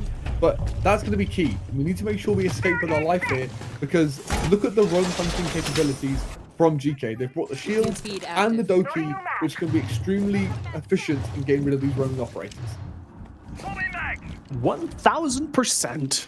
Double shields, terrifying to work against, and VIP don't have much but a Frost and a Goyo to counter for it. I guess we can count the C4s and also bullets, because Bolton's making sure that GK will only have one shield to play through for the rest of the match or round. The Flavor is still on Raft, is it? And that's just a preview. No one seems to take care of notice of him. Okay, Bolton, you go ahead. Meanwhile, we've got a dirt push going on. Skipper's looking to hit blue at the same time. I think this is supposed to be a pocket strat coming in from inside of GK. That's a lovely one tap from the sub. Skipper finds one back, and just like that, we're in a 3v3 as the split take from GK to hit the site direct is working beautifully right now. Not only do they balance themselves, but they're back on their feet. The bounce back from Geeke here going to be phenomenal, as they just found 3 in quick succession. The Blackbird looks to challenge, but gets challenged prior to it, as Janu finds themselves and VIP a good opportunity to fight Geeke on even grounds. Case is picked up, was on Raptors magically, but now it's within Skipper's hands, as Hatch is still being opened, and still a bunch of time to work with. It just became an absolute frag fest, with almost none of the kills taking place on that basement site. But this is where for GK, they've got so much information available to them in the form of the 4 Grimbees that Skipper has in his back pocket. Look at Zara's position. He's looking to find these geeky players off guard, and could do that perfectly. Missed an opportunity as Skipper was roaming around his whereabouts just a moment ago. But it's going to be, speaking of who, Skipper spots him out before the other way around. As Janu's the last one, dropping down into blue. The Valkyrie playing for her life, but most of the C4 potential that does not come through. A stun is there right to your face. You're completely discombobulated, surrounded. A good trade here for Backbolt to find it out. And discipline. The word of the day, once again, as Team VIP in a 5v3, you've worked so hard to get the opening engagements in your favor.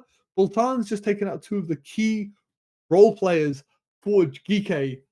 We just teleport back to site. We don't need to offer opportunities to Geeke to get themselves back into a round, but hopefully they can learn from their mistakes, because Geeke, they did their best with a bad situation and got it over the line to give themselves that 3-round advantage. And when you're on a map as defender side as Clubhouse, that is a huge advantage.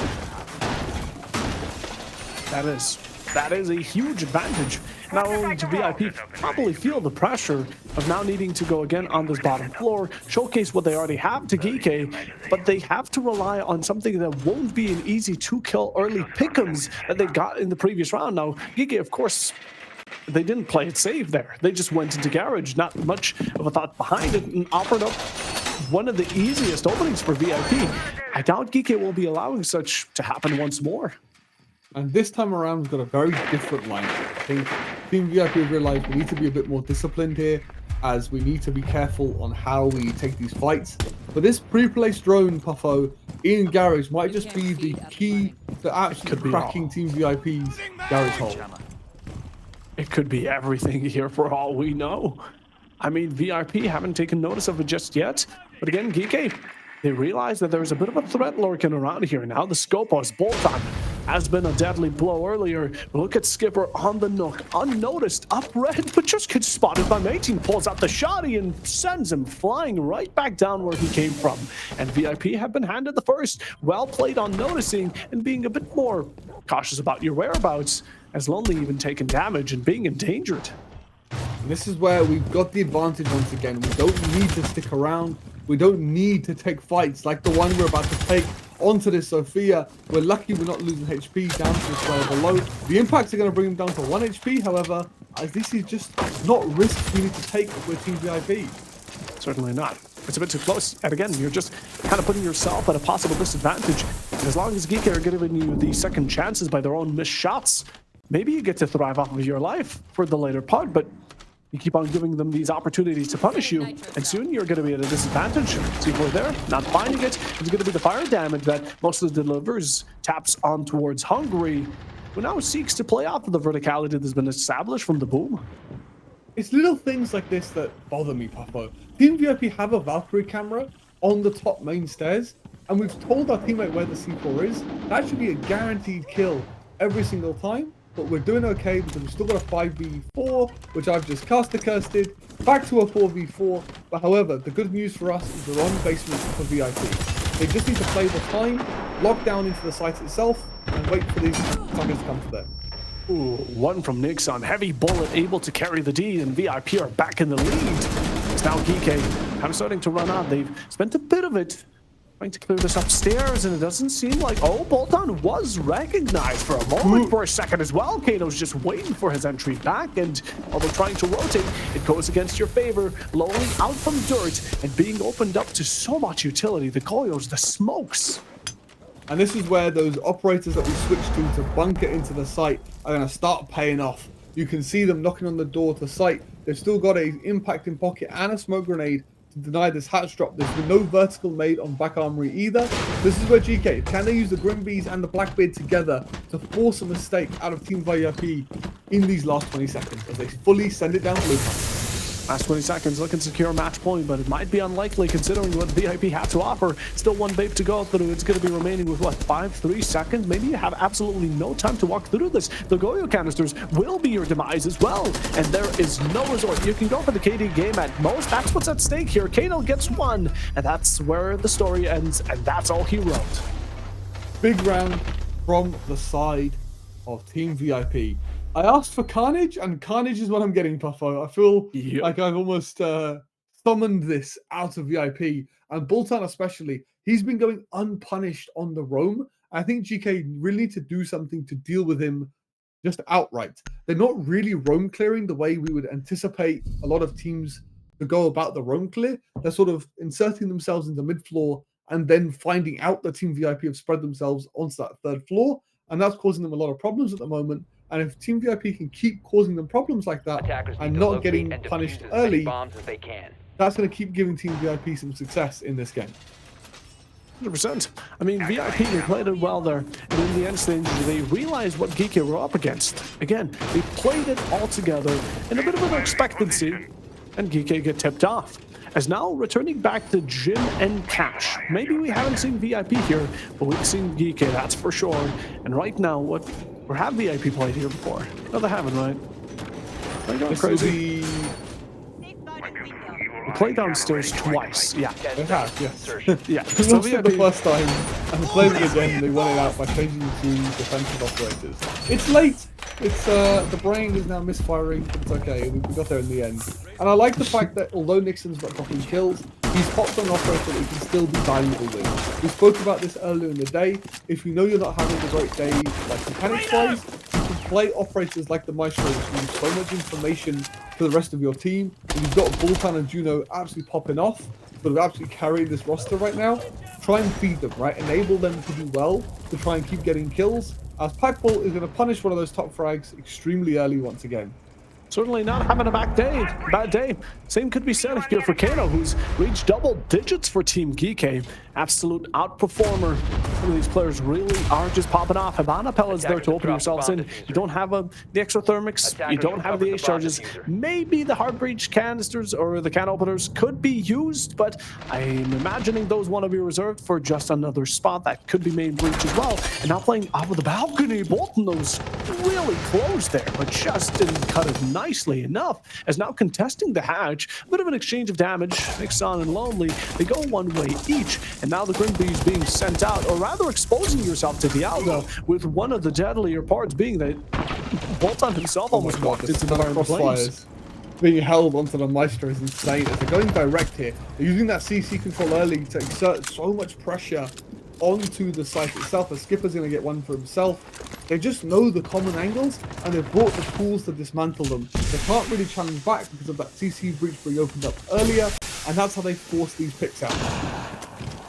For their perfect timing, and Zaro following up with it, but spotted out by Hungry, wasn't able to do the same. The Blackbird doesn't get shoved back in the moment, and Skipper announcing himself just in time, so it doesn't go falsely. Nick's on low HP. Again, miracle he's still alive, but with 1 minute remaining, he can't go for the stall game. He needs to play it rough, and rough he gets by Hungry, as there's the finish, 6-3 and match point for Geeke. And this could be very different. It's just a couple of different gunfights go a couple of different ways.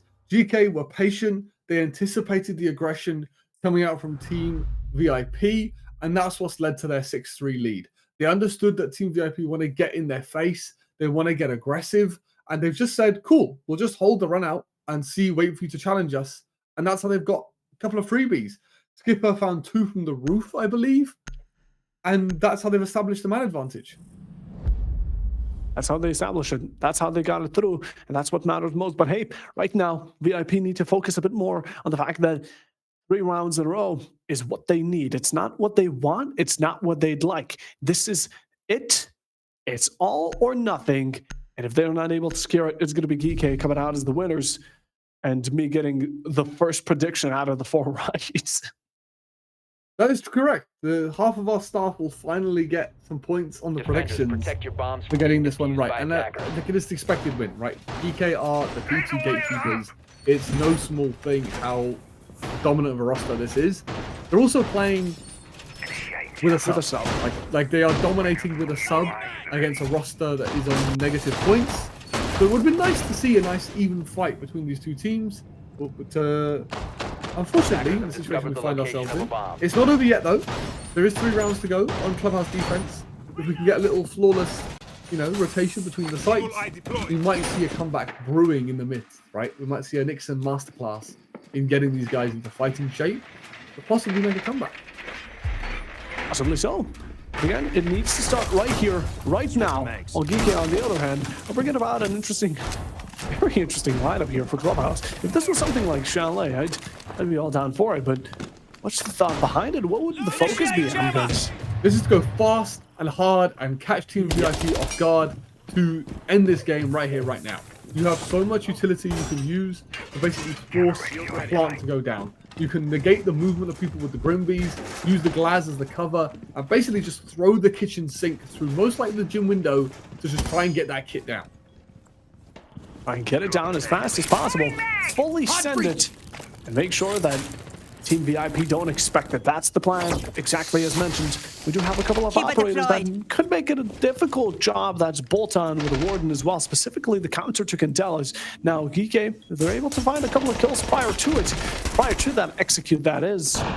We'd be finding a bit more comfortable going into this as Packbull, the so-called Ying now, taking a bit of damage, just chucking a smoke going in with a second as well. Candelas are packed up and ready. And we can only hope that it doesn't go in the wrong direction because the backstab from Packbull is able to find one the second, supported by Lonely. But this is a one-man army. The Ying has now popped up and Geeke are looking to finish the job here and now. Zaro with the shotgun on long range. What are we thinking? Closes the distance, but it won't matter as it's Lonely returning it to a 3v1. Where it should stand, but Ecality just not close enough. Backs off for the C4, won't not be able to find its mark, and all left down to Zaro. No HP, no information. Held.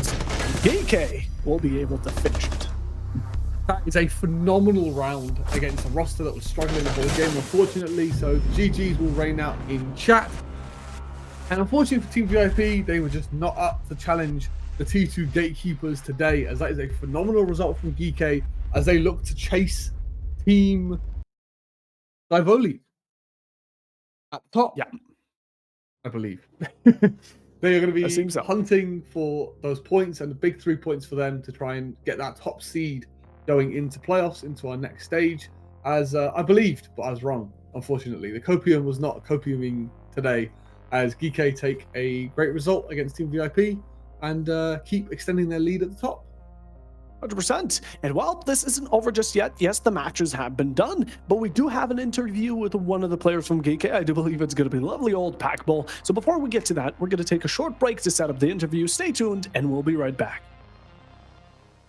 Too early. You picked one kill has been picked up by YMK as they'll swap over to a different site of the computer. It was an echo drone actually stopping the defuse. As it does go down, I'm not sure if they know exactly where. Never mind, they do now as an officer was pick up a kill down to a 4. Hungry just going to walk through the site. We can no longer cheat off of rafters, but he has actually Sammy getting Damos tracked, hunted, downed, and most likely going to be taken out here, finished.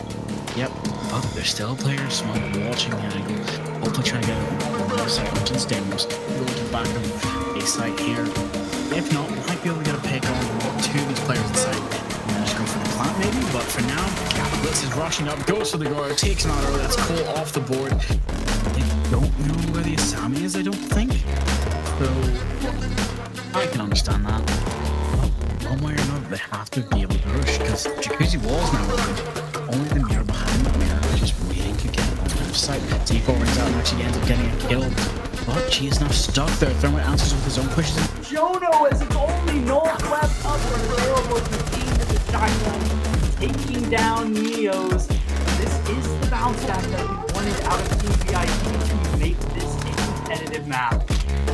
Man, not able to claim one though, so now into a... There, they definitely need to be able to deal with these different operators, but the plan is going down early. Blitz is getting that case down. Already falls on the Dokebi. The case ends up going down. Layler finds a pick onto Neos, and the Blitz is just out of the room. It's a space and even more things they're gonna have to worry about, and that is the danger now. 30 seconds left into this game, but slowly but steady here they need to go in as the plan's happening on side. Vision has been denied, kill has happened as well. Back down to the advantage from the side of region. But Blackbird bounces the C4 off his face, keeping him alive luckily, but also pushing his player out. And as I mean, if Warden is still there, but Blackbird does get his own kill in the Maris, but is shot in the back. But Smiz is there as well to also take out Oral and try to take the flank. It's just not working because they do not have time. This 30-second meta will come out to bite them if they cannot get those kills to start swinging. But here we go. First one, Valkyrie's tagged but not finished. Another one coming out from blue. Striker does go down. The two players in blue. Flash swings and gets Deimos as well, running it out. For the last 30 seconds, Packle needs to get this hit down. Otherwise, you will be caught out from this. The way upstairs, the weapons, but the ground is almost put over for Oblivion. He's able to pick up one as Jono takes down Hungry. This smoke is not going to be a factor as long as this Warden has his ability up and available. The C4 not quite going to come out yet, but Rexon on the Nook, able to find two, as Voltan does manage to find one, but Rourke quickly trades out onto Zare. It's just too much to handle. As Eli finds another, it's all going to be left up to Merrick on the Legion. Has to manage to find all of these kills, all 5 of the kills. The case going down. Is the Zoomine going to be able to stop it? It's not going to be able to find. Hello, welcome back, everybody. We've got the wonderful Packball. You seem to be having lots of interviews recently because you guys are slamming everywhere. How does it feel being the T2 Gatekeepers? I think is the title that you guys have been gifted. I think it's fair to say you guys have shown dominant performances across everything. How does it feel at the moment? It feels good, but we have had a few tough games recently, especially in North Rumble, and actually we lost in South Breach quals like a week or two ago. So yeah, we had a pretty good unbeaten stretch, but recently we've had some reason to be humble, and hopefully it's gonna end up being a good thing in the long run because it gives you some more motivation to keep practicing and keep getting better. So when you're speaking of practice, I think you guys have been playing a silly amount of officials throughout your inception as a roster.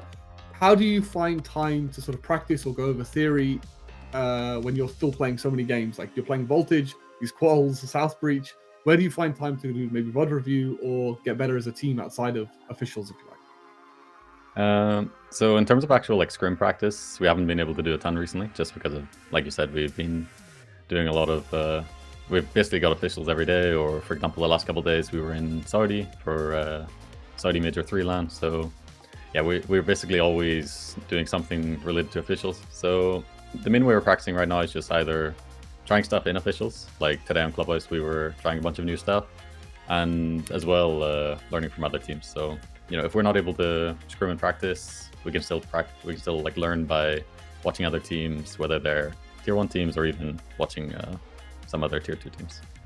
Nice. And speaking of trying new things, we saw a Brava ban into a bar with an Echo and a Maestro.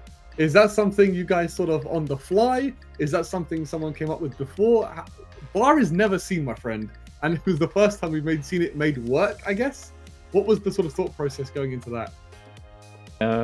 Well, to be honest, I don't think Bar's a great side, but we know that these guys are a new team, and I'm 100% sure that they, as a team, haven't attacked Bar before. So Hungry just called in the game, guys, let's go Bar, and I think it was a good call because yeah, they probably have never attacked it before, and it kind of gives you a free round win.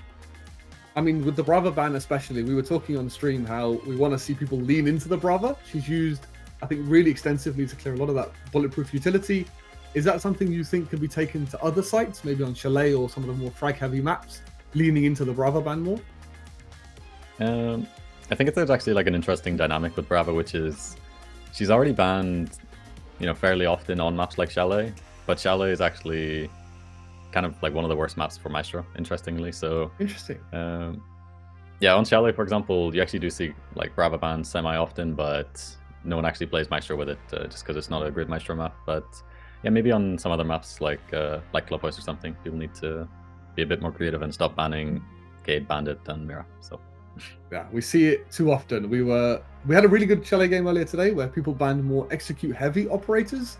How do you find the balance between trying to nerf people's executes and dealing with things like the shields, for example? Do you guys have a tendency to prefer nerfing one or the other?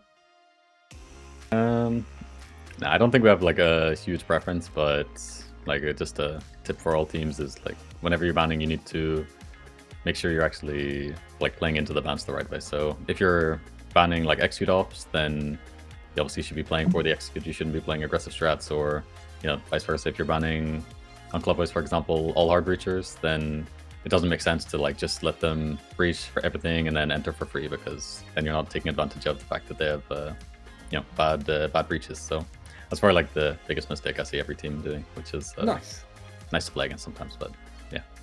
Very good. And obviously in Voltage series, we've got a range of teams. Team Divoli are actually at the top at the moment.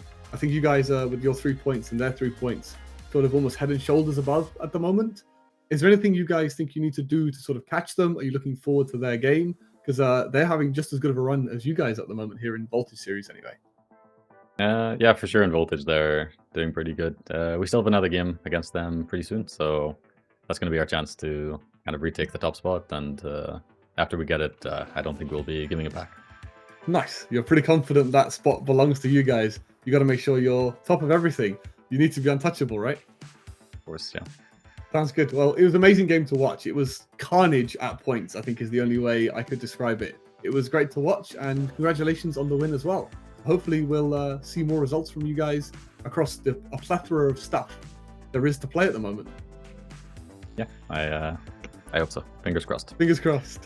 See you in a bit. Thank you for joining us. Have a good evening. Thank you. See ya. All right. Well, that was certainly interesting. Pagball came in, gave us a bit of an interview. We got the insides of what the thoughts on Geek are and how they tried out some new things, but certainly was interesting. But in general, Geek won it out, and congratulations to them. But we got to give a bit of credit to VIP, because honestly, VIP, when they won those rounds, they did so very well. And I think they punished quite well, even though it wasn't nearly enough to get the victory. VIP still tried their best. But that's going to be it for today. Now, we have one more thing to take a look at, and it's going to be the current standing. So I'm interested to see who's in first place, and it's still Divoli. Yeah, big result for Divoli, and this is almost Divoli's for the win. As you heard Pagball saying, Geek still needs to play against Divoli, so that's a chance for Geek to sort of take some points away from Divoli, but that's going to put them up to 22 points. If Divoli can just keep winning, they can lock out that top spot. But the big thing for today is Team VIP still not being able to make it out of negative points, which is a real shame. But the biggest thing is in between that 7th and 4th position. It's extremely tight when we still have 5 weeks to play. We're only on game week 9. And you'll also notice that Geek and Psychopatas are still a game behind. So that makes things interesting, because if Psychopatas can get a win out of that, they'll be right in the mix for 3rd and 4th. But with the amount of games that we have left, it's extremely tight in that middle sector. And then you've got teams like UAIM and Wisteria now also looking to make their comeback. UAIM got a big 2 points today to sort of get them closer to that 5th position. So it's still almost all to play for in that bottom realm outside of the top 2. 100%. I mean, these matches right now in the upcoming weeks and days will be an absolute frag fest. It's going to be really tight and close, but exciting, and we're looking forward to seeing who cast it. Now, of course, up until the next match, we only have to just wait, give it a bit of time. That was today for it all, and it's getting quite late. Only in 30 minutes, it's already going to be midnight, and I need to wake up at 5 in the morning, so you know how I'm feeling. But in general, today's matches were great. We got ourselves some good teams. We got to see how they're still proceeding, and like we said, we wanted to see improvement throughout the day, and we certainly did from some teams, and even 2 overtimes, which is great. We love to see some chalet action, although in the end, Hamguns, you want to give any shouts before going out? Yeah, it's always a few, same as every week. First of all, it goes out to Unnamed Gamer and Rowan for observer and producer. But obviously, without those guys, we're not able to put this show on. The second one is to everybody watching. We hope you guys have had a great evening watching us here today. We appreciate you coming to hang out and watching some officially T2 Siege now, which is really good. It's obviously not the official T2 circuit, but we appreciate everyone watching. And the last one is to the players and the teams. To put on these amazing shows that we get to work on. So I think that covers everything from me, Puffer. 100%, I agree. Thank you from my side as well to everyone involved. As mentioned by Amguns, don't want to hold it on for too long. So for now, we're going to cut it to a bit of an end. And right now, thank you so much for tuning in once more. And we hope you have a great rest of your day or whatever remains of it.